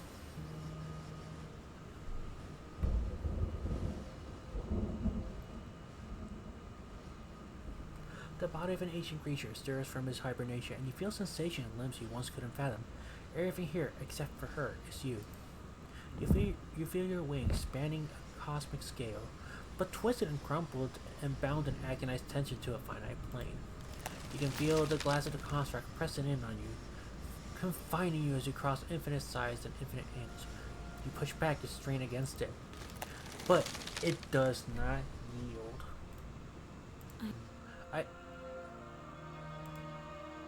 I love you. Take your hand. All at once, the unyielding tension breaks.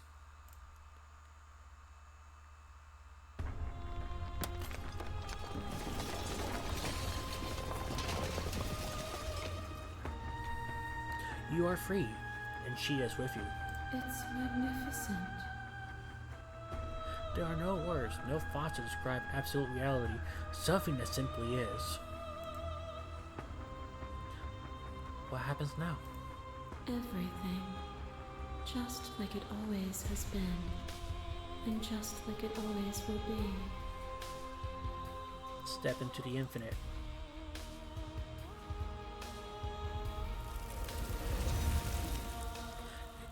You and she step forward into 1,000 dawns and 1,000 sunsets, each of which contains 1,000 more. You exist and you are aware, just as you have always been, and just as you will always be. Though conflict is in your nature, the two of you will never be alone. The two of you will never know fear. You and she are finally home.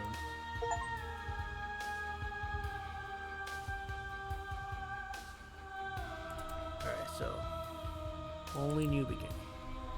So, that is one of the endings.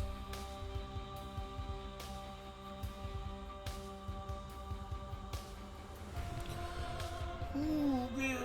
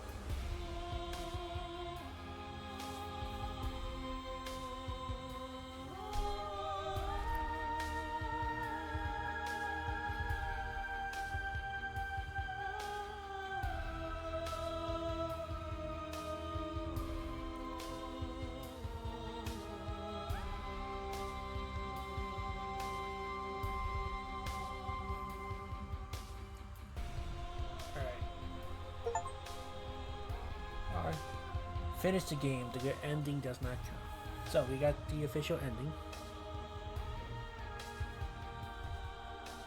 Thank you so much for playing. Expression of gratitude. There's a track order for special playlists for you. If you like to take a screenshot, you can hide the UI by hitting H. And now that you've finished the full story for the first time, you've also unlocked the gallery. You can access it from the main and in-game menu under the Memories tab. And it's full of clues of what you find, undiscovered vessels, and interaction. Happy hunting! Let's return to the main menu. Memories. Okay, so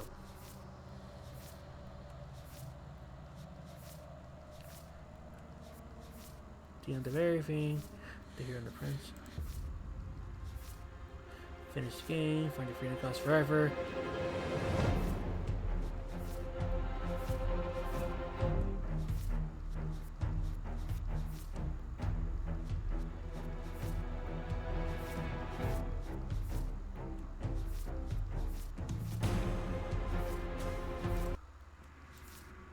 Meet your equal in combat. Die up failure to embrace a prisoner. The spectre, the nightmare, the stranger, the prisoner, the damsel. Happily ever after. The moment of clarity. The rave.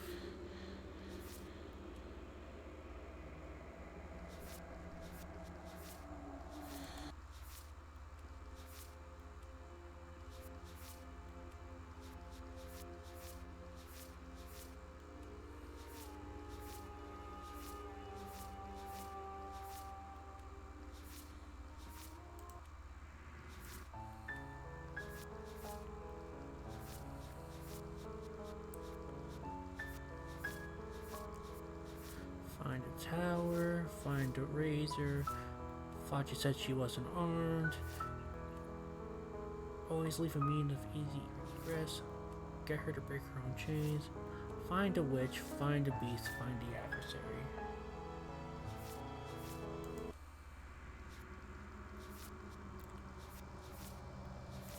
Here. Let's go ahead and go here. Ever the passive player, always reacting and never acting. But it's woven into your nature, isn't it? When the echoes spun us from one to two. That weed ain't you shit. a choice, and me a So, let's go and do this. Slay the princess. violence has always been our language, hasn't it? If this is what it takes to save you, then so be it.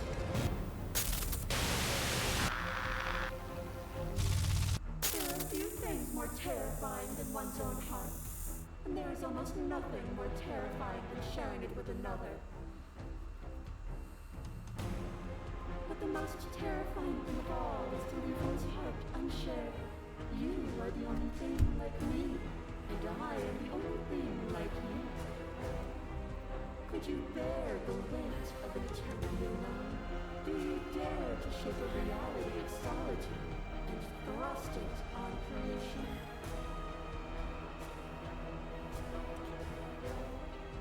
Excellent. Address this vessel statement directly. Appeal to your shared humanity. You speak about life and death and the chance and change and stagnation. But that isn't what any of this has written about. You've done nothing but lecture me since the minute I got here. You act as though the world can't exist without you, but I've existed without you. I won't engage with violence.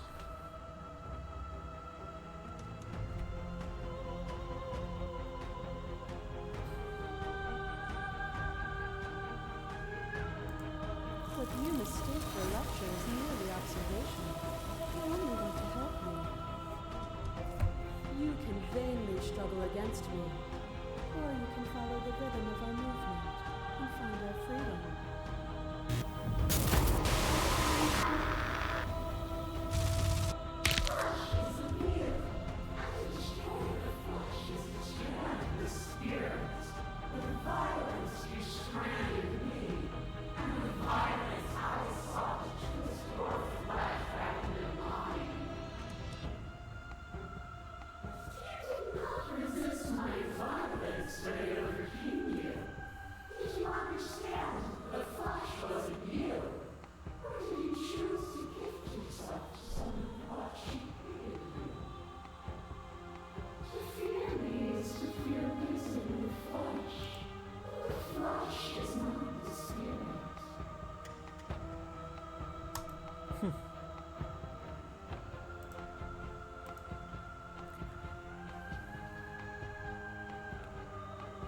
You use all these pretentious metaphors and pretend you're making grand proclamation about who I am and who you are, but really you aren't saying much of everything.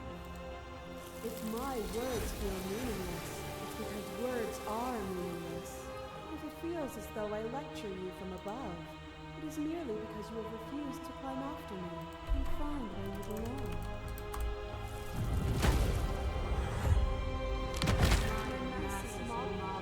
There is no beginning, there is no end, and there is no only the flood of bodies. Only the flood of bodies. You hold every possible sensation at once, and then you hold them all again. Sensation at once, and then you hold them all again. But in the end, you reflected it back at me. For a brief moment, both of us were everything. We can be everything again. We can weave a beautiful and endless song.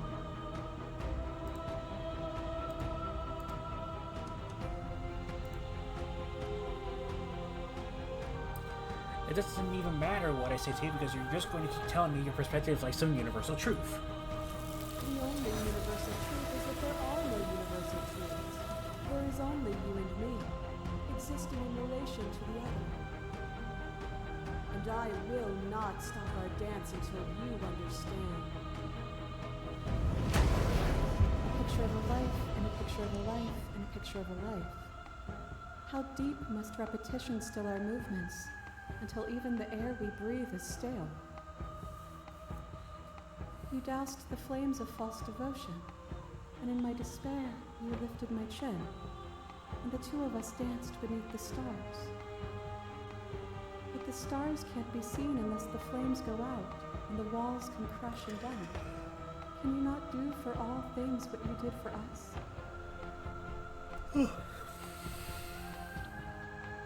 It was so much better when I was with your vessels. Even at their worst, they all still heard me. They are mere fragments of a whole. They bought into delusion because none of them were able to see past themselves. To question everything is to deny the truth in front of you. By believing in your suffering, you make your suffering real. By believing in your limitations, you placed a shackle on your neck.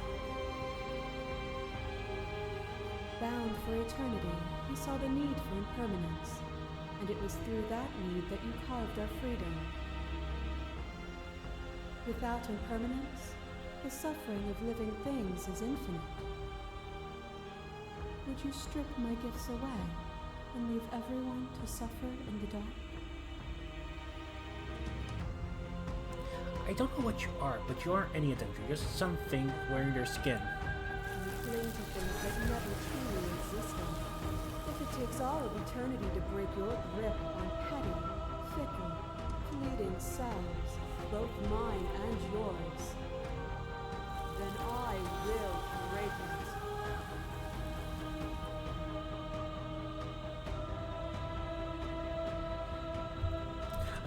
As the clash between you and base, the princess relaxes, smiling from a Are you distance. still committed to my destruction? No, Okay.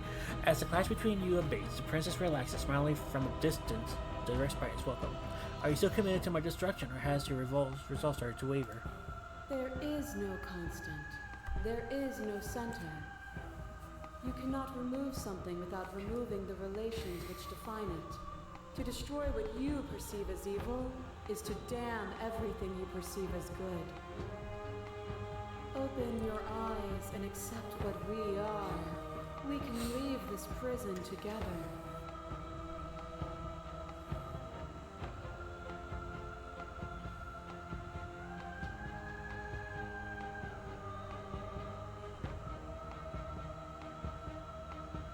Okay.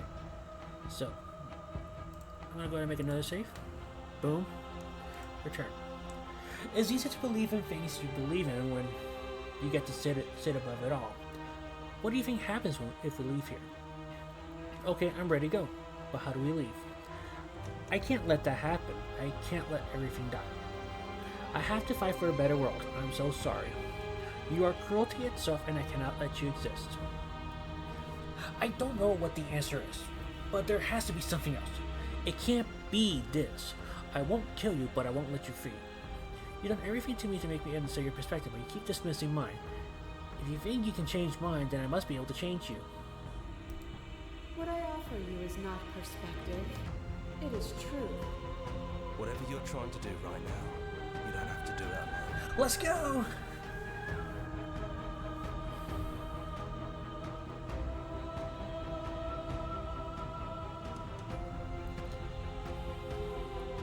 You have no idea how good it is to hear you. It's good to be here. She's too many things all at once out here. If you want to get through to her, you need some way to get through all of that divine confidence. There's still a piece of me nestled close to where it all began. I can take you there. I can take you to her heart. It's time to resume our dance. She's relentless, isn't she? Let's make this quick. Are you ready? I'm Then ready. let's go.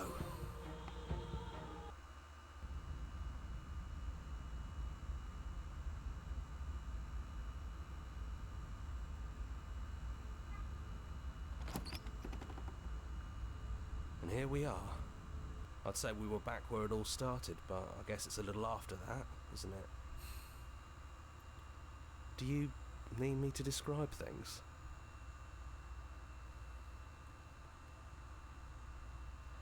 I'd like that.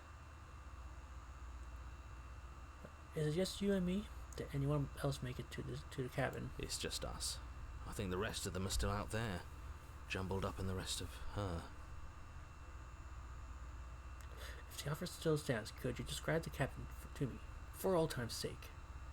Yeah, of course. The interior of the cabin is, well, it's a cabin, yeah? There isn't much here, just a table and a knife and a door. And some windows. There's no mirror, either. I think you broke it. And I know you're still trying to find some middle ground, but if things go south, you're going to need that blade. Is the narrator really gone? Yeah, it's dead silent in here. Whatever it was that was left of him, I don't think it could handle you waking up to godhood. Pretty sure he got obliterated. Oh, he did get obliterated, alright. Good riddance. He really put us through hell, didn't he? Take the blade. That's probably for the best. It's always seemed to give us more options than not. Enter the basement. The stairs. Do you remember the first time we were here? The first time we heard her voice? Have you figured out what you want to do yet, or are you going to keep trying to find a center that doesn't exist? It sounded just like that. A little sharp, a little menacing. Only she didn't know us. Continue down the And stairs. down we go. We shouldn't keep her waiting. And there you are, knife in hand. It really brings me back. Have you given up on talking? Have you finally decided to kill me? You'll have all of eternity to yourself after this. Why don't we chat a little before I go?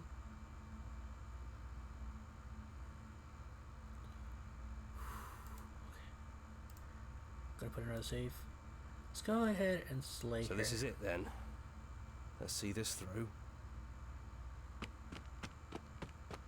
So, that's how it is. Whatever world you want to build without me, I hope it works out. Despite our differences, I've always loved you, and I wish you nothing but the best. You blink, and the princess is gone. All you have left of her is a small, melancholic way that sits at the borders of your heart. Whatever actually brought you and the princess into being was rough and jagged and left each of you with a piece of the other. By destroying her once in a row, you also destroy a part of yourself. But the world hasn't ended. Things continue on. She's gone. And I don't think she's coming back.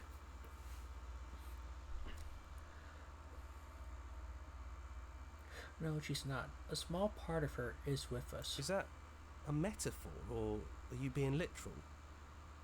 doesn't matter. We don't need to linger down here anymore. Let's get going. Leave the cabin. You leave the basement behind. Then the stairs. And then you leave the cabin itself. It's quiet here. The path in the woods outside are an empty canvas, but there's even more to see beyond this place. The fruits of your labor, a world free from death. Set yourself free. The body of an ancient creature stirs from its hibernation, and you feel sensation in limbs you once couldn't fathom. Everything here is you. You feel your wings spanning a cosmic scale, but twisted and crumpled and bound in agonizing tension to a finite plane. You can feel the glass of the construct pressing in on you, confining you across the infinite sides and infinite angles. You push back and strain against it, but it does not yield. He's gone. She's gone. No one is left to trap us here but us. Open your heart and bear witness to your new kingdom. All at once, the unyielding tension gives way.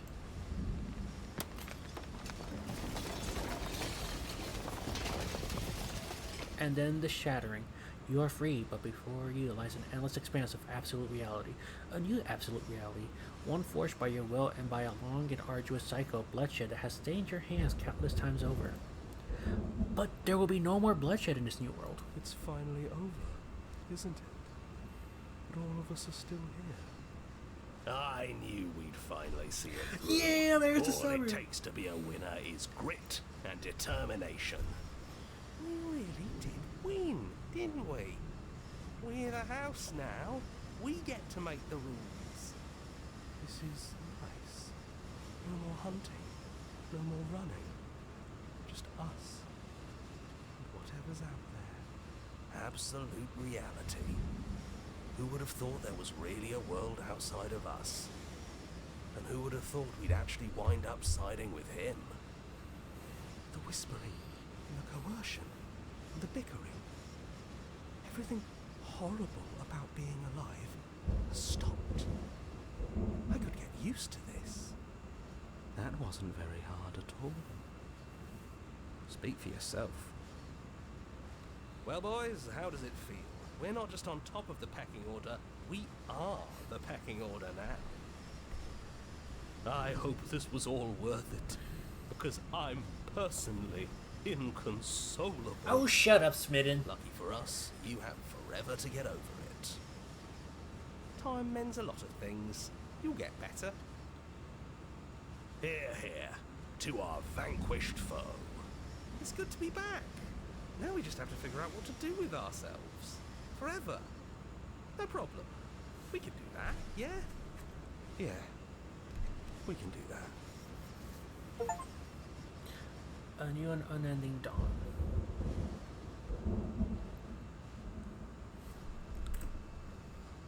Alright, so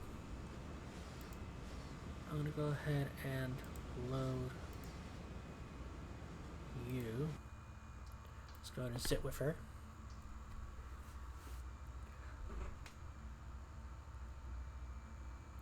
I don't think I want to be a god. Are you the same as you are out there? I don't want to hurt anyone. There has to be a way out of this. What are we going to do? I don't want to have to slay you, but I don't know what other options there are. Honestly, me neither. Are you the same as you are out there? No. I feel like I'm myself again. I don't want to hurt anyone. There has to be a way out of this. Well, I don't want to be at the end of that knife, so how about we figure something out? What if we tried doing this forever? I can do whatever you think I can, right? So, make me put it all back. Make me fix the Echo's construct and make me wipe our memories of everything that's happened. Make me send us back to the beginning, before we woke up. Before either of us saw the truth. Can she really do that? Are you sure that's what you want?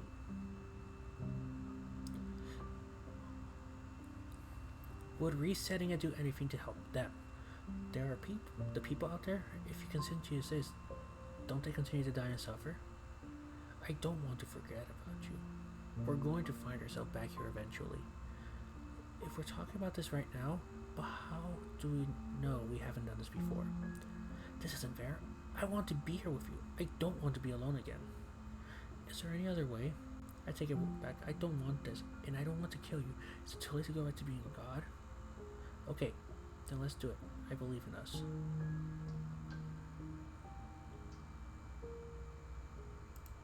Neither do I. But we won't be alone for long. I'll be right here, waiting for you. Alright. Okay then let's do it. I believe in us. Okay, if this is your choice, then I have your back. I guess I'll see you on the other side. She takes the blade from our hand, a fondness in her gaze.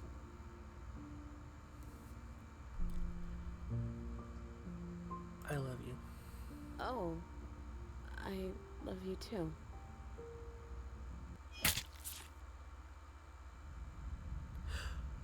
Oh, the hero. You're on a path in the woods, and at the end of that path is a cabin. And in the basement of that cabin is a princess. You're here to slay her. If you don't, it will be the end of the world.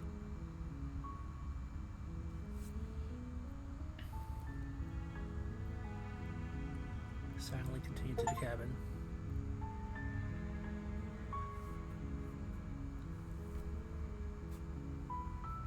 Oh man. Alright.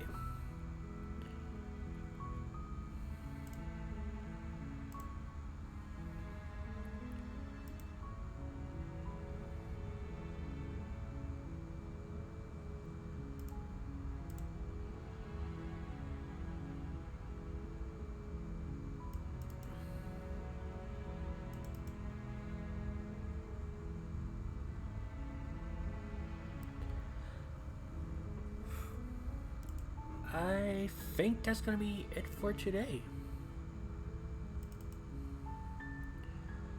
So,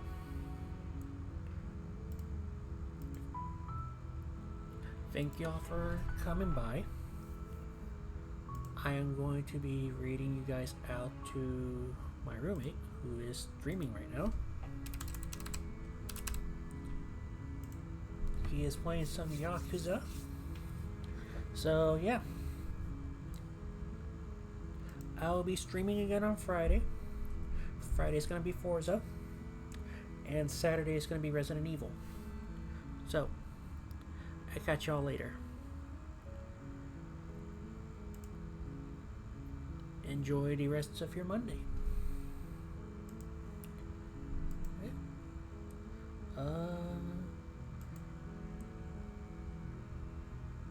Adieu, guys. See ya.